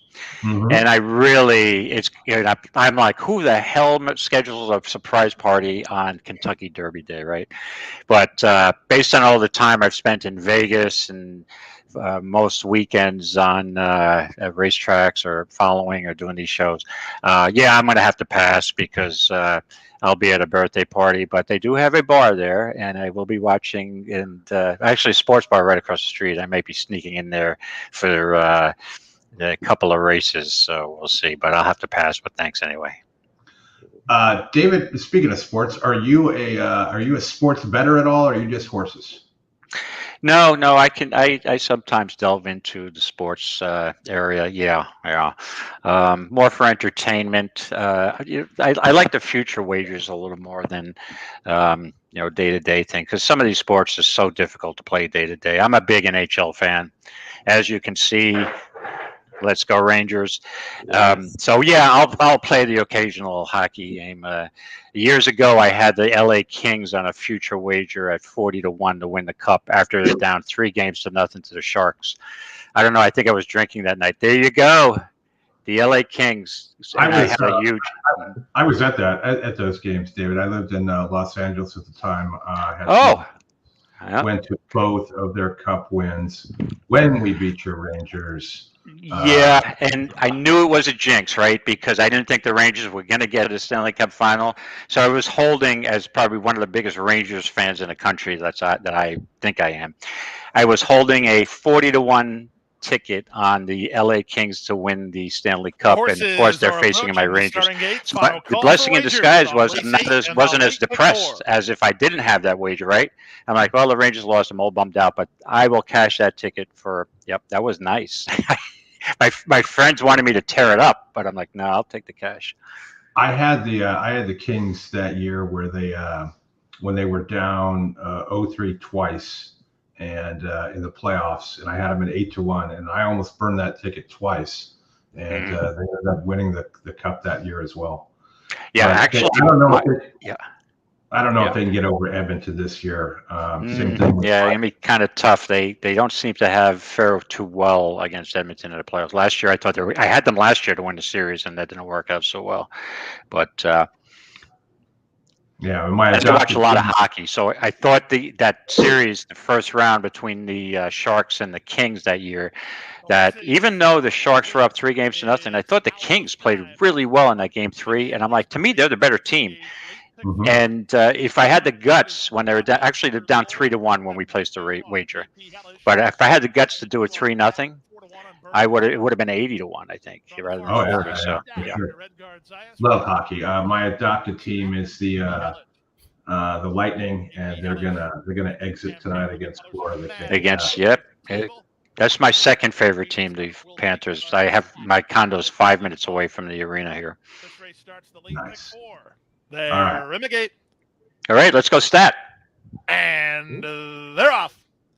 Going. Far outside, Stat wins the break and goes looking for the Very lead. nice. Vernon Turf is going to try to hold rail position, and JP Hellish is sandwiched One, between he's them. having problems The getting in favorites front. away 1, 2, 3, 4 as the public pick. He's Pure Gold, well situated behind me in Battle Trio. He races in 4th. Followed 5th inside by Like the King. He's about 5 lengths behind. On his outside goes Omaha Little City. problem Then that the 11 didn't determinedly get in the lead. pack of pink and black colors, 4th last. 3rd last, American Yeah, it Speed. would have been Clear more Destination optimal is for 2nd sure. last. Yeah. And lagging well back early is He's a Mess. They complete the quarter in 23. I haven't seen that horse rate rate and win before. Amisa El Jaramillo trying to harness the speed of Vernon Turf. He leads by half a length. JP Hellish latched on to him second in the Hopefully waiting opens room up as for he's like Pure 7 Gold somehow. 3rd. Stat is off the speed while racing in 4th, 2 off the speed in 4th now. Then it's Like the King and Omaha City. Omaha City's about 6 lengths off the speed. It's a length and a half back to Determinedly racing together with American Speed, then Clear Destination, and He's a Mess. They leave the backstretch and move on to the far turn. The opening half was strong here, 46-4. It's Vernon Turf and JP Hellish continuing to spar. Both Stat and He's Pure Gold will have every opportunity from there. They're 3rd and 4th and queuing up for runs. Off the turn and the stretch drive, JP Hellish shoves the neck on top. Vernon Turf over the top. Stat, He's Pure Gold 4th, looking for a way through. They come past the 11. pole. JP Hellish gains a narrow lead on the outside at Stat. He's Pure Gold is next. American Speed He doesn't winding want up to go the by. back. 16th to go. Stat surging late. Here's Stat, and on the outside, American my Speed. God. But I think Stat held on. He got it. Stat from Clear Destination, who was the one lifting late. There 3rd we is go. JP Hellish in 133 Ding. and 2. Wow. Yes. I was worried. I'm like, I think I had mentioned before the race that this horse has to win on the lead. I don't think this horse can rate and win, but did it today, barely, man. Yes, that's much more comfortable on a 2 or 3 length lead coming into the stretch. This was a little too sweaty. It was just a bit, but I will certainly take the 11. I've got that one in that Turf pick 3. That will be a decent way to start there as well. Me too, Chris. Yeah, I went 2 deep there, Chris, for the Turf pick 3. So. Yeah, I was 4 deep, but we got it there. But David, back to sports.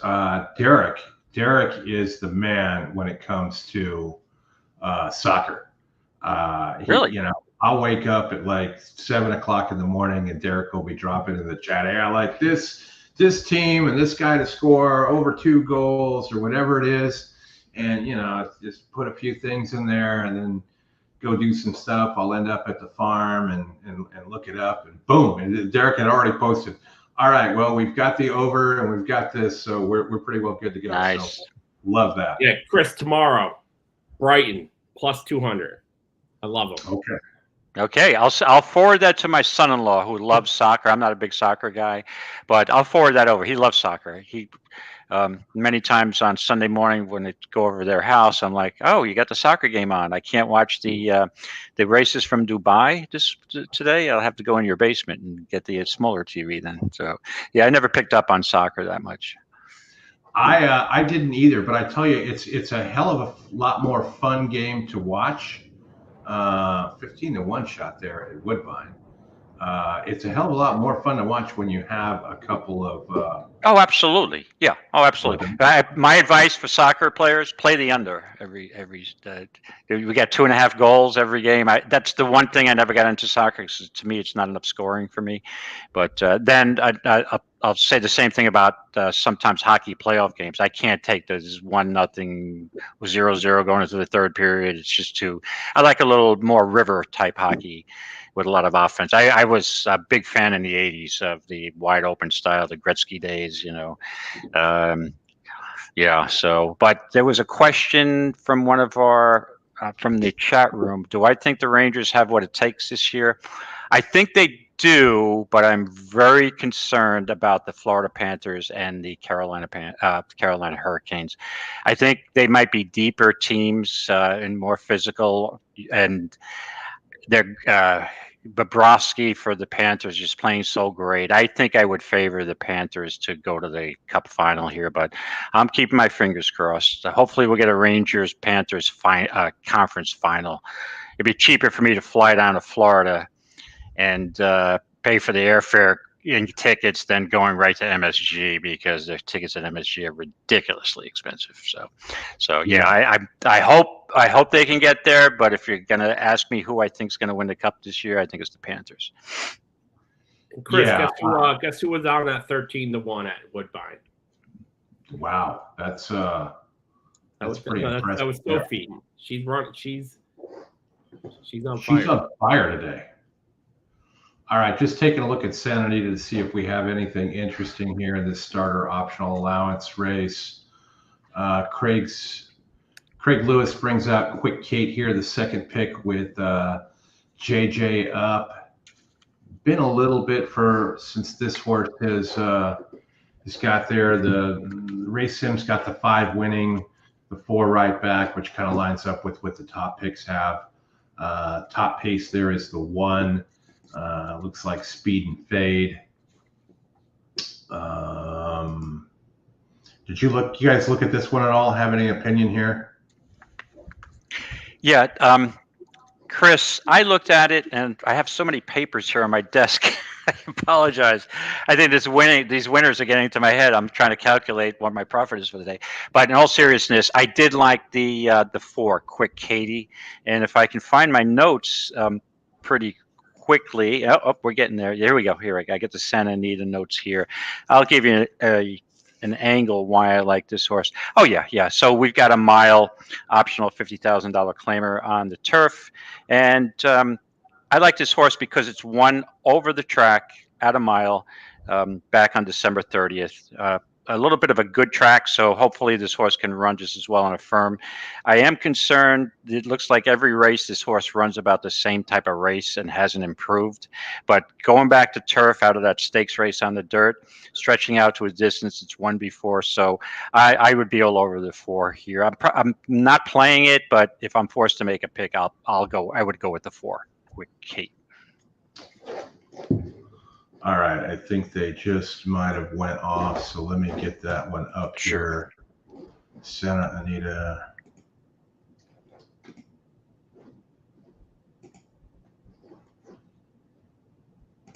And it's the Shushala leading by a half length, pressed by Sneaker. Those two have pulled 3 clear of Dory Miller in 3rd. This is another one where I would fade Tyler Bays on the favorite. Outside Quick Kate. Tyler Bays unhurried on Safa at the back. 7 lengths off the pace. Coming to the half-mile pole, where the Shushala is the leader still by about. Shut out with a 4-6 exactly. Sneaker alongside second, 2 more. Dory Miller in 3rd. They post the fractions here. First of the season in the books, and usually the winner's circle is fairly busy, but we got a lot of people that were rooting you on. First things first, congratulations on all your success last year. How the Shushala stride for stride. Dory Miller. Grease Missile losing ground now, and here's Safa. Safa unwinding a big run on the far outside. All right, 4's loose now. To catch Sneaker as they turn for home. It's Sneaker in front by Switch 3. leads. Dory Miller, Safa in the center of the course. Quick Kate coming through in the red. They're a furlong Switch out, leads. and it's Sneaker with a 3-length lead. Safa is closing, running out of time. No. Sneaker 2.5 close to home. Sneaker, Safa coming, but out of time. Sneaker 6 with the other one I like. Yeah. Tyler just going to go. Then it was Quick Kate 3rd. Good thing I wasn't forced to play the race. It wasn't a mandatory in anything. Yeah, Tyler going way wide there is never helpful. Looks like we lost Derek. All right, we'll see if we get him back.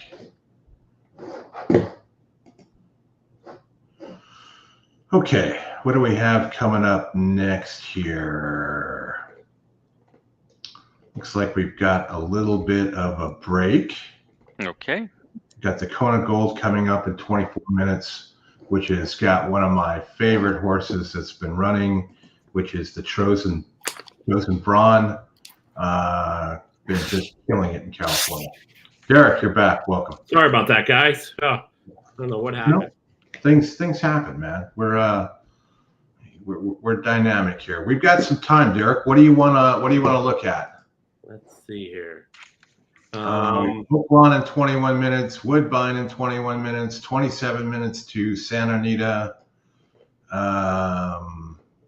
With Laurel wrapped up, or did we go to Laurel? Let me see here. I think Laurel might be. They might be on. They're probably wrapped. Yep. Yeah, they're all done. We got the stakes at Oakland. I mean, I don't know. You want to go over there? Here, let me get your screen shared. I'll yeah. Hold on. I'll put you up. It's a little chalky, unfortunately. Yes, Tony. We just talked about the chosen brawn. You gotta enter the. He's not not chosen brawn. He's the chosen brawn. The chosen brawn. Very important. So there's a bronze in the stakes race here. Right. Wins at 29%. The 4.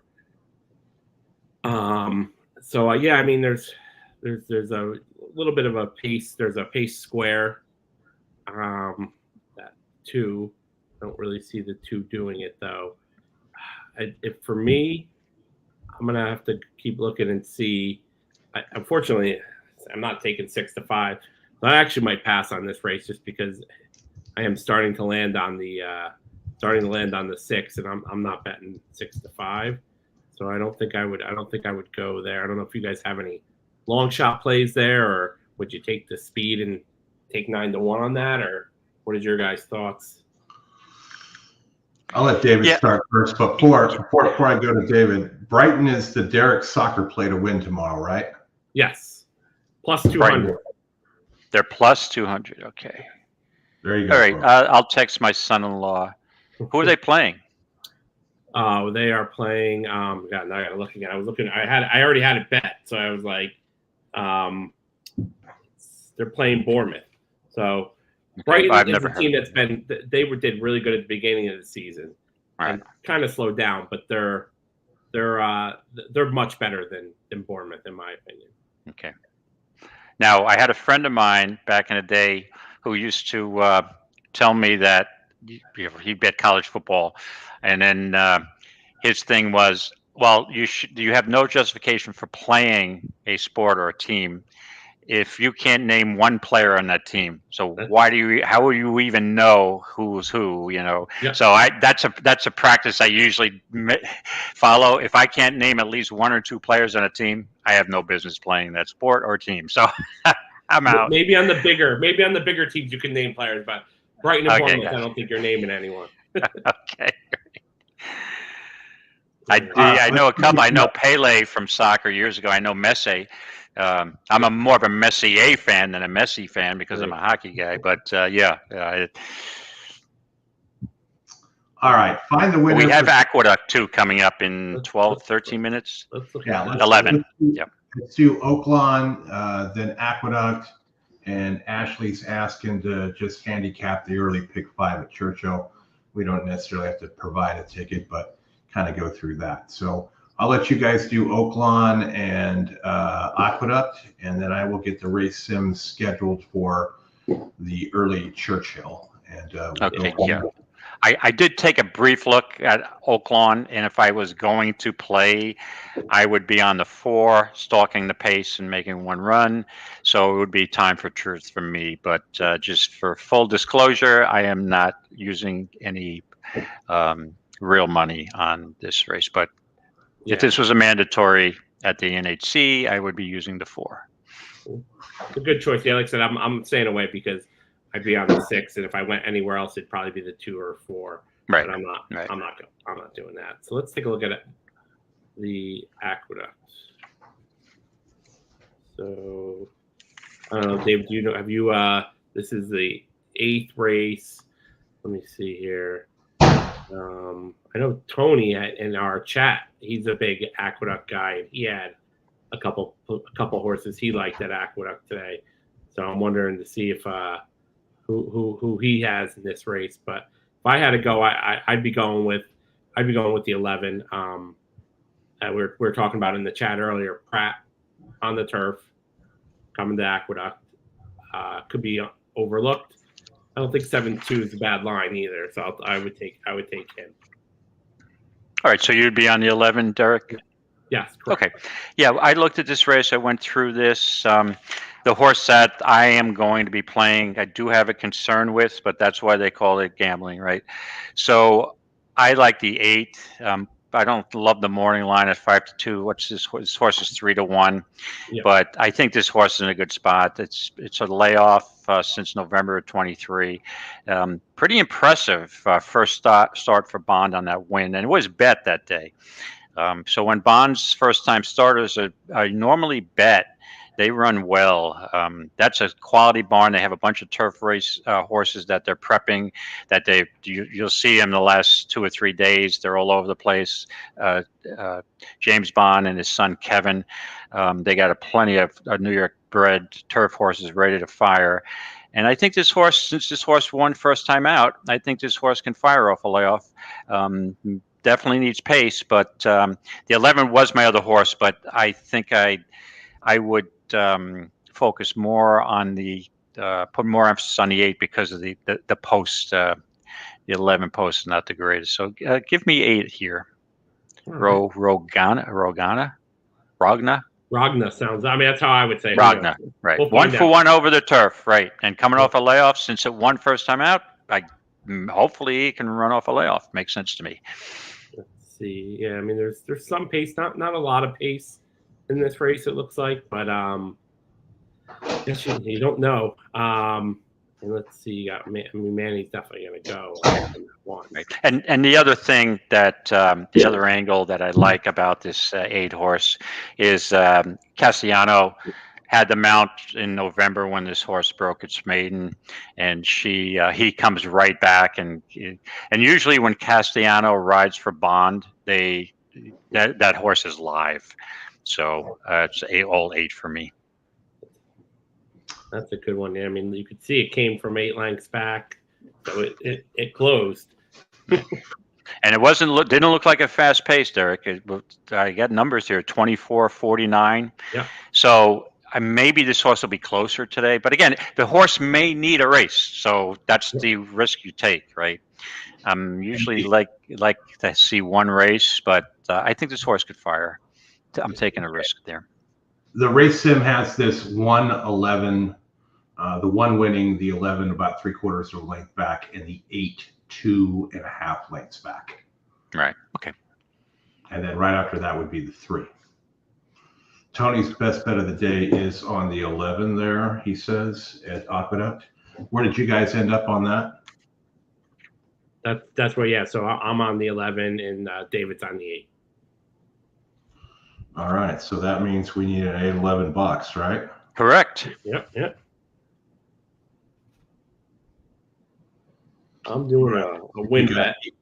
8 minutes over there. 2 races we can't show, so we'll just kind of follow those.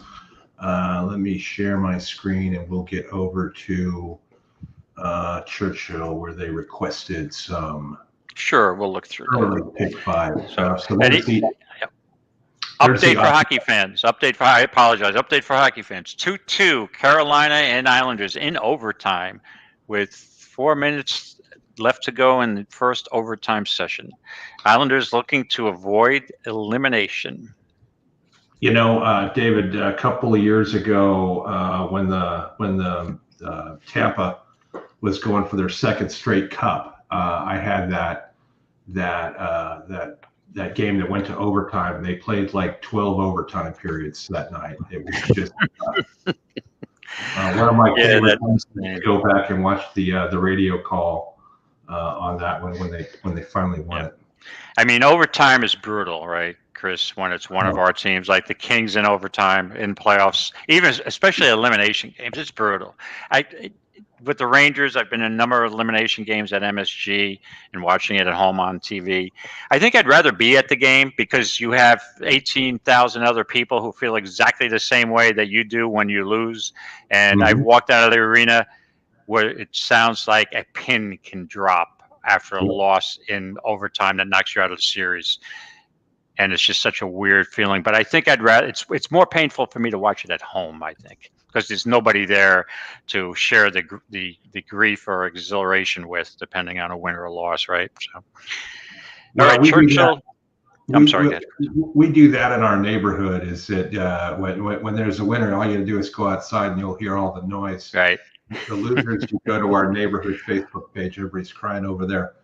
Right. So race 1 at Churchill, it's got the 7 winning, which is the top pick and top win percentage. It's also a bronze horse to watch, 26%, a little lower than the 34 of the race. In the money 66% of the time, a minus 11 on the ROI. But it also has a gold in the 5, which finishes second, which is 43% to win, higher than the win percentage of the race.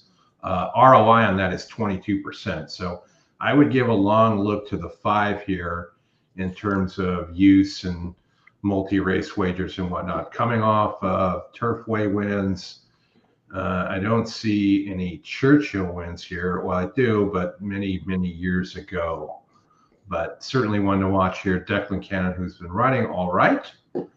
And perhaps you can get that one home. The 3 was the other one here, the long shot. We've got a trainer change, 10% with Burton.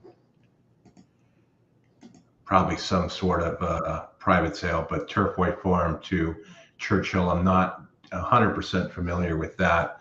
And then the other one here was the 1, which was the money bags. It's been a while. It's hit the board a few times here and there. Probably needs a trip. Probably not sold on the Turfway to Churchill. And will I have a 1-star work here? Derek, any thoughts? So for in leg 1, I am going. I'm going just with the top 2.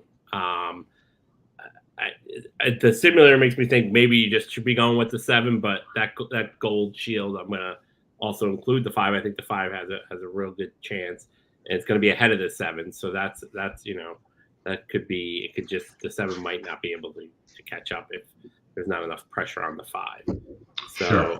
That's where I'm going there. My single is actually in race 4. I'm gonna single the 3. All right, we'll get over there. But no, that's where I'm building at this point. Okay. So that's, yeah, build a ticket and then we'll show that. David, any thoughts here? I know you probably didn't look at Churchill. But... Yeah, I looked briefly, but I think that if I was playing a pick 5, I'd use the logical horses, the 5 and the 7. The interesting thing is a 7 furlong race, which is somewhat, people think it's a quirky distance. I don't, but not a lot of races are run at 7. So who's the 7 furlong horse here, right? I'm not sure the 5 wants to go 7. I don't think the 3 wants to go 7. The 3 packed it in going 7, trying to go 7 at Keeneland in October. So I think the 7 is the most logical, most likely winner, but I'll take a chance with the 5. So a 5-7, and I think the 8 may really like 7 furlongs cutting back from 1 1/8. So it would be 5, let's see, 5, 7, 8 for me. All right, we'll include the 8. Oops. I'll regenerate that. We'll get over to leg 2. The system loving the 6 here. Let's take a look at the race simulator. I'm going to just, in the interest of time, get a little further. There's the first call. Second call, pretty much the same. Not a lot has changed in the picture. 6 moving closer, getting into the stretch here. 6 with the lead. And as we get into the finish, it looks like says the 1's going to pick them all off here. Not one of the top picks. More Churchill form. I mean, sorry, Turfway form. Looks like Justin's going to join us here in a few. He just popped on. Dots, Derek here. Is the 6 a single? Probably not if you've already singled somewhere else. No, not for me. I'm 1, 3, 6, 7 here. So nothing. No, I don't really have a. To me, when you're going 4 deep, and this is probably something I should be almost taking the 6 out. Then I feel, which is something I'm trying to start figuring out.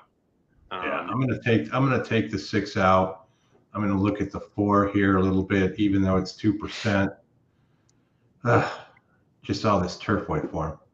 Yeah. that's difficult for me. The 8 is one that gets a GSR bump here.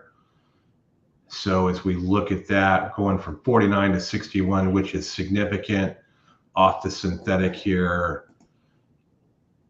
A bunch of 1-star works, which is not a surprise. Gets Jose. I'd probably add the 7 here with dropping the 6 and then move on to leg 3. David, any thoughts on leg 2? Yeah, if I was playing this pick 5, I'd be just a single with the 6. I think this is a gigantic drop down off the layoff, and I think that this horse is in a winning spot. I don't see anybody else. I could make a case possibly for the 3, but to save and expand with more horses in other races, I would take a shot and single the 6. All right, let me see if I can get this workout to show up. And we also have Aqueduct. They're behind the gate. So 11 horse Derek is 2-1. The 1 horse is 3-2, and the third choice is the 8 Rogena at 7-2.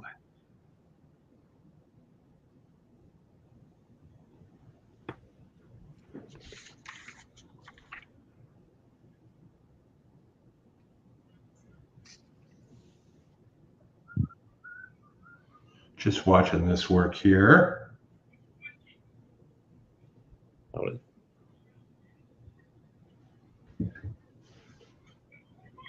moving in. My Soria. Overacting. I knew when David said they were behind the gate, it probably means they're about to load for us. Correct. Yeah. Exactly.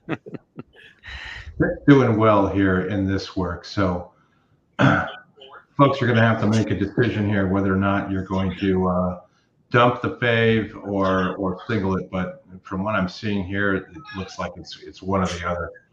I wouldn't use very many more horses if I like the 6 a lot here for sure. If you're gonna use the 6, you can only use one or 2 horses max. It's my take. Otherwise you're just killing all your value.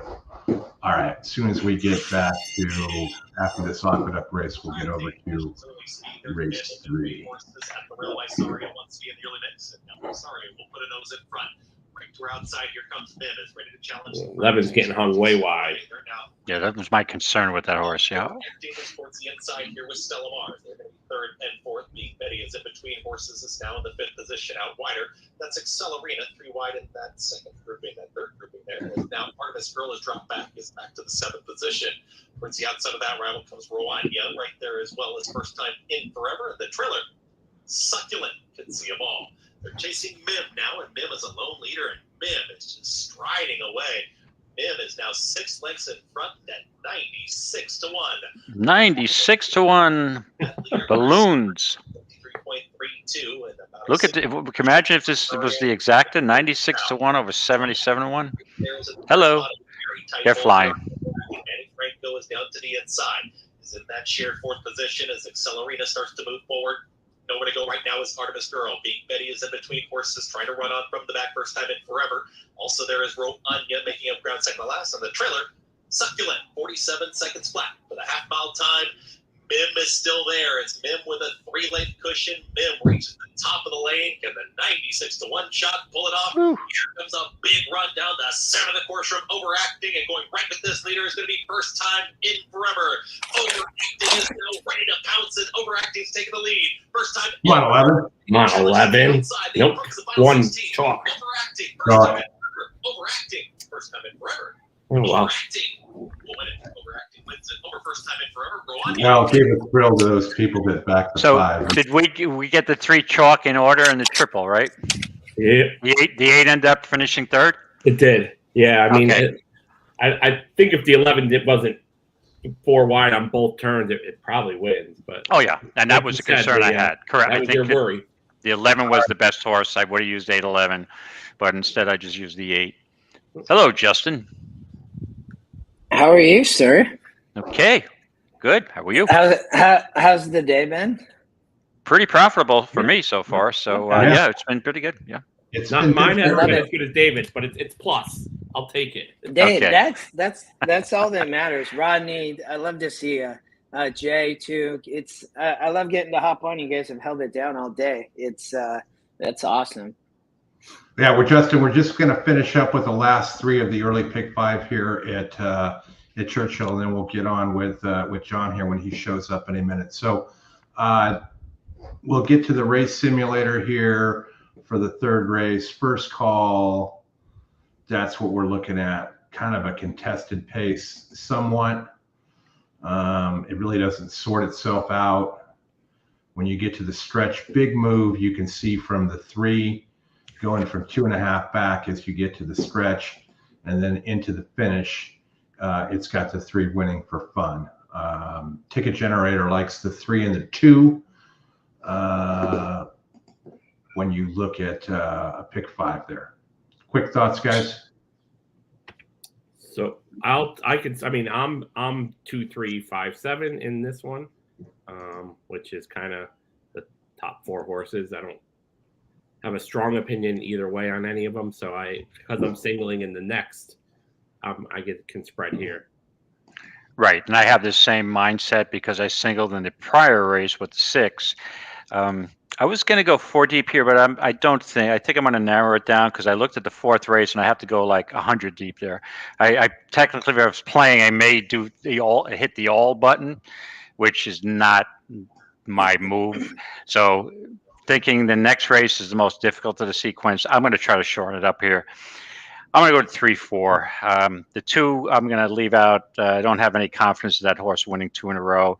And basically the same thing with Evie's Encore. I have no confidence that horse winning 3 in a row. So for me, I'll take a little bit of a guess here with the 3, 4 because I'm using a ton of horses in the next race.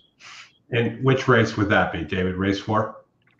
In race 3, I'm using the 3, 4. Chris, Gulfstream's off. Just so you know. All right, let me get to We just missed it, unfortunately. Yeah, it is off. They've already crossed the wire. And which race was that? Let's see who we had. Looks like the 2-1. 2, hopefully. I think they're both singles hit for the pick. More chalk though, but yes. Yeah, both singles. That makes sense. All right, Derek, you were singling in race 4 here. Who are you singling? I'm singling in the 3. Second. Yep, second favorite. I don't like the favorite at all. And I just think the 3 is going to be in a perfect spot right off of the 2 who I just think has no shot. So I'm hoping that the 3 gets to run on the 9 and can win. And I'm a little scared of the 1, but I'm gonna got a single somewhere, and I didn't want a single favorite in this, so I decided to go with the 3. All right, super close there at the end. And David, you were going 100 deep here. I'm going 100 deep here. Yeah, I'm almost hitting the all button. All right, for the purposes, this is usually not my style, but since we're having some fun, let's do it. I'm going with the 1, 3, 4, 7, 9, 10. So now you see my motivation for needing to single the 6 horse in the second race. The 10 is David, you don't. The 10 did scratch. You don't like turf sprints, do you? No, I don't love them, and my success rate is not the greatest. I'll be honest with you. I try to avoid them. I think this is an impossibly wide open race, and it's basically the reason I don't like the 5.5 furlong sprints. It's traffic. I mean, you get these horses gunning out for the lead. Somebody gets off slow, it's over. Somebody gets on the lead, you get traffic. The race is over too quickly. So that's why I usually would go deep here. They're dashes, right, David? They're not. Yeah, exactly. Yeah, it's like I remember one of the first tracks I've ever been to. There used to be a quarter horse track in Suffolk County on Long Island. It was called Par Meadows, and I never really got the sprint, the quarter horse game. I think once I dropped my racing form, I was getting into the gate, and I spilled my beer, and I just went down to pick up my beer and wipe off my form so it would be dry. And I look up and they're at the wire already. I'm like, the hell kind of sport is this? Where's the mile and 1/8 races? Where's the 2-turn races? So I was never a big fan. So after years of handicapping, you start realizing what races you're more successful at. Your ROI is better. So those are the races I concentrate on. Yeah. Okay. So for race 8 here, it's got the 8 over the 6 by a head. Where were you guys here? Where were you, Derek? Race 5, right? Race 5 at Churchill. Yep. Race 5. You're on mute. You got to unmute. Sorry, it was my cough button, but I didn't unhit the button. I was all here. This was my all race. I just. All right. Well, you guys are on opposite sides of the fence on everything here, because David wants to single the 6 horse here in race 2. Derek wants to single the 3 horse. Race 4. So I'm just going to do this. I'm not singling in this race, Chris. Oh, okay. Second race. I'm sorry. I apologize. Yeah. Yeah, I'm going to do that, and then I'm going to take Derek's single here. No, mine's in the 4th. The 4th. Okay, so we had the 6, 7 there. And then we'll go to the 4th, and we'll single your 3 horse here. Regenerate. That's how it gets to a $24 ticket. So it does take a bunch there. But that's got both, that's kind of a blended opinion of both David and Derek. Where were you in the 5th race, Dave? My 5th race, I'm going to toss out one of the Wesley Ward horses, which is the 1, but I'm using the other one. The 2, Bledsoe, the 5, Crafted, second race off a layoff, and the 6 on the cutback. So for me in that race, it's 2, 5, 6. All right, so there's your blended play. There's our pick 5. 30 bucks. All right. All right, gentlemen, I'm going to have to depart. Thank David, you so I'm much. glad you jumped on. I'm glad That's we could awesome. pick a couple of winners today and have some fun. You got to actually, usually when I'm on a show and I'm picking a horse and it comes down to a photo finish, I usually lose that nose head bob. But thanks to Stat, I didn't think he could rate and get up. I needed him on the lead, but the outside post did concern me, but I still can't believe that horse got up. What was just, but so we had a good day, had some fun. So thanks everybody. Good seeing you, and we'll see you next week. And if I don't see you, happy Derby Day, and may the horse be with you. All right, David. too, Have a good one, buddy. Be well. Be well. Thanks again. Bye now. We'll get out to Santa Anita real quick as they've got one going on. Express Train, who last raced in October. Chris, after this, I'm going to jump off too, I think, right? Comes back. Yeah, You can are have- Afternoon for CRK Stable. John running a few minutes late. He just told me he's in traffic. So, but Derek, you're welcome to hop off whenever. He'll be here short. Big cap winner goes Yeah. in. Thanks for coming on, man. Did you enjoy it? Yeah. Oh, it was great. I mean, I wish I had a couple more winners, but And they're off. we did all right. Chosen We didn't do bad. Vaughn with a very That's next week, Derek. That's next week. This was, I hope so. yeah, this was just a preview. Next week, bigger pools, bigger everything. The exactas with David and my horses worked okay for me. So Yeah. he had the better shots. So, Chris, is the Ron just going to win here? Is Oldie watching? I don't know if he's watching or not, but the bronze should win here. Oldie's riding the horse, and it would still. Will you turn up Frank a little bit? Sure.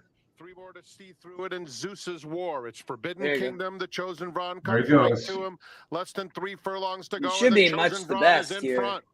Happy Jack moves up Literally, to take I think second. Oldie Forbidden could run Kingdom this one. third.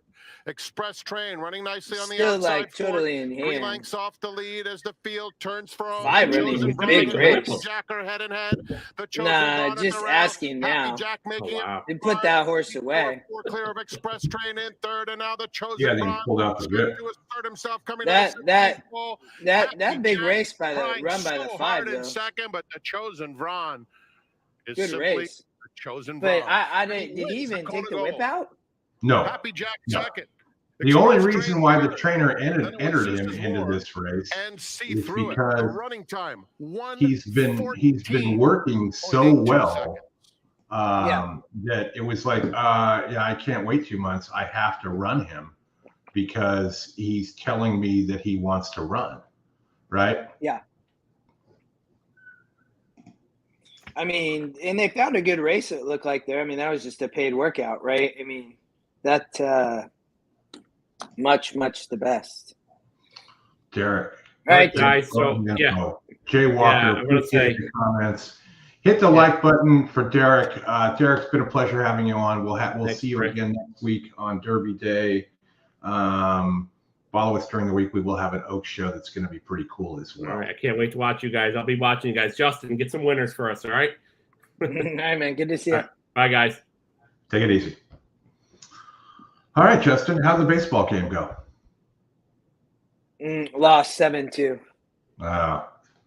It was it was a tough one, but that's okay. It was short though too. We got stopped by the rain. The rain came and it rained this morning, and then it was fine, and we got the field ready, and then it rained too much. But it was good.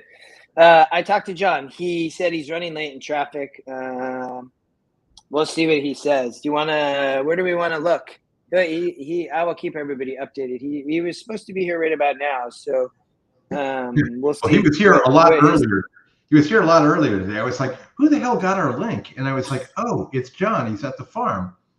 And that's when I started texting you. He said he had a surprise, and then I think he wanted to share the surprise. You know, he just purchased that South American champion from, I believe, 2023, right, Chris? It's Princess, I think, Kala. Yeah, so I can't wait for him to join everybody. I talked to him earlier in the week, and I think it will be cool. But Gulfstream still has one more race, right? Churchill 30 minutes away. We're the soonest thing we got, Justin, is 10 minutes to Gulfstream.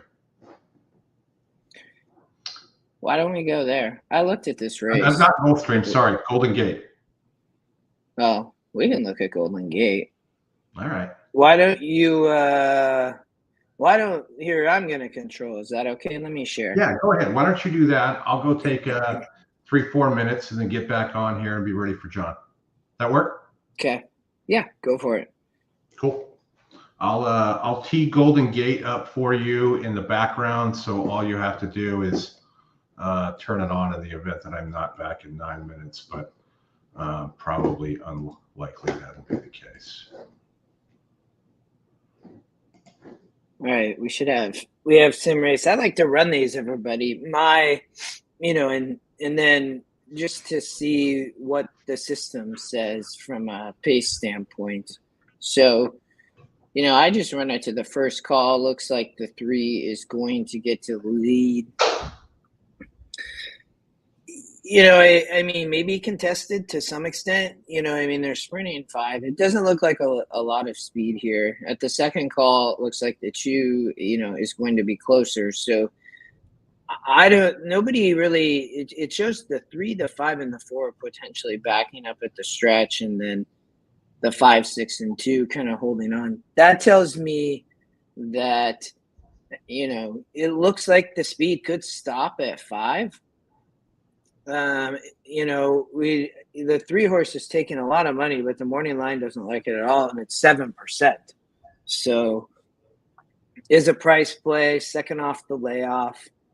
Nothing crazy on the works, is dropping, but bid has not been running at all. So appropriate drop. The 5 horse on the flip side, the EquinEdge morning line loves, and I always look at horses like this because of the value. The horse has burned money the last 2 races as the favorite, and the win percent drop. So that would be the one thing I wouldn't like about the 5. For some reason, at the finish, it has this horse finishing with the 6. So that would be the other horse. Those are the 2 top EquinEdge picks.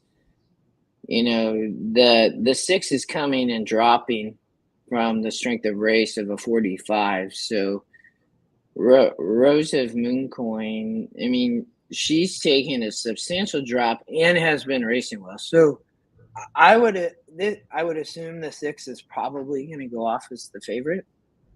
Would be my thoughts there. How much time? We still have 7 minutes. Okay.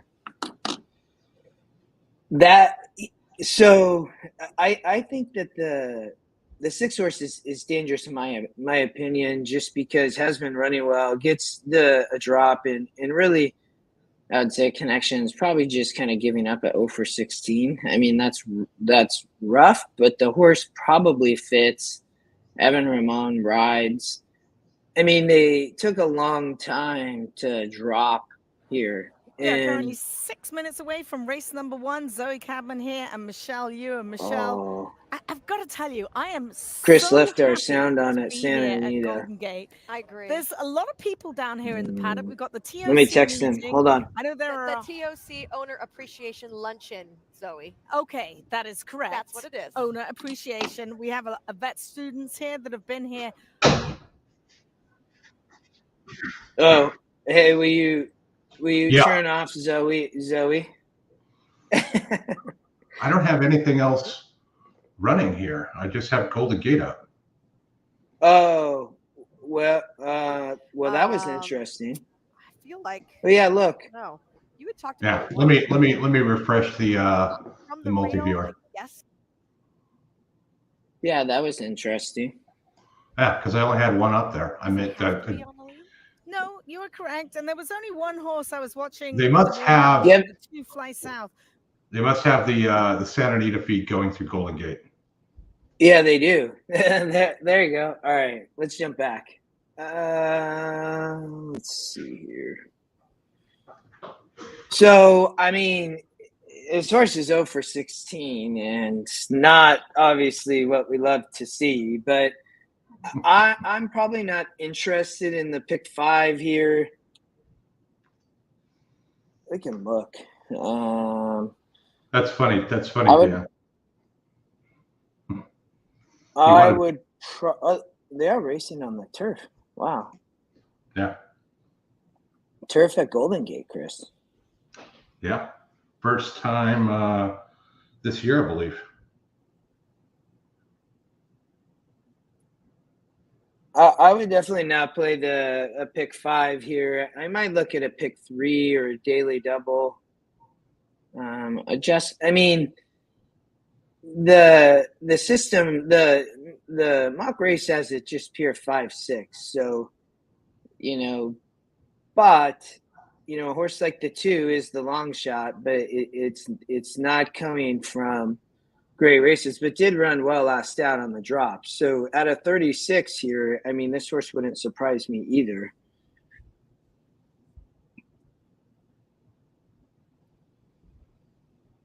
I'm on the picks here. We didn't really look at the 4.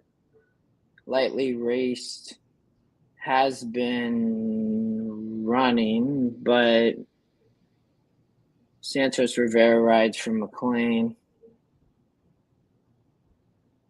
I mean, the connections. So, the 2, though, I think this is a horse I would really be looking at in a race like this right now, because it's going to be closing. The race simulator has this horse right there. Horses don't really win back here. I would not even be using the 3 horse at a price like this.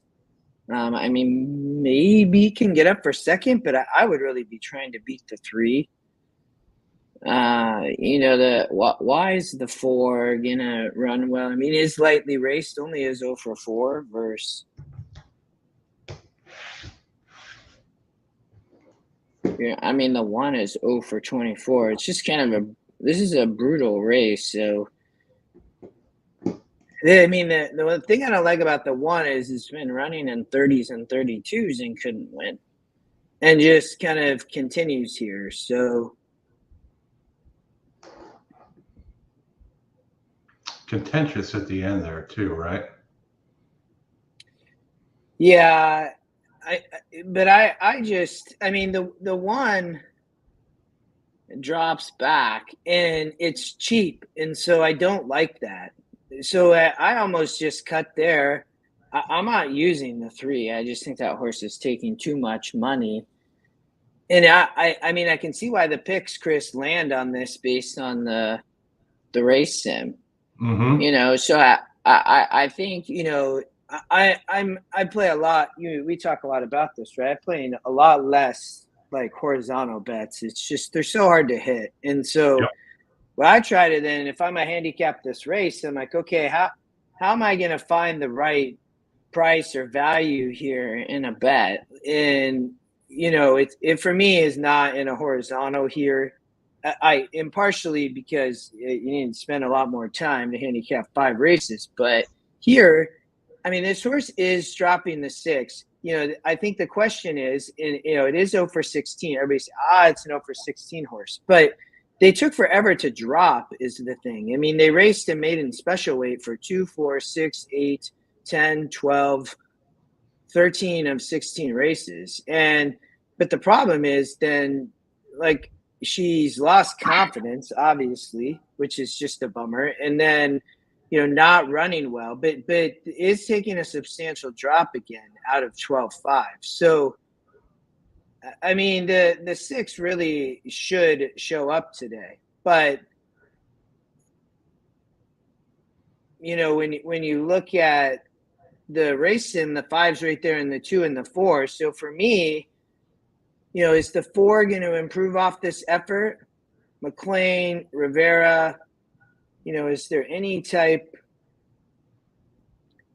of just angles is what I'm kind of looking at on the trainer side. Fly South, I think, for Rob Thomas here and Garcia is the value as the long shot. So, you know, and, you know, is 0 for 8, is slightly raced, but, you know, did improve last out. Squeeze at the start, was out kicked. The win percent goes up only to 7%. But Justin, I think I'm just going to be simple here and go with the top pick and the long shot. Box them. Yeah, I think it's 2-5-6 for me, Chris, as they approach the gate is where I would land on my top 3. I think then you got to figure out how to play it. You know, Espinosa's riding the 5.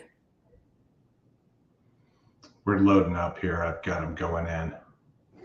Did you say box the 2-6?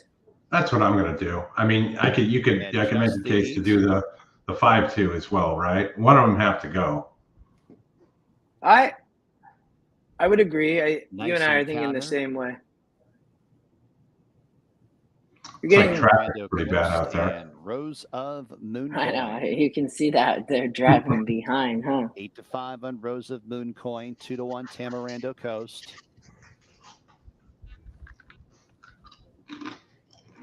Tamarindo Coast up into line. Rose of Mooncoin to the outside.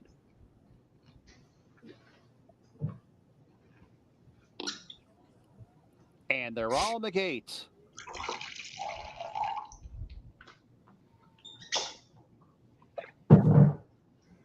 I can get the 5 to break bad here. That wouldn't be a bad They're thing. off and running at Golden Gate Field. It's Rose of Mooncoin who dashes out for the front end. Nice Encounter emerges out of the pack to challenge in second. And then it's Tamarindo Coast in third. Valerie at the fence in fourth. Followed up by Adjust the Heat in some tight quarters in fifth. And Fly South is outside of her at the back and about 5 lengths off the lead. Rose of Mooncoin in the opener here at Golden Gate has the field by 2 open lengths with 3 furlongs to go. Nice Encounter in chase mode second. Tamarindo Coast now up into the second spot in those white blinkers, a length off the lead. Fly South is out of last, but deep on the course. 5 running really good race there. And Here comes the the 2. It does look they reach the 2, top 5, of the 6. stride. Rose of Mooncoin cuts the corner, has a lead by a couple lengths. Tamarindo Coast outside in second. Nice Encounter plugging away in third. Fly South in fourth as they run 6-5. full. It's Rose of Mooncoin is clear by 2.5 over Tamarindo Coast. It's Rose of Mooncoin in the opener here at Golden Gate. Well, Tamarindo we were all over it there. I mean, it did look chalky, you know, and 2-5-6 gets, or the 6 gets home.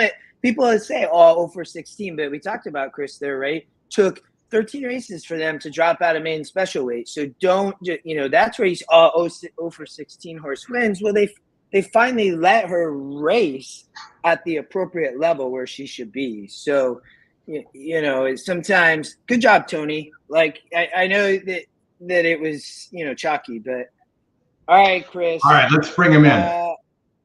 He's here. I see him. All right, y'all.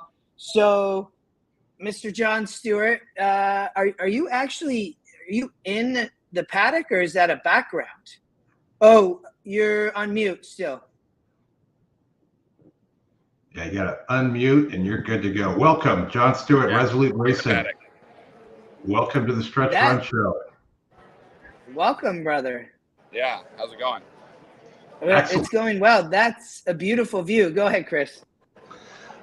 Just welcoming in John Stewart here, Resolute Racing. I've been following you on Twitter for a while. Love your support for the game. Love the attitudes. Love the positiveness. All that kind of good stuff. The farm tour you did at the former Shadwell Farms was just awesome. Welcome. Thank you. Yeah, thanks for having me.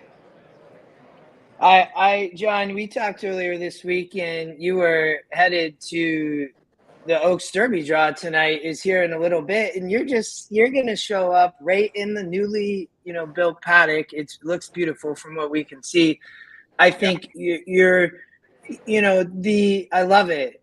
That's amazing. It's very cool, and that's as we jump in, I think that's where I would love to start. And you're all about transparency and the game, and you're gonna come online and just show us as viewers what it's like. So I'd love for you to just talk about the importance of transparency and what you're trying to do.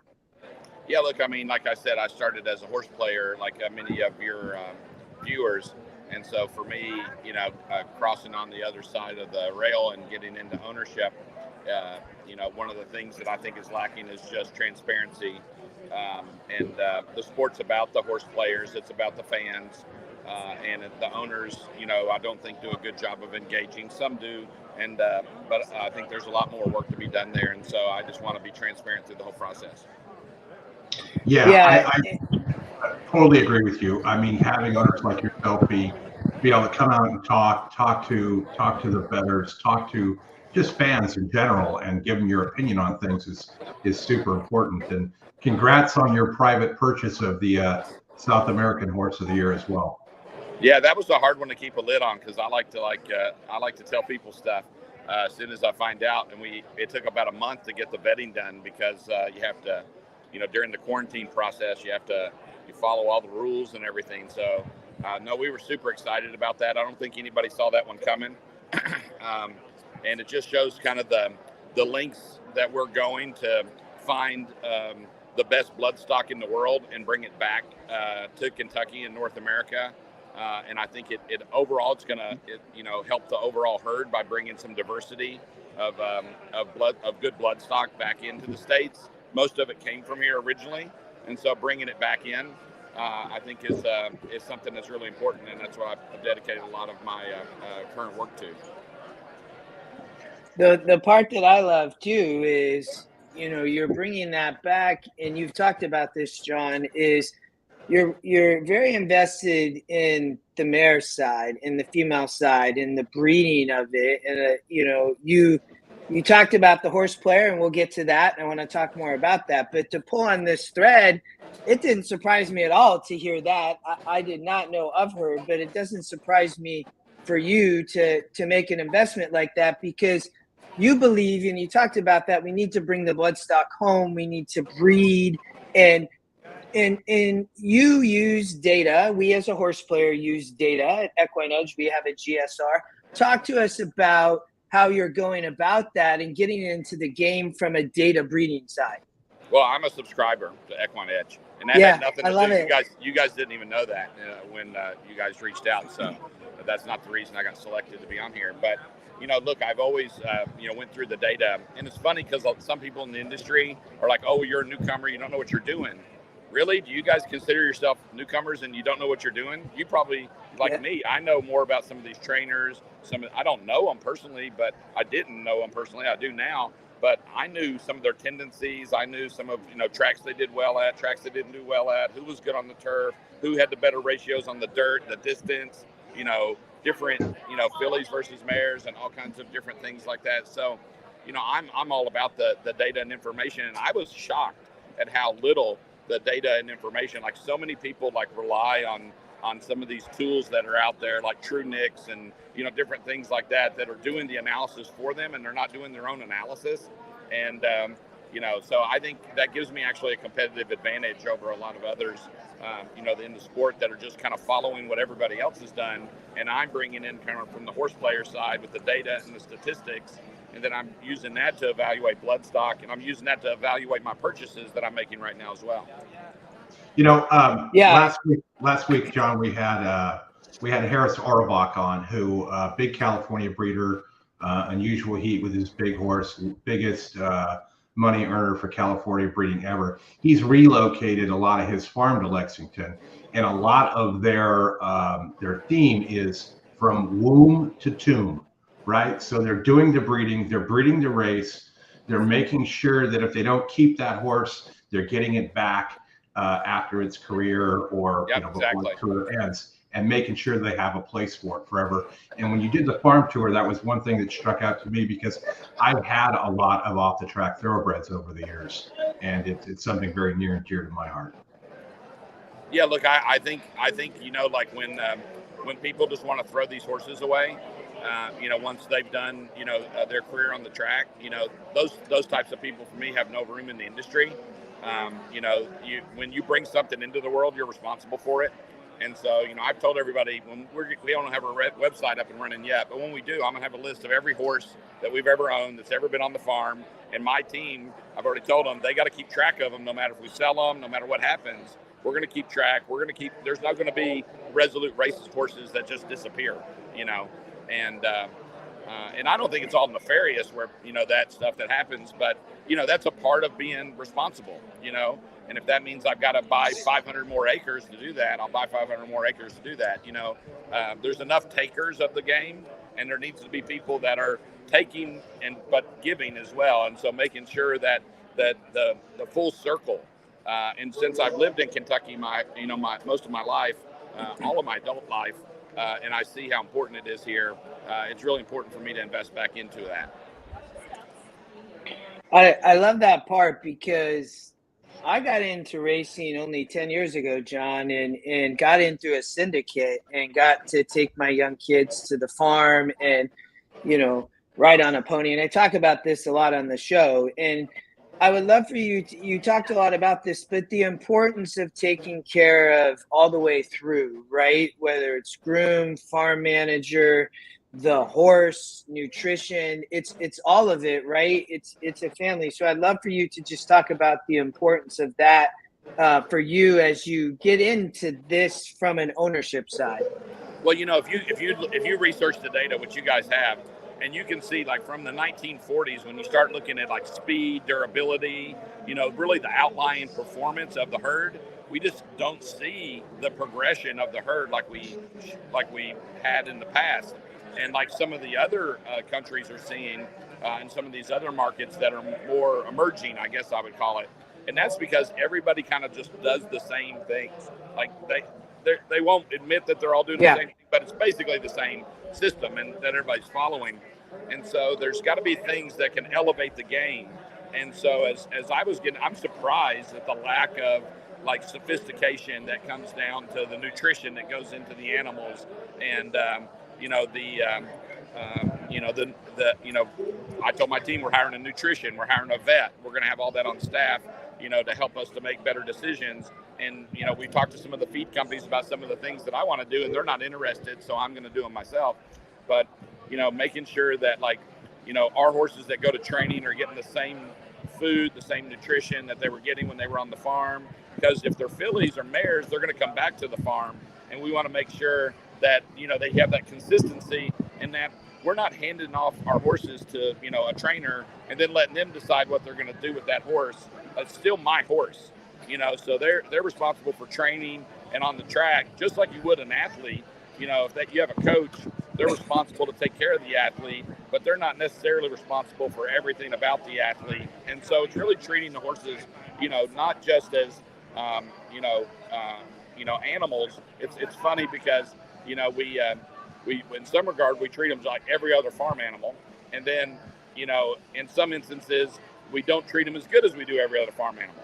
And so, I think it's, we got to elevate the whole game. And so my system's looking at everything. And again, someone, texted yesterday after mine and Rapoli, we met up in the paddock yesterday before the sale. And someone's like, Stewart for commissioner. Like, no, I don't want, it's not what I'm trying to do. I'm still getting my own stuff settled. But as I see things that I think aren't right, I'm just handling it inside of my own program. And then my way of making change is if people see me doing it and it's actually working, then they'll want to do it. I'm not going to go out there and just tell everybody you need to do this. I'm going to do what I think is the right thing to do. And there'll be some things that we do and it works. And then maybe people want to copy that. There'll be some things I do that don't work. And so we'll change that until we find what works. Yeah.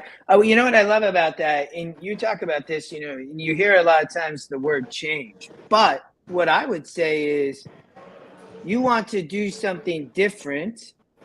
And what you want to do might seem to people, it just needs change. What you're saying is, there's things that are probably good about the sport, but there's things that you want to do that are different. And one thing that I would love for you to talk about that we talked about was the option of creating like a filly and mare turf championship concept. And I would love for you to talk about that a little bit from when we, to continue what we talked about.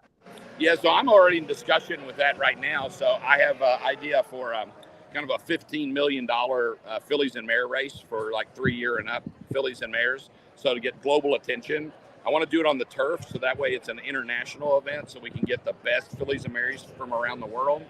I want to do it, sometime kind of like between the Keeneland fall meet. I would prefer to do it in Keeneland because I want to do something significant in Lexington.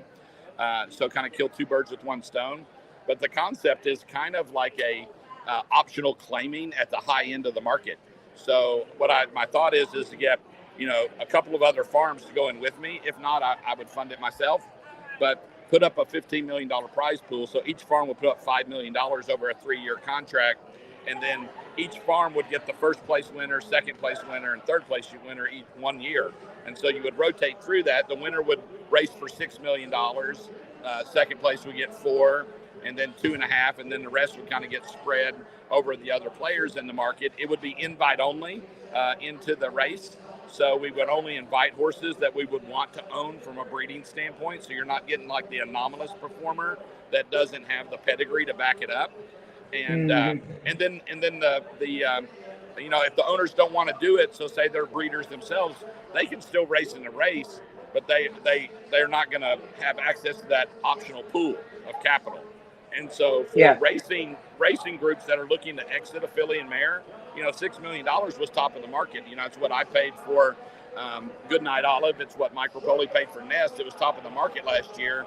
So if you think about it, you got a filly and mare that you think's a good $2.5 to $3.5 million mare, which is probably like a good market for most, good pedigree, grade 1 stakes winning mares.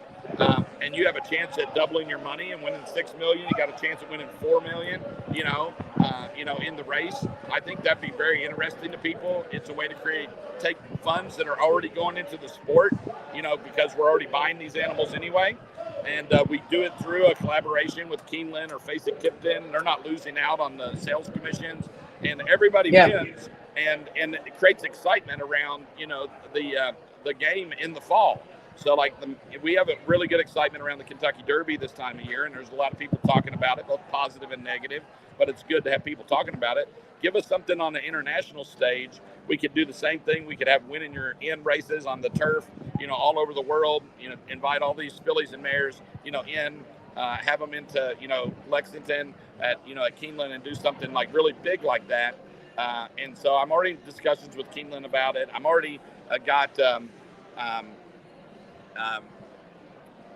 really famous artist, Ashley Collins, does a lot of horse art. She's going to design the trophy. So I want to have, sometimes the trophies now are not, you win and you don't really like no offense, Churchill Downs, but like the Oaks Trophy sucks. Like the Oaks Trophy that you get, they present, the owners don't get it. They get like some mint julep cups. Like, if you win a race like that, like you go to Europe and like the, the Arc de Triomphe and, these these really cool trophies. So I want like it to be an art piece, like something that somebody's going to like covet and like really, make it like really, really, meaningful and create some opportunity. And if it works out, wouldn't it be fun if the Stallion Farms did the same thing? They all put up 10, 15 million a piece, and you had a $45 million, stallion race, something like that. It's an idea. It maybe it doesn't work, but worst thing we did is we got some, really good horses out of it, and we tested the market to see if it works. But I don't want to talk about doing different things. I want to do different things. So John, let me ask you this: how much of this change and disruption is born out of your professional life? What you've learned there, bringing that over. I mean, look, I'm a disruptor. I mean, I started my career as an hourly employee. I don't have a finance degree. I have a finance school named after me, because I donated $10 million to the University of Kentucky. I went to my first trip to New York was when I interviewed for the private equity firm that I went up and worked for 10 years before I became a partner. And then I started my own firm. Everybody told me I couldn't do it because I didn't have a finance degree, all these different reasons. And, here I got $4 billion of assets under management and own 180 factories around the world, offices in 3 different countries. So like, people don't tell me no, right? Like, I mean, not that I'm like any better than anybody else. I'm just hard headed. When you tell me no, like all the people online that say, we'll show up at your dispersal cell. I'm like, that just motivates me. Keep saying it. Love it. Yeah.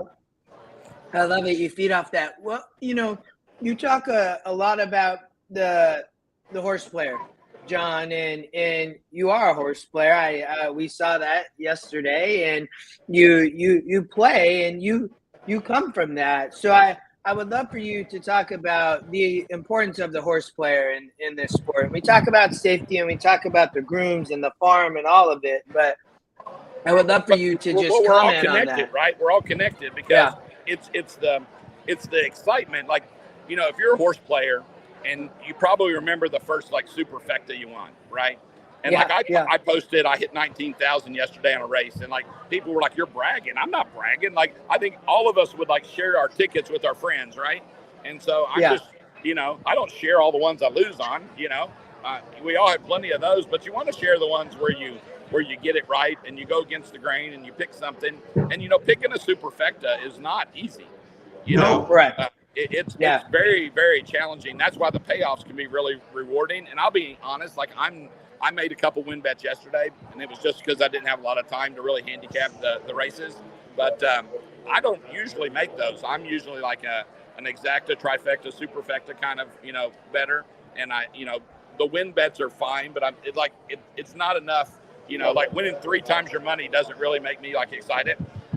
And so, I like the challenge of like kind of thinking through like, all the possible combinations and hitting the superfecta that's all like favorites. That's not really, fun either, right? So, it's when you pick that, that long shot and you had him as your 4th horse, but he comes in 2nd, or, God bless him if he comes in 1st, right? You just remember that. It's so exciting. It's just so much excitement. And I can tell you, coming on the other side, when Shiloh's Mistress, my first horse, when she got her first maiden, I was so excited before the race, I forgot to bet. Now, her first race where she didn't break the maiden, she started out, she was like, I don't know, like 16-1, and I bet 10,000 across the board, and she was the favorite. And so I screwed up all the odds. So I learned not to do that, So, I guess when my horses are running, I probably already have enough invested not to like screw the odds up for the race. So if you're watching our horses sometimes and all of a sudden you see one of them and they'll jump, you should text me and say, "John, did you just make a bet?" Because that's probably, all my friends are the same way. They're like, "Are you going to bet? Because we like your horse at 7-1, but we don't like her at 2-1." John, that's funny because Scotty McKeever, the creator of EquinEdge, when I'm just doing random, we're not doing a show and I'm just doing random betting on a Sunday, and I'll find that horse that I like at 4-1, and then they're going to the gate at 9-5. I'll text Scotty and say, "Did you just screw up my odds?" I'll get a smiling face back. But to your point, there's nothing better than scooping an $8,000 pool on a $60 super high 5 bet, right? I mean, oh yeah. Well, I had a $200 bet. I had a $400 exacta box yesterday. $200. Like 2 horses exacta box paid,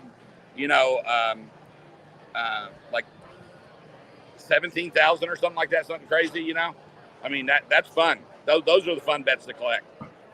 I think when we look at what goes on, I enjoyed the banter back and forth between you and Mike, and I have nothing bad to say about Mike at all. But I think the bettors, which is what our show is, they all want to know, well, what is the commissioner or the new commissioner or HISA or any of these things, what are they going to do for the bettors, right? Because we have inquiry problems, we have late odds drops, we have horses breaking through the gate. There's the question of whether or not people are betting after the race goes off, all those kinds of things. Sorry, I'm allergic to bees, and Chelsea's just warning me that there's one around me. Do not get stung. My girlfriend's sitting over here to my left, John, and she's allergic too. But I don't think you didn't bring the EpiPen, did you? Oh, okay. It's in the car, which is about a half a mile away. That's great. I think I'm good. No, look, I mean, see, I want everybody wearing the Just a Touch hats. That's, yeah. I want the horse players. I want them to find owners, trainers. I mean, you already do, right? Wouldn't it be cool if you had gear, to go with that, and that'd be commercialization of the sport, where you can kind of tie that back in, it pours more money into the sport. I want to see more exotic betting. When I was in Australia, I like the fact that you can bet the over and under on the trainer for the day, the jockey for the day. We all look at that and Irad Ortiz won, 6-7. Chad Brown had a great Keeneland spring meet. It'd be great to be able to bet those things and have those parlays, because we have all the data. And I think that's also a way to get the young horse players into the sport more, because the young people, they like those multiple part parlay bets where you can bet a small amount of money and win something bigger. And, it's just more exciting for them. When I talk to, some of the younger guys that work for me, my kids, they like to make those, really complicated parlay bets. And I would just like to see that opened up in the sport. Why not? It would be great for the game. And it would bring more people into it, make it more exciting. And again, we're already gathering the data and the statistics that we need in order to, because, you can go in Equibase a minute after the race and you can see, all of the, the incremental times. You could bet who's going to win the first quarter, what the times are. They going to be over or under, a minute, or whatever in the race. You can enter all that stuff in and make it a lot more fun. And you could give the guys on poor FanDuel TV, something to talk about in between the races instead of showing us standardbred races. Don't quit showing us the standardbreds. I want to pull my eyes out. Can you imagine if you could bet the Kentucky Derby winner in a parlay on who's going to win the Stanley Cup? Or exactly. Wouldn't that be awesome?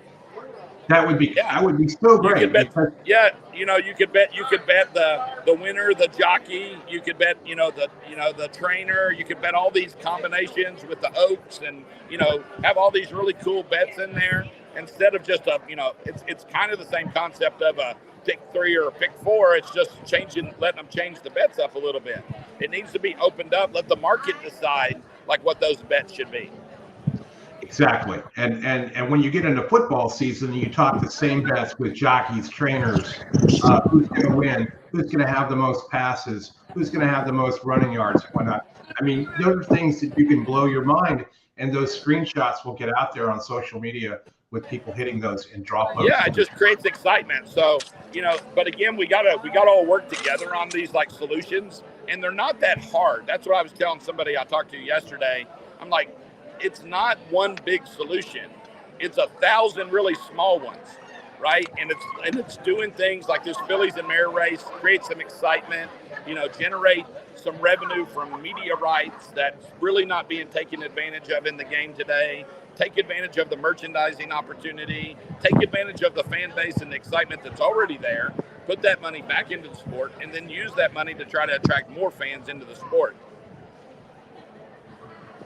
Yeah, I love it because, and you talked about it, I think we have the historical pick 4 or pick 5 or pick 3. And, I look at it as somebody, and I've, I'm 43 and I didn't do a lot of sports betting because in Washington State, but it's very popular, and the sports betting side is so huge. And, we have our traditional bets. So why not try again something different to disrupt a little bit and allow more options for the horse player, right? Like Absolutely. This always have to be in John. That's one thing I love about Jim Goodman at Keeneland. Jim is such an amazing just wagering director, and he introduced the takeout on the daily double, or he introduced the turf pick 3, and how we introduce different types of bets, I think, is important as we go forward.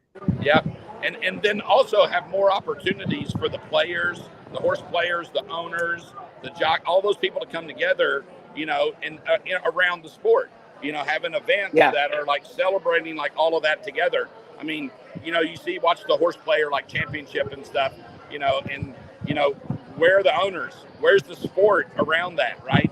Where's the sport sponsoring and celebrating those activities and making those, because it's a big part of the game. John, what's funny, the backwards part of this sport is, and Scotty was on earlier today talking about this, is that there are racing associations that will not allow us to show their signal live, even though we're driving handle to bet on their races. Yeah, no, it's nuts. It's just like, it's so backwards of every other sport. It's the only sport in the world where the athletes get no compensation from the marketing that goes on in the media from the sport. The athletes get nothing. The farms get nothing. Yeah, look at how much coverage there was for the NFL draft. Did the NFL prevent only have one network be able to cover it? No, they gave it to everybody because it's in their benefit for the sport. The same thing with us. If we're going to handicap a Churchill pick 5 or look at Churchill races or races at NYRA, and they're not going to let us show the race, it kind of is a little bit of a downer, right? But conversely, Santa Anita, Gulfstream, Woodbine, and those outfits, they let us show the race, and it helps build that community and whatnot, and it helps. It helps. Yeah. So next year, I'm going to take some ideas from like the sports world. So like next year, when we're picking like our stallions for our mares to mate, we're going to do like a production. We're going to do like a show, and we're going to have the hats of the stallions in front of us. And like each one on our team is going to put a hat on and like tell why they want to go to that stallion and all that kind of stuff. And you could get like different perspectives and talk about it. I think, especially when you're breeding the horses like Goodnight Olive and, Puka and these famous mares that everybody knows. And, I think people will be interested. You can do something similar around the jockey selection, the trainer selection, and give access to those conversations. Yeah. Let people see like what's going into all of those kind of discussions and get that involvement. I'm doing that down in Australia. I'm having on 4 of the 6 horses that I picked that I don't already have I had 2 of them that I have some partners that came in. And so those horses are going to Chris Waller, but the other 4, I'm letting the fans kind of like suggest trainers. And one of the guys down there, I don't know if y'all saw it, he made a video of him, one of the trainers, and he even tried to show his basketball skills off, and his son had like a toy ball that rolled underneath him, and he busted his ass on, trying to dunk the ball, but it's fun stuff like that to get in the game and get people interested. I mean, I think there was like 15,000 views of that video. Yeah. It's what's needed. And that's why I love that you came on, and a lot of viewers love it, John. It's been awesome. So I know you're at the draw. It's coming up. I will let you go in a minute, but I would love to talk about just a touch what your hope is in the draw, what the experience has been like there. That's, where we started here and you came in. So, as we wrap it up and let you go here in a moment, I'd love for you to talk about that. Look, I would say the first thing I want every horse to run their race. I want everybody to run a good race, right? Because there are some really good horses and there's been some good accomplishments to get to this moment. And so even Fierceness, Mike's horse, I want him to run his race. A, because I don't want to hear Mike blabbing about something, afterwards and how they didn't have a real shot. But I want the horse to run his race. I want it to be the best that it can be, because that's how you, when you're a competitor, you don't when you're going into a game against the best team, you're not hoping they have an off game. You want them to bring their best game, and you want to beat them at their best game, right? You don't want their best player to be out with an injury. You want him to play his best that he can do. And that's what I want because, I love the Derby as well and the excitement around it. I want all the horses, they've stayed pretty healthy, coming into this, because it is kind of grueling on these young horses to go through all of this. And then, I think it sets up perfectly for us, because I think, I think when you look at the field, and there's a lot of horses here that can compete, and there's a few that people are talking about, but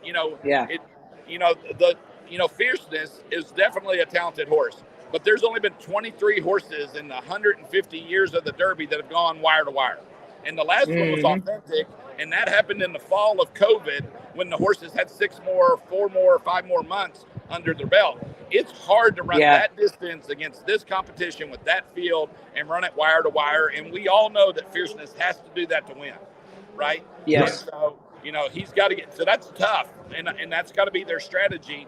And then I think there's Dornock is probably another really good competitive horse to get out in front. And I would like for us to sit kind of off Dornock's hip. So the way I kind of see the race going is I'd like to see, Fierceness, and Dornock, Forever Young, those faster horses taking the pace, and we like to sit right off the pace. And Just a Touch, this is only his 4th race. Everybody's got to remember that. Yeah. And so he's really good at closing. And in the Bluegrass, Flo, the jockey, he told me, he's like, John, as soon as the race was over, he goes, John, he said, we're perfect. We're exactly where we want to be. He said, because when I came off the turn, I gave him what I thought we needed to win the race. I did not realize we were going to get chased down like we did. And he said, so he said, I think there was a lot more left in the tank. So that's really encouraging for us. He's very healthy. He's still very young. So anything can happen. It's a huge field. And so the draw is going to be important. I would like to be, I don't want to be outside position 11, right? I don't think anybody does, right? Because it's a long way from that, and that you can get bumped around out there because they put that supplemental gate on, and it just really gets crowded, and the horses aren't used to running that wide, and the jockeys aren't used to running that wide, and everybody's it's almost, everybody's coming into that first corner and trying to it's just going to be really challenging. So I would like to see us, somewhere in I wouldn't be fine with 1, to be honest with you, but I'd like to be somewhere in the 3 to 7 range. And I think that, that sets Just a Touch up perfectly. I think that new 20-horse gate too really makes the inside horses have a better shot than they did when they had that 2 gate setup. So I think you're good wherever you want to be. Just don't want to be in the 17. Nobody's won there from before.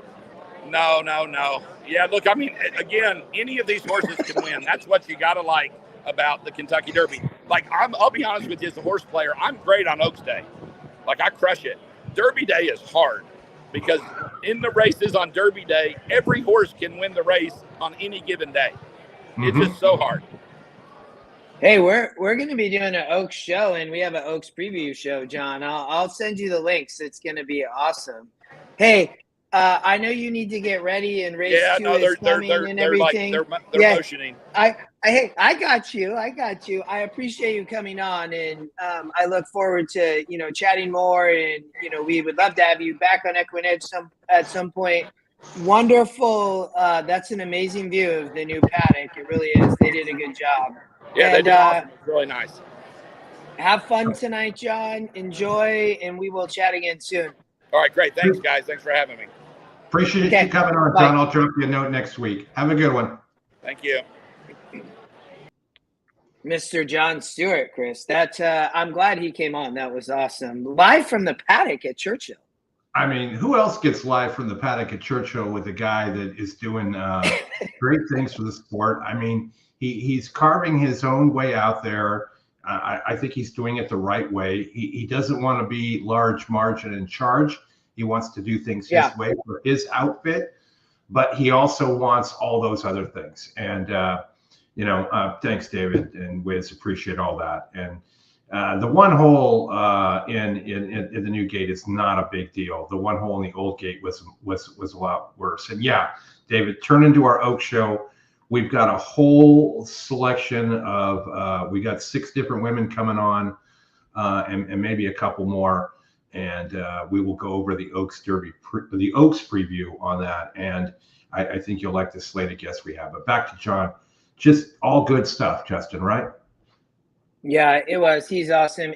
Just a touch, Rodney, is he owns a portion of in the Derby. But Resolute Racing, you can look it up on Twitter. And then John Stewart, it's J Stewart RR, I believe. We put that in there. He really is disrupting the game, I would tell you all. So I think I just, there was a lot going on Twitter, but I think there was, a lot of it's just good intent, these two with Rapoli. And I would love to have Mike on, too. But I think having Mike. John on. You asked John, and he was like, yeah, I'll come right on. Yeah, just because the one thing I would say, and I talk about this on our show all the time, Chris, it's just the difference that is needed. And he's doing something different. He's taking the breeding side and bringing the bloodstock back into the U.S. and or trying breeding. We don't need to have this extreme expense that just continues. And obviously that's just what's happening in general in the economy. So it's like, how do we change? And he's invested in turf racing in the Philly mare side, right? And wants to race. And then, he ultimately wants to breed, obviously, but wants to breed high quality horses, right? So he wants to have a $15 million Philly and mare turf race. I mean, who doesn't like that, right? And not only that is he wants to narrow it down into horses that people would be interested in. So there would be like literally no junk in the field, right? Yeah, I know. And then, I know. With him is that the whole untapped market with this is all fantasy stuff with horse racing.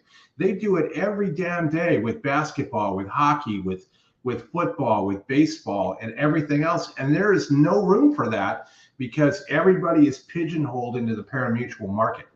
And the trophy thing. Yeah. David's not wrong. The trophy thing is amazing. He's like, what the hell? I win the Oaks and I get this crappy trophy?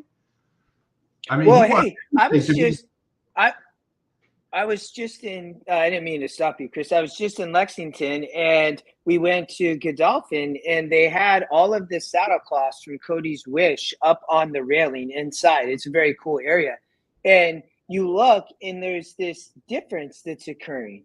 It's that the saddle cloth, one of the saddle cloths is, and I'm not going to name it, but ultimately it was just not, well, it was the saddle cloth was not the same quality as it had been, right? And he's like, hey, we have to still do this internally, whether it's saddle, I'm talking about saddle cloth, but a trophy or whatever it is, like this should be a big thing. So I love that from him, Chris. I really do. He's just different. Let's do it different and go about it. And he's committed to doing it, which is awesome.